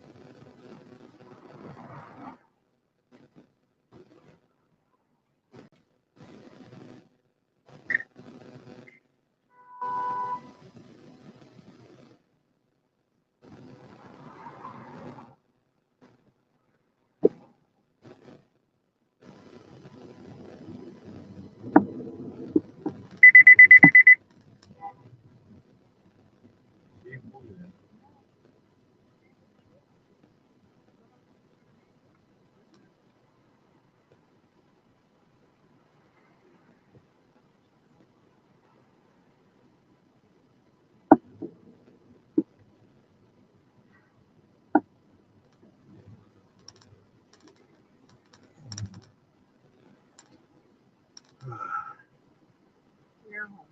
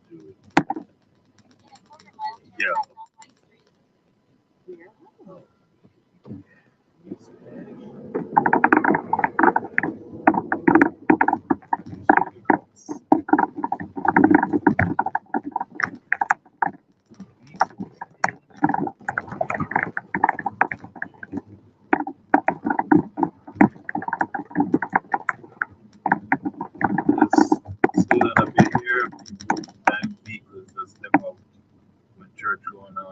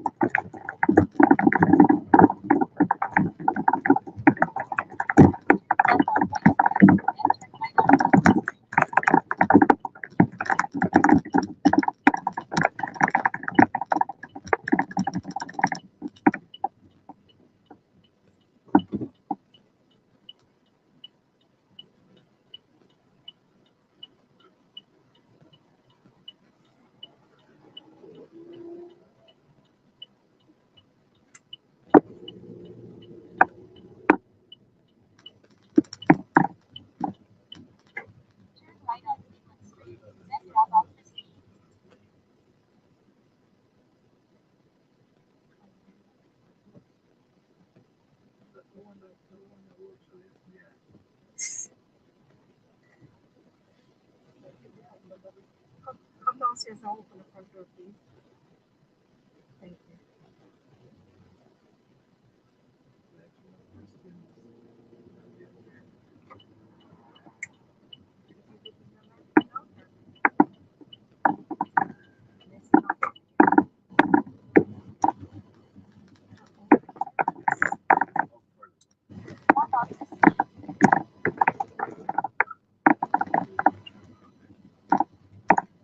Yes, sir. Got it. Okay, folks, welcome home. Thank you. You guys have a full blessed you as well. Thank you. Stay safe on these streets. I will. Thank you.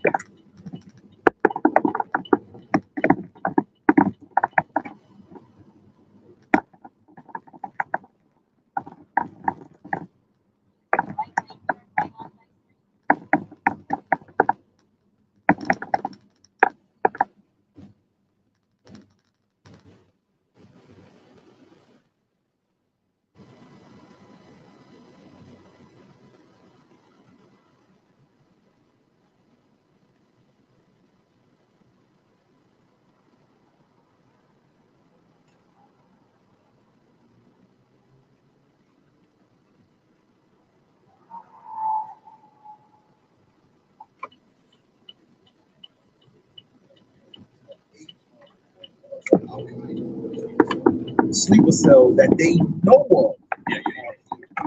She said they know, the CIA and FBI know there are thousands of trained Al Qaeda operatives in America. It's kind of close to this. So Cap Cross. So it like what the way Cap and Hadiq and y'all everybody just said, like they train their youth to think that way, right? If anybody ever read about what happened with the Iran-Iraq war in the 80s, but they overran Iraq with thousands of kids, and they gave the kids a Bible, and a Quran, and they marched the children to Iraq, where the Iraqis ran out of bullets shooting, and the kids was like, they used them like that, and the kids was like ready for it, like they all was like, really? Yes. Yes. You put that video in. Put that up, bro. No, I just kept it to yourself. Most certainly did not.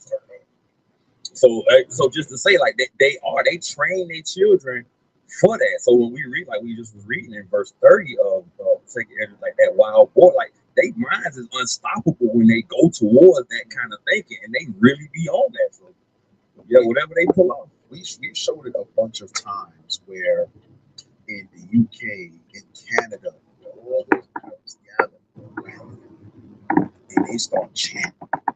In Iran, when they killed Soleimani, they would all gather. Millions of them gathered in the squares of the cities, chanting death to America, chanting death to Israel. What you think? They said, "Oh yeah, I gotta go work Monday. Let me get back to my regular life." No.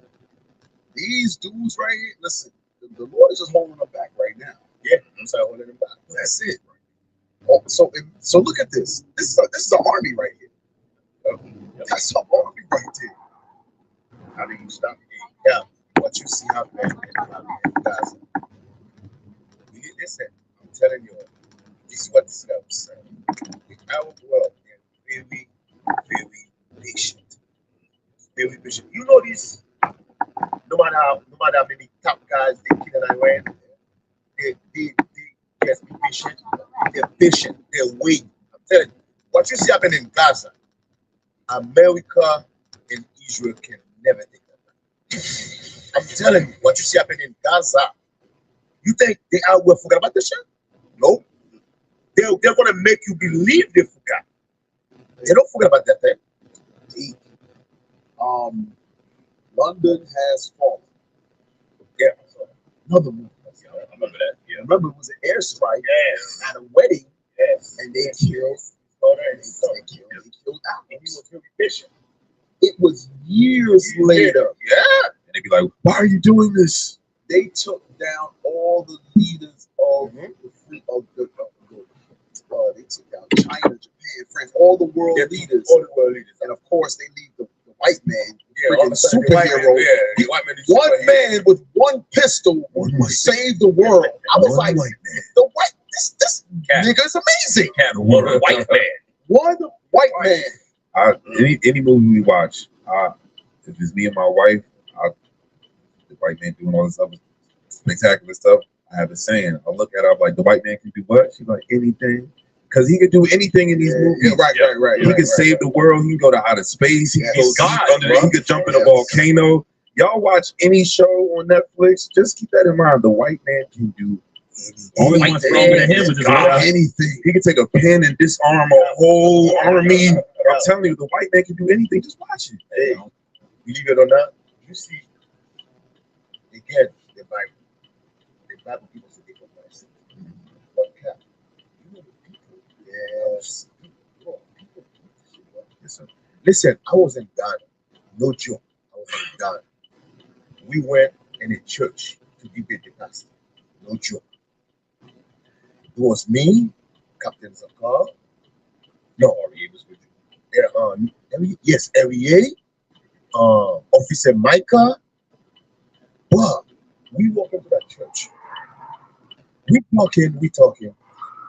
There's a couple of sisters, and I noticed when we bring the call of Christ, they so I said, she said, no, Christ is that black. We said, how do you know? She said, because I see it on TV. Damn. She's that serious. Yeah, she's serious. And then I'm looking at the brother, I'm like, sis, are you serious right now? She's serious. She said, yeah. She said, I said, what TV? She said, every movie is white. I'm like, hey, you know this movie is not Will. She said, what do you mean they're not Will? I'm well, brother. How are you? That's the place Deacon looked at when she said it. Sister, what do you mean? She believes that is Will. Oh, you see that garbage passion of the first garbage? She believed that thing. Bobby cried. She believed it. And I'm like, hey, let's know this movie is not true. Like, you can be like, what do you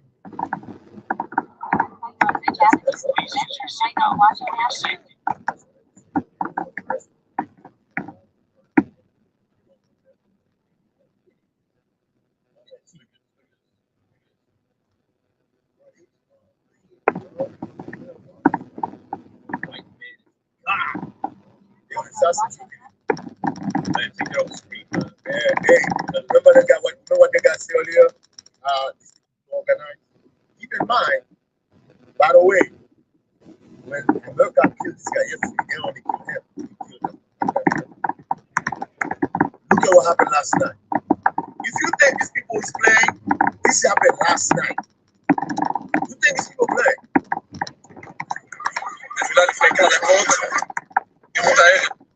Iranian attack on the ex-Shemesh kills several in Ifrus.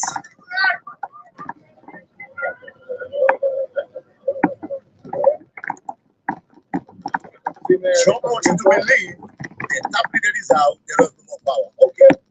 But you need that coming to they turned it up. Yeah. You ain't seen nothing yet. I'm telling you, you ain't seen nothing yet. Hey, keep in mind, the Houthis is not even start attacking 100% yet. Hezbollah is not even attacking 100% yet. Hamas is not even attacking 100% yet. Iraq They got equipment in Iraq want to go to war with them. They're not gonna, listen, Syria, you ain't seen nothing yet. You guys keep taking this people's plan. Wasn't that the same way they was carrying out so-called Palestinian stuff out of their houses too? Yeah, carry your ish now. Go ahead. Yeah, like, you know what's crazy? Why we can do anything? And by the way, how many people just said? How many said? They said several, but you're lying. That's where I was pointing. You know they're lying. Yeah, they're lying. But they're not. Listen, one thing I know about Amalek, they never tell you no. Yeah, they say several, but you look at all of that destruction that you mean to tell me only a handful. No, you didn't destroy cars, buildings, residence, apartments, hospitals, an embassy, whatever, and you're gonna say, oh, only several. But I thought they had a higher rate. Hey, you see that war they just had in Gaza with Hamas? You know, Hamas killed between almost 1,000 soldiers. I'm a soldier. You know these things you had ever seen them of them? They just cover that. They just cover that. They just cover that. So what I'm showing you is, remember what Trump said yesterday. We decimated them. We killed the top leaders. They're done. If they're done, then where does this come from? Why they wave the white flag in? This is why the guy said they're so organized. Death to them is nothing. To them, they say, oh, the leader, yeah, he went to sleep. Let's continue. They're used to this. Hey, let me tell you, people forget history so fast. Iran carried out a war for 8 years with Iraq. For 8 years. By the way, you see that the guy that killed? What is it again? This guy, he was in that war. They carried a war with Iraq for 8 years. Now think about it. Where did they get out? They said, I'm gonna follow the scriptures. That's right. The scriptures say they're gonna come. That's what I'm gonna follow. You guys go and believe I'm not coming. He said, oh no. We killed it up here, they done. Okay. He believed that. He put a tweet out saying that they don't use their old, so they hadn't even begun to use the new stuff. Yeah. He told them there, you don't even understand what we got over here. Just give it a second. Hey, let's go to Jeremiah 51, verse 12. Matter of fact, start the book a little bit. Start at verse 10. Jeremiah chapter 51 and verse 10. The Lord hath brought forth our righteousness. Come and let us declare in Zion the work of the Lord our God. That's what we are doing. We're declaring the work of make bright the arrows. Make bright the arrows. Get those missiles ready. Gather the shields. The Lord hath raised up the spirit of the kings of the Medes. So this stuff is the Lord. And we're here to declare the wonderful works of the Lord. The Lord is stirring up the spirit of the Medes, which we're looking at, so-called Iran. This, I say so-called Iran, that's what we call it today. But the Bible says those are the Medes. Go ahead. For his device is against Babylon. Wait. His what? His device is against Babylon. So earlier, we made mention, some of us think it's not going to come here. That's not what the Bible says. The Bible says they're being stirred up, but it's not just going to stay over there. It's also going to come to Babylon. To destroy it. To do what? To destroy it. It's because I just made mention in Scripture, Second Ezra, they have great power. Power that they have not revealed yet. No? They got stuff they have not revealed. Go ahead. Because it is the vengeance of the Lord. Because that's how the Lord's vengeance is going to go forth. The Lord is going to use nations to bring his vengeance. The vengeance of his temple set up the standard upon the walls of Babylon. Make the watch strong. Make the watch strong. Brothers and sisters, you better be studying so we're able to discern the times. We're able to know what is to come. We're making sure what manner of persons we are when these things come to pass. Go ahead. Set up the watchmen. Prepare the ambushes. Prepare the ambushes. Now, when somebody is ambushing someone, do they know that they're crazy? They don't know. It's an ambush. It's a surprise. Surprise, nigga. Gotcha, nigga. You don't know what's going to happen. So the point is, the Lord says, stirring up their spirit. And he said he's going to make right the arrows, get your weapons ready. Because it's going to be your job in destruction in Babylon. And he said, guess what? Prepare the ambushes. And then as we read down, he's going to show you what those ambushes are going to consist of. Go ahead. For the Lord hath both devised and done that which he spake against the inhabitants of Babylon. Who did this? The Lord hath both devised and done. The Lord has devised. The Lord has an intricate plan, and for a time, a place, amount of power that's going to be used, the nation that's going to be used, he devised it. The Lord is sitting on the chessboard right now, moving all the pieces into position in order to say, checkmate, nigga. Gotcha, nigga. Go ahead. For the Lord hath both devised and done that which he spake against the inhabitants of Babylon. Go ahead. O thou that dwellest upon many waters. It says, O thou that dwellest upon many waters. Babylon is in everybody's country, everybody's business. And the propaganda team was going on earlier. They got the world believing that they are the deliverers and liberators of every country. Right.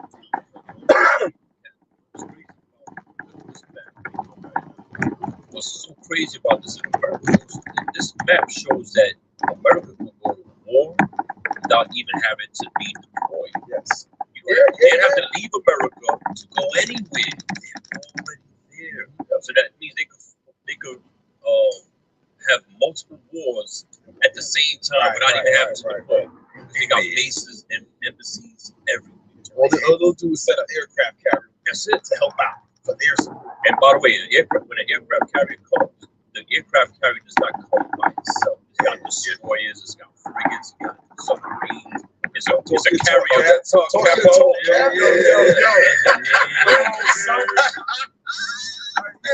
That you said frigates.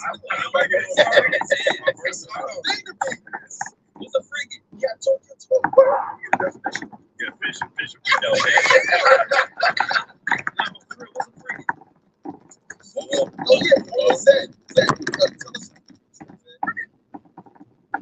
Look, the other day, it was up there talking about something. I said, so you had Cap on the island by himself for years? Didn't even look at for years. And you used to have my back, man. Thank you. I said, when I tell you the story, it's going to be crazy. But I ain't keeping that one to myself. Said I thought said, speak up, bro. We can't hear you. No, I got you. And they said, I thought you was my brother, man. 10 years later. Yo, Zed came to me on the cover of Night. I never did this. I too, sir. That's just like, I too was the frigate. Right. So what the hell? You left Cap on the island by himself for all these years? I don't know. I didn't invite more. I don't know. Hey, read that book. So, Cap,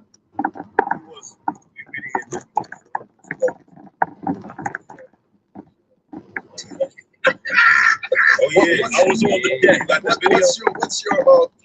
What is your plan? I was on the deck. I was on the deck. They said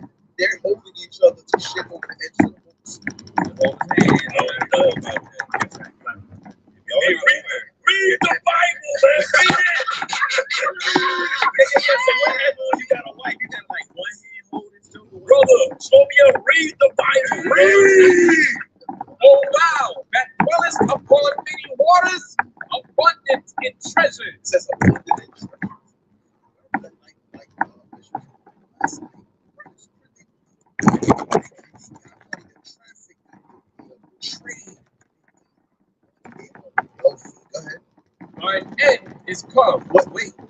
What did God devise? Thine end is come. It says your time is now.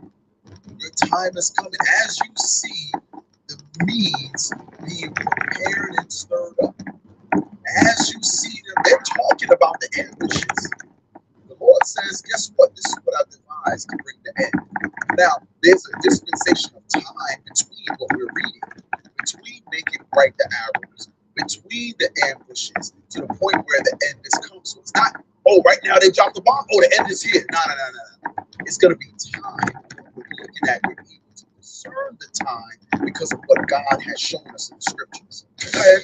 Thine end is come, and the measure of thy covetousness. And the measure of that covetousness. Why? Because just like they went to Venezuela a month ago, took off all the oil, to like, yeah, we want this, we're going to keep it at our house.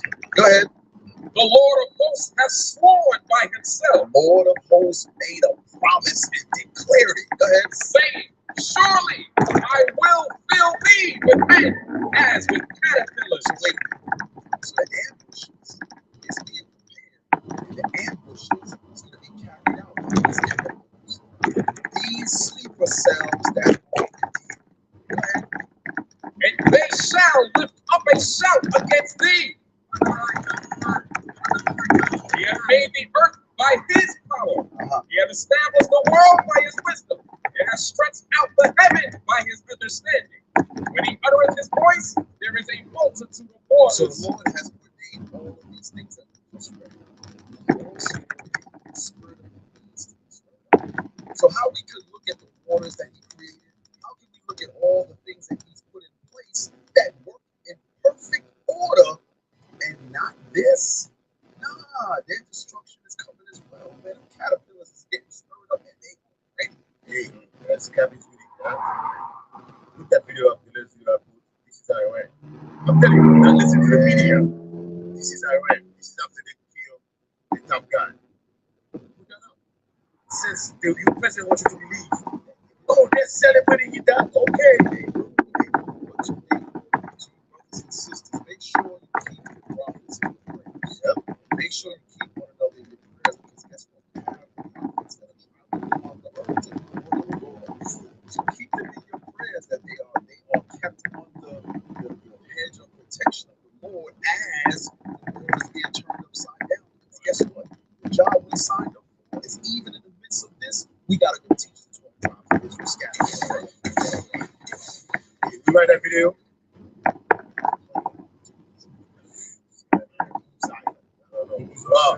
This is a crowd in Iran. Mom.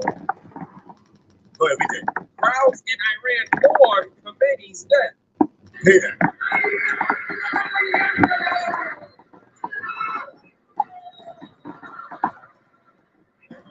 Hey, stop. I guarantee you, the American media don't want you to believe they're celebrating. That's not true. That's not celebrating. That's what they want to tell you. No, they're celebrating. Don't Photoshop. I'm telling you, don't fall for the hokey dokey. They're not celebrating. That's the spirit thing. Yeah, that's the spirit set up. Again, that's what this scripture said. Getting them bad. And remember the scripture said, they're going to remember their nature. I just read a comment. The guy said, because you kill a lion, because you go to the jungle, you kill one lion, that doesn't mean there's no lion in the jungle. You took one lion out, the jungle got a lot of lion. You're going to have to wipe the whole jungle out. So you keep thinking you kill one top guy, man, you're pissing off a lot of people. You're pissing off a lot of people. Okay.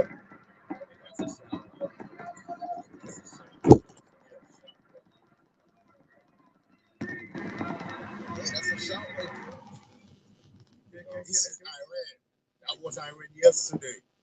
After they killed the top guy. Okay. Go to the chat. Or Iranian Americans, whatever. I don't know. U.S. Because as you see the numbers, as you see the multitude right there.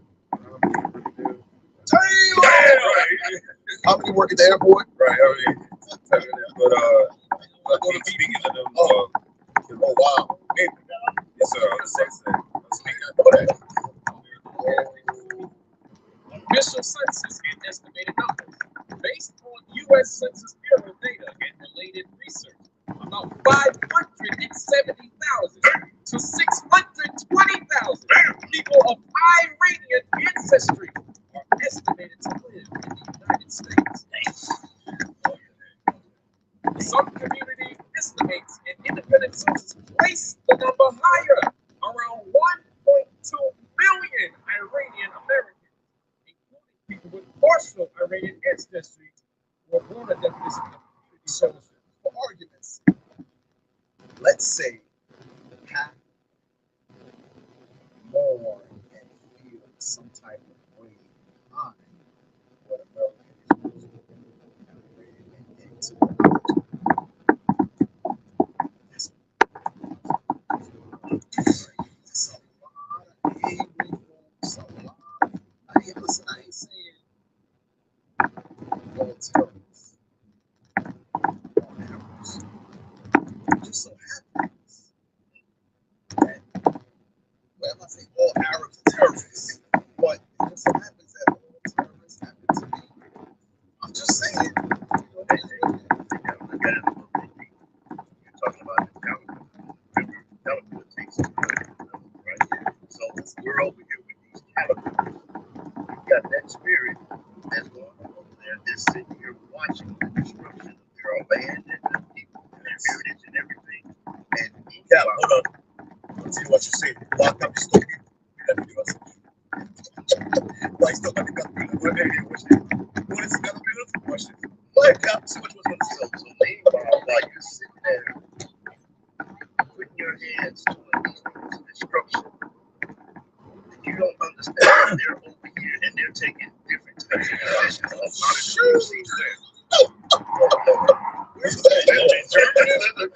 They all screaming, but not only that, but remember, the calibers and the it's going to be something that's going to happen. Guess what? Where are they located at? Look at your local gas station. I just say no more marathon gas station. Look at your truck. Look at those tankers that move the fuel and everything around the country. Look and see who's driving them.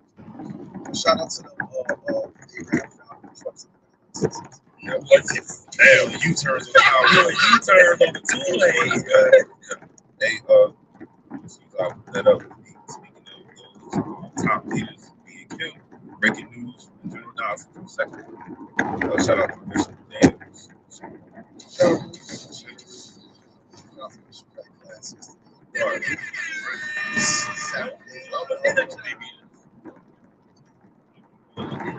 Former President Mahmoud Ahmadinejad killed in strikes. Right there. He had him over there. He had him over the Monians, bro. You got the basement. And matter of fact, what's a so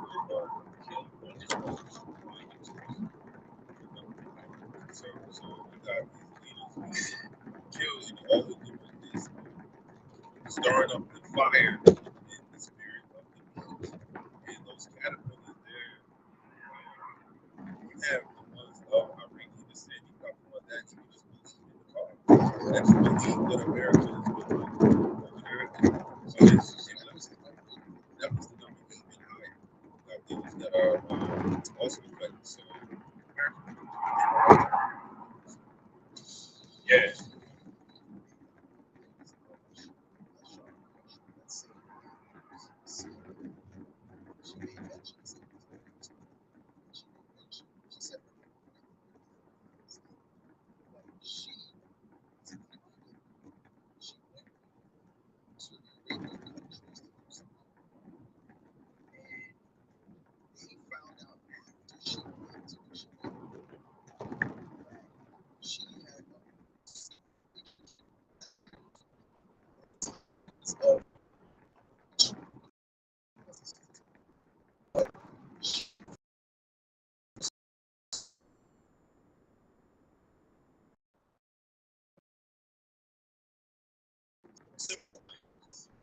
sympathize is incredible.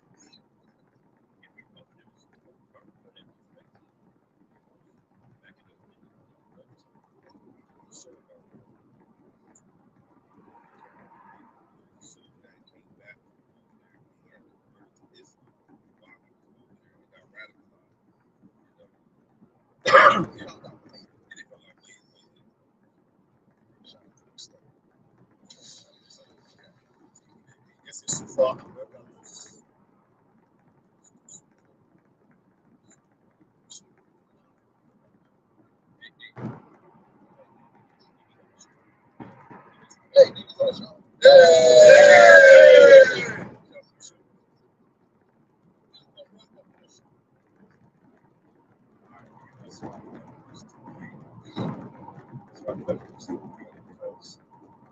You know, my opinion, we saw at the beginning of the show, we said how the water basically made us die because it's their successes. It's not an excuse. She's a cat. Cat. I got some up on yes. Ecclesiastes chapter 11 and verse 28. Judge none blessed before his death, for a man shall be known in his children. So a man shall be known in his children. So how much more in that fashion was just like it works. They go to come back into the fire. Come back into back in chapter 2 and verse 5. Yea, also, because he transgressed by one. So we always talk about America, Babylon, right? They transgressed by one, meaning their philosophies, their Democrats, Republicans, their whole way of life, their Western way of life. Come on. He is a proud man. Donald Trump is a proud man. Bibi Netanyahu, Mr. What's his real name? Milkowski. You know that's a real name, right? He's Polish. He's not his name is not Netanyahu. His name is Milkowski. Okay? Go ahead. I will keep it at home. Then everybody business stirring the That's what they stir. Come on. Who enlarges his desire as hell and is as So death. when he brings his politics, when he brings his way of life, his LGBT, his death, and his hell for the people. The people ain't used to that. They don't come up like that. But now it's forced on you. Okay, come on. And cannot be satisfied. He can't be satisfied. He wants all your resources. He ain't gonna tell you that, but he wants all. He gonna tell the world that in this media. But he wants all the resources. Come on. But Hey, think about this. You ever heard of peep out of Maduro in 2 to 3 weeks? You trying on Nike track? What happened to Maduro? Maduro just disappeared and nobody says nothing. Nothing at all. Just like that. Come on. What? So what did they do? By the way, America got over barrels of oil just for kidnapping him and making deals with him. Then all of a sudden, silence. Nobody hears about that no more. What gathereth unto him all nations? That's the problem. America gathers unto all nations. And as we read on down, we're going to find out what America has done to all nations. And heapeth unto him all people. Shall not all these take up a parable against him and a taunting proverb against Why are him? they going to take a parable and a taunting proverb against him that he's gathered unto? Because you destroyed their families, you destroyed their lands, you colonized their lands, you've exploited their lands, you've enslaved the people. Now the people have, think about some of y'all, the people that have nothing that they colonized, right? They come over to America with their real resources are, and now the Americans want to get out and use shithole culture. Well, how did it become a shithole? putting more loads on the people. So now the economy just goes, it crashes and burns. And they shit in countries. Come on. And say, woe to him that increases that which is not his. Destruction to you. Come on. How long? How long this will last? And to him that ladeth himself with thick clay. With all the nations in the bottom of verse 5. Shall they not rise up suddenly that shall bite thee? And awake that shall vex thee? And awake. If somebody gotta be awoken, this sleeper cells here, like we were talking about, this sleeper cells all over America. And guess what? There's verified by the CIA and FBI sleeper cells. What about all the ones they don't know? Come on. And thou shalt be for booties unto them. Now here's the point why. Because thou hast spoiled many nations. Because you have spoiled many nations. You are the most imperialistic, genocidal, maniacs on the face of the planet Earth. And everybody knows it. But Americans, because we don't know, because we listen to Western media. We've got, and that's you all. You understand? Well, it was crazy. It was crazy how. Yeah. He did the Western media has us believing, or Americans, the sheep, believing that Iran is the bully. But America and Israel is the bully. Iran didn't attack Israel. Iran didn't attack America first. Who constantly is showing of initiating the war? It's America. It's Israel. They turned down these deals last week. Iran was like, look, we'll get rid of the nuclear deals, we'll keep only for defense, we'll even stop the amount of uranium we enriching. What you think about that? What's been December when he had some kind of yes.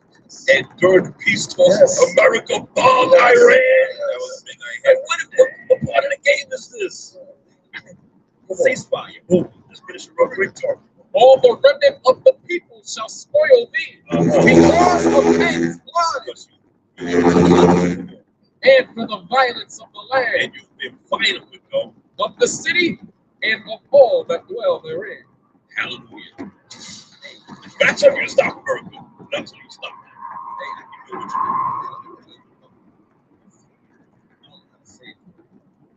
This is like the most exciting and scary moments for I would say for us, but for me definitely.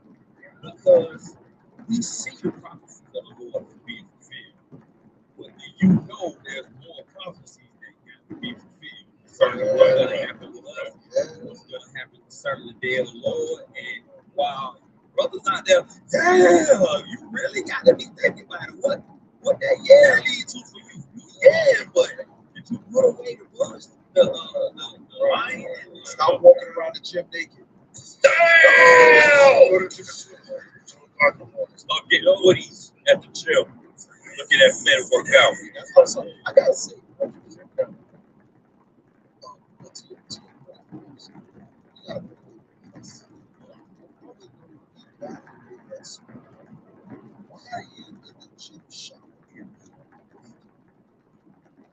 and then you see two brothers going through some sodomite stuff. Now it gets you in that spirit and inflamed. Like, why? Why are you there butt ass naked? Like, why we listen? That's the scary part.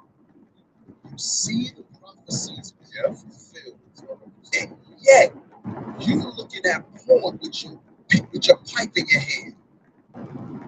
They bombing on the TV behind you. You with your laptop holding your rod. That is crazy. The prophecies are being fulfilled. Bombs is dropping.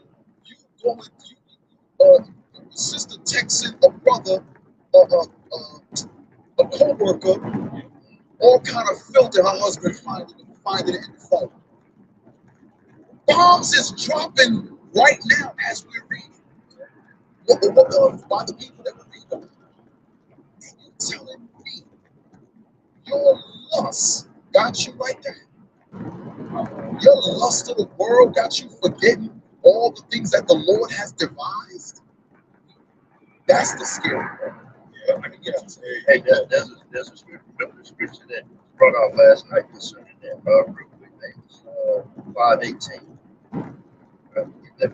Hey, all you brothers be visiting PSO, y'all need to take a page out of Cap Carrot's song. I ain't gonna hold you. He got me because that's I ain't gonna hold you. Some of y'all brothers be coming on the show, y'all quiet as hell. And Cap was awkward as hell in the beginning. With not moving the microphone. Right. He moved it. Well, he started moving. He figured out how to pan the mic. Yeah. All praises. All praises, Cap. All praises. Real quick, Amos 5:18. Amos. Oh. You took Deacon script. You got Deacon script.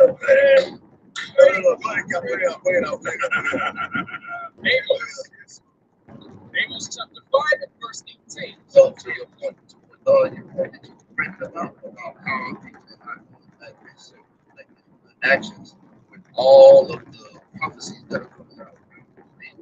Woe unto you that desire the day of the Lord. You sit up, like you say yesterday, you sit up there talking about, yeah, to all the destruction and everything, but you won't take the time out to go and correct yourselves, even when you see the signs going on. The leadership has took the time out to point to you, hey, this is leading up to that point, but where you're going to be judged. Your salvation is on the line. But instead of you taking heed to say, you know what, let me stop the BS, let me stop and correct myself, let me get myself in right with the Most High, so I can get that salvation. You know what, I'm just going to sit up and relax in my sins. I'm going to continue to say, yay, remember, all means destruction. Destruction unto you that's desired in that day of the Lord, and you got it. And that is something that is incorrect. Yeah. The whole bishop. That's what's they go. Some of you did not guess what Bishop was saying. Bishop was saying, yes, don't be shopping, you can celebrate, but Bishop gets yourself. Yeah, right. That's what Bishop is. That's what the class was about yesterday. Make sure you get yourself up, people son. Right. To what end is it for you? So what is it for you if you have not corrected yourself and got yourself in righteousness, keeping God's commandments? What is that end for you? Because the wages of sin is death. So guess what you want to get? The same thing you talk about the destruction of enemies. You're gonna be right there looking at them on the left and on the right side. You're running on with because you refuse to humble down and keep God. The day of the Lord is darkness. And that day is a day of darkness. A lot of people like to hear.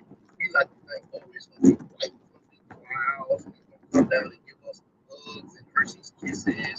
We just gonna everything. It said, the day of the Lord is darkness. That is a day of darkness. That's a day of destruction. None of our forefathers said on that day they don't want to be here. They do not want to see this day. They do not want to have to partake of this day. That is real heavy what was brought out last night in the boardroom concerning how this day is going to happen. And some of us are still going to have to go. They're going to have to feel that argument. It says, but that's the day of darkness and what? And not light. It's not what the Christianity church is teaching.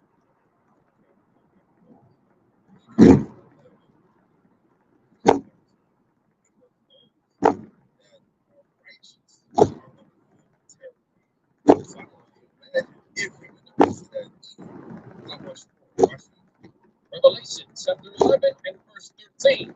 In the same hour was there a great earthquake.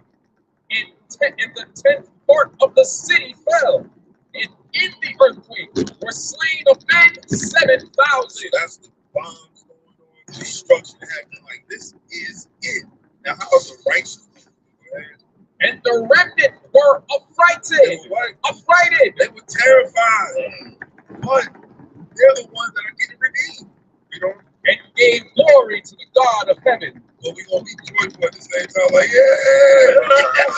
Mixed emotions. Right. So if the righteous are going to feel like that, imagine you, like that said, was just looking at Lord, and then the day of the Lord comes. The level of fear you want to feel for the rest of the time. Hey, Hands at your ankles.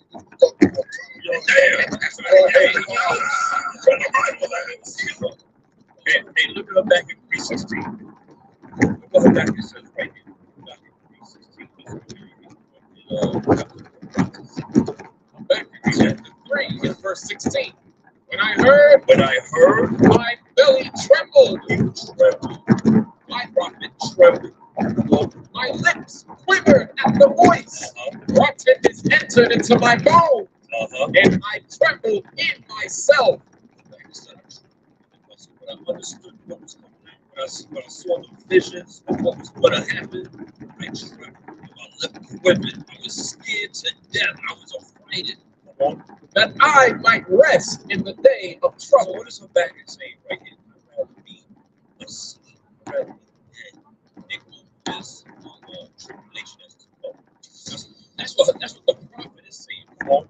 When he cometh up unto the people, he will invade them with his troops. Damn, that's some heavy stuff right there, y'all. So damn, that's what we gotta get our spirits right. Yeah.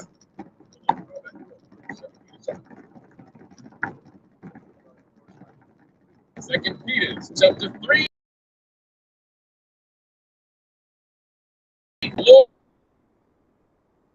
promise as such.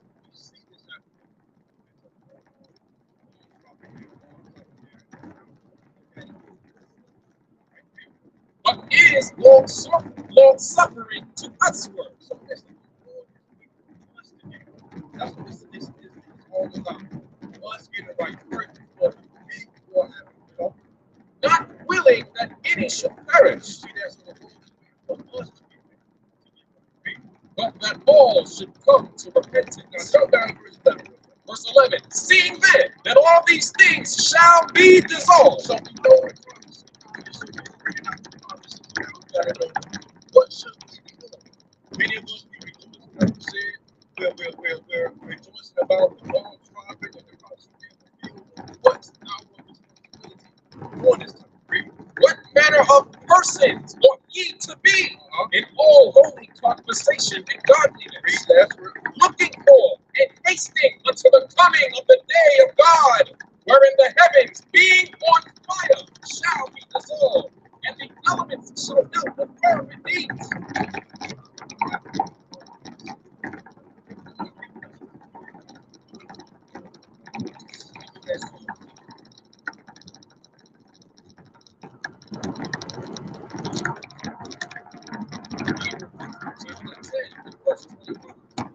Not forsaking the assembling of ourselves together, as the manner of some is.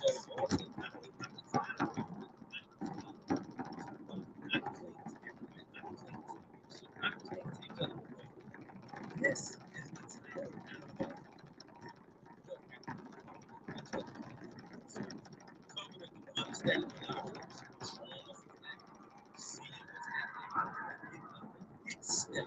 the But exhorting one another. But helping each other get built up in the spirit.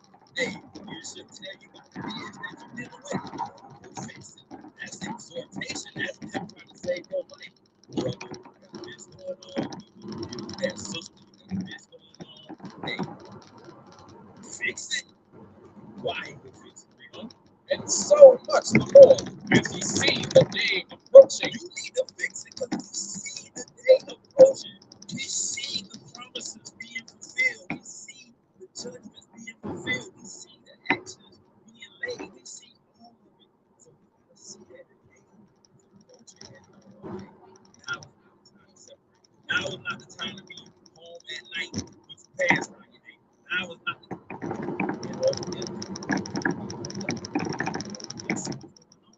You listen, let me learn, let me start preparing, let me better be on that type of time to get caught out there.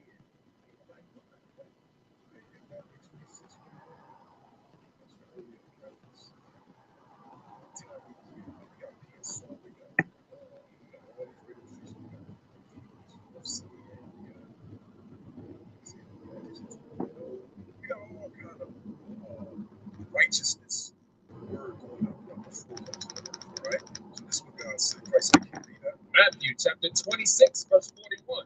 Watch and pray that ye enter not into temptation. And the information that we get is being spent traveling.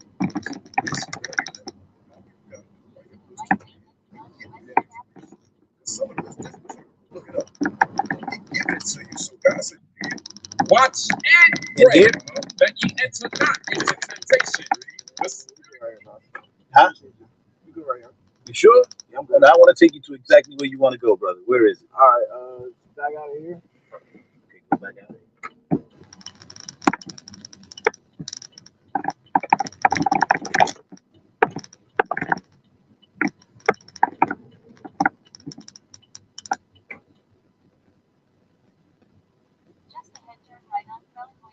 Go around, make it right.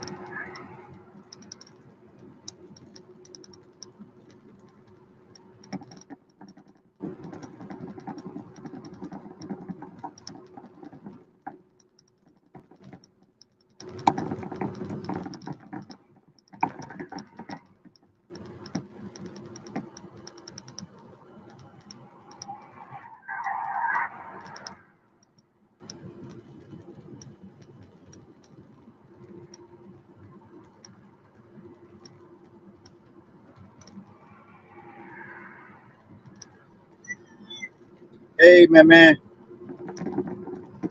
What's going on? Huh? What you say, Bobby? Hi. How are you? Good. Where you at? My house or your house?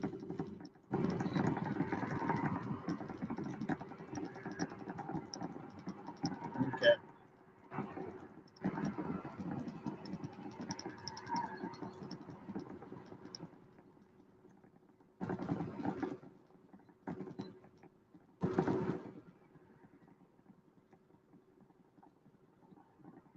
Yeah. Yeah, I sound busy. He's leaving. Tell him I love him. He's leaving? Yeah. How? I'm working.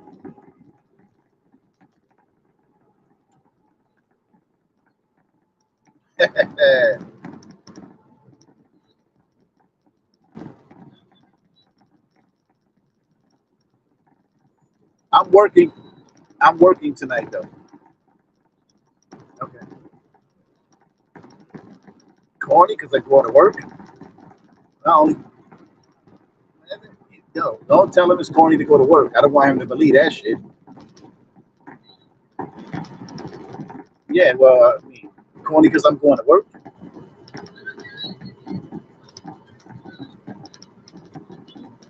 No, just shut your mouth and stop saying that. Just stop saying dumb. Just stop saying dumb shit. Just stop saying dumb shit. Stop some shit. Don't let stupidity come out your mouth. I'm allergic to it. It irritates my skin. Yeah. Not much.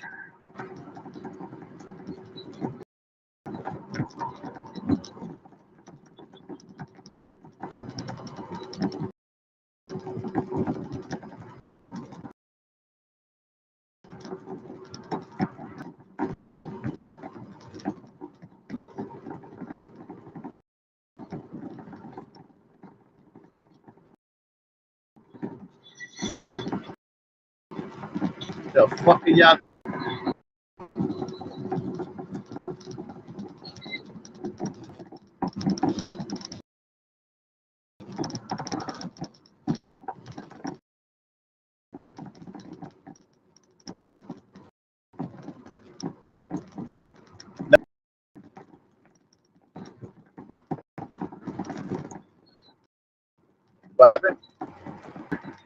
Somebody crossed in front of me.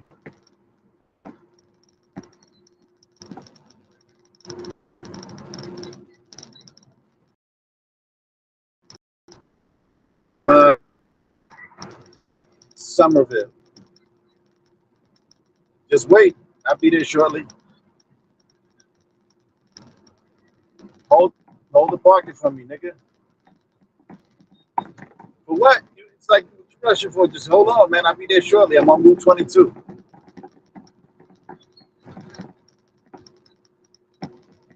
Bird, all right, fuck it then. Next time you get stuck, call somebody else. Yeah. Be like, nah, I'm already in the house. I don't give a fuck. I'm already undressed in the house. Figure it out.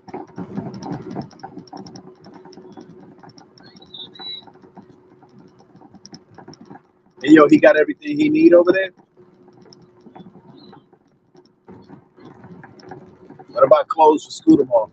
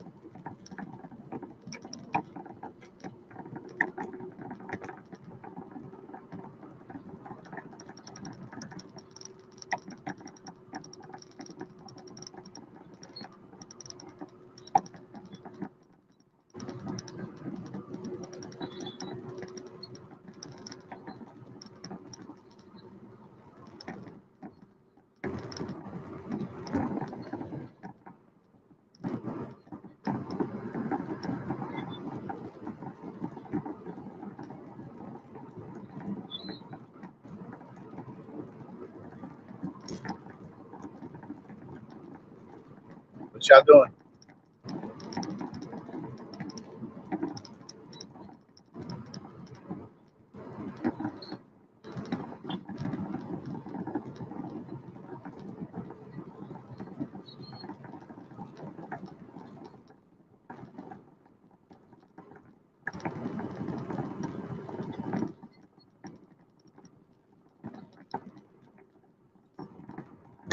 You're in the pantry? No.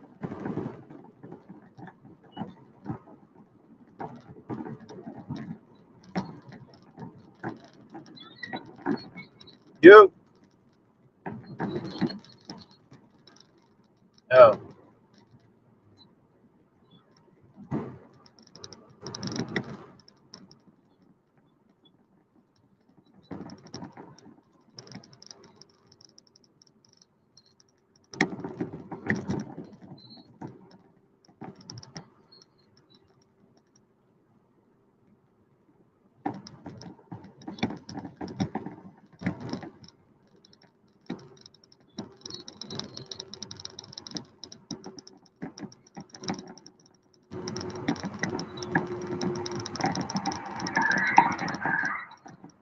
No, tear them. Tear them. Let them tear them.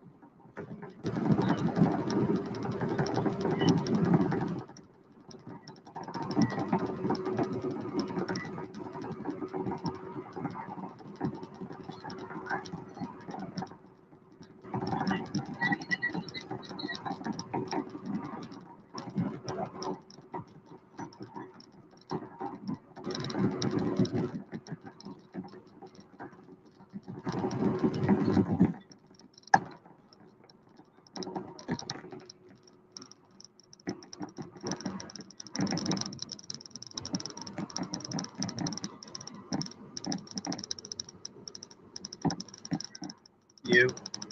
You. What's up? Heading home. Keeping my eyes on these fucking people because they're driving crazy.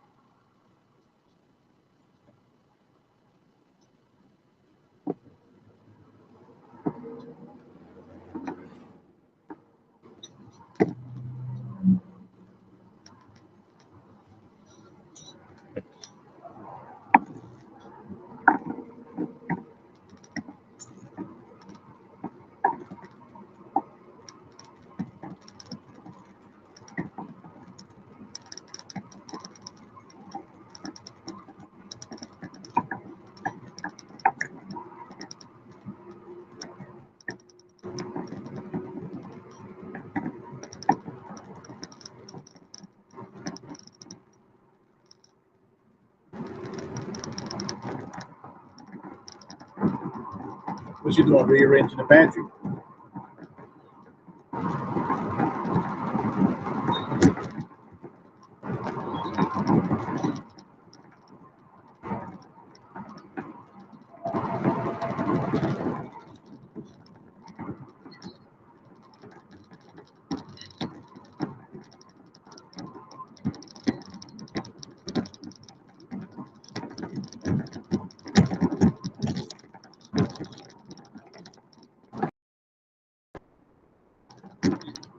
The boxes of what?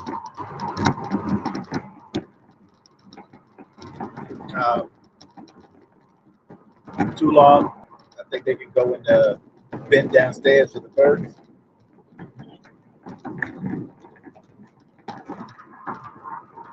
Yeah. Yeah. I think you can go and then.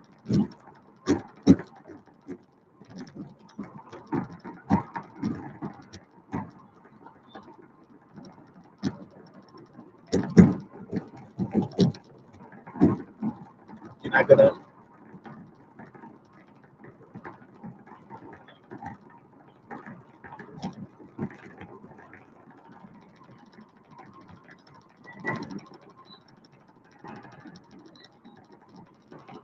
Nah, I was gonna put them in the bin in the back.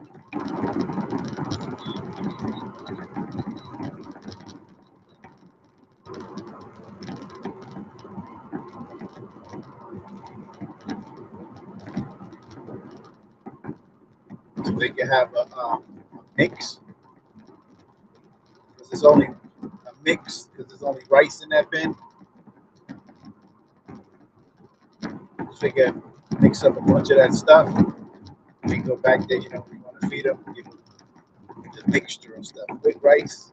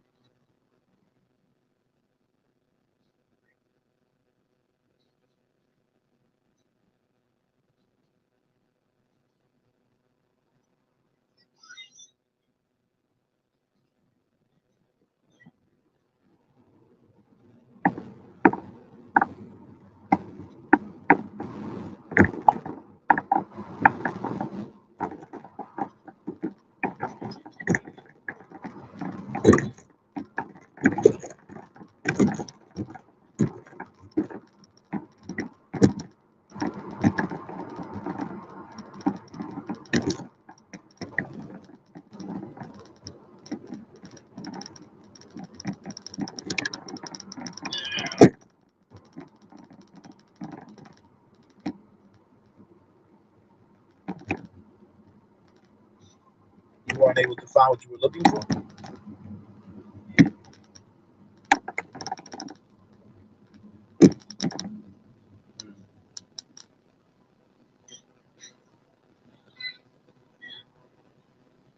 You found it. What did Nani take out of the pantry? Because I know she took shit. What did Nani take? What did she take? Yeah.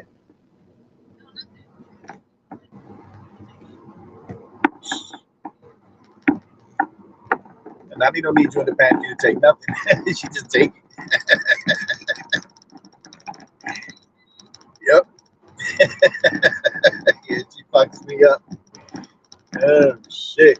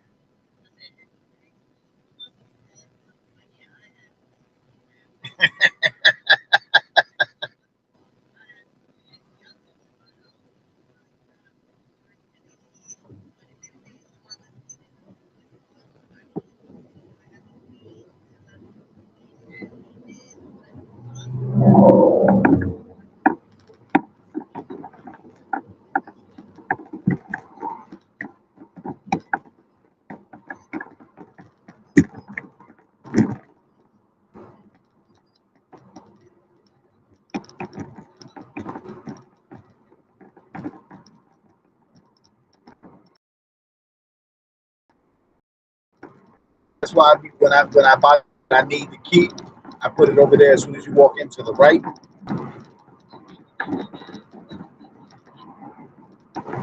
Yeah, like I got a can of gandules in there, right? That I put to the right because when I get ready to make a cut up with gandules, I know that it'll be there. If I put it on the front, Nani will be like, "Yeah, I think I'm gonna make cut up with gandules today," and she'll tell me, "Huh?"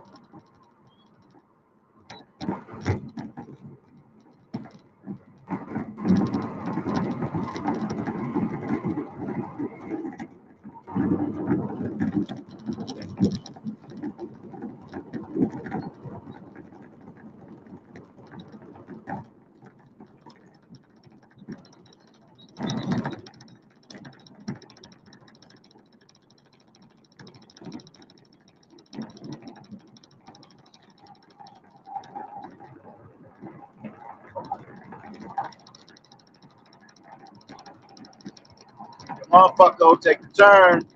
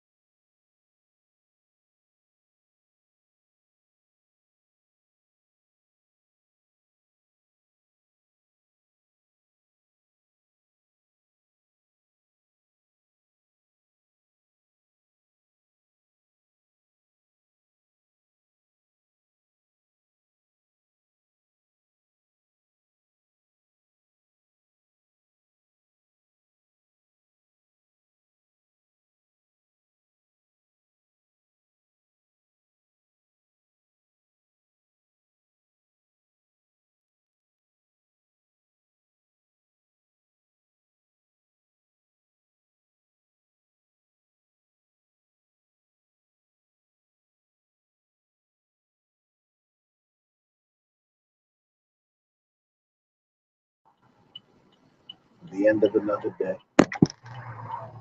I'm calling it a night, a day, whatever. Shalom.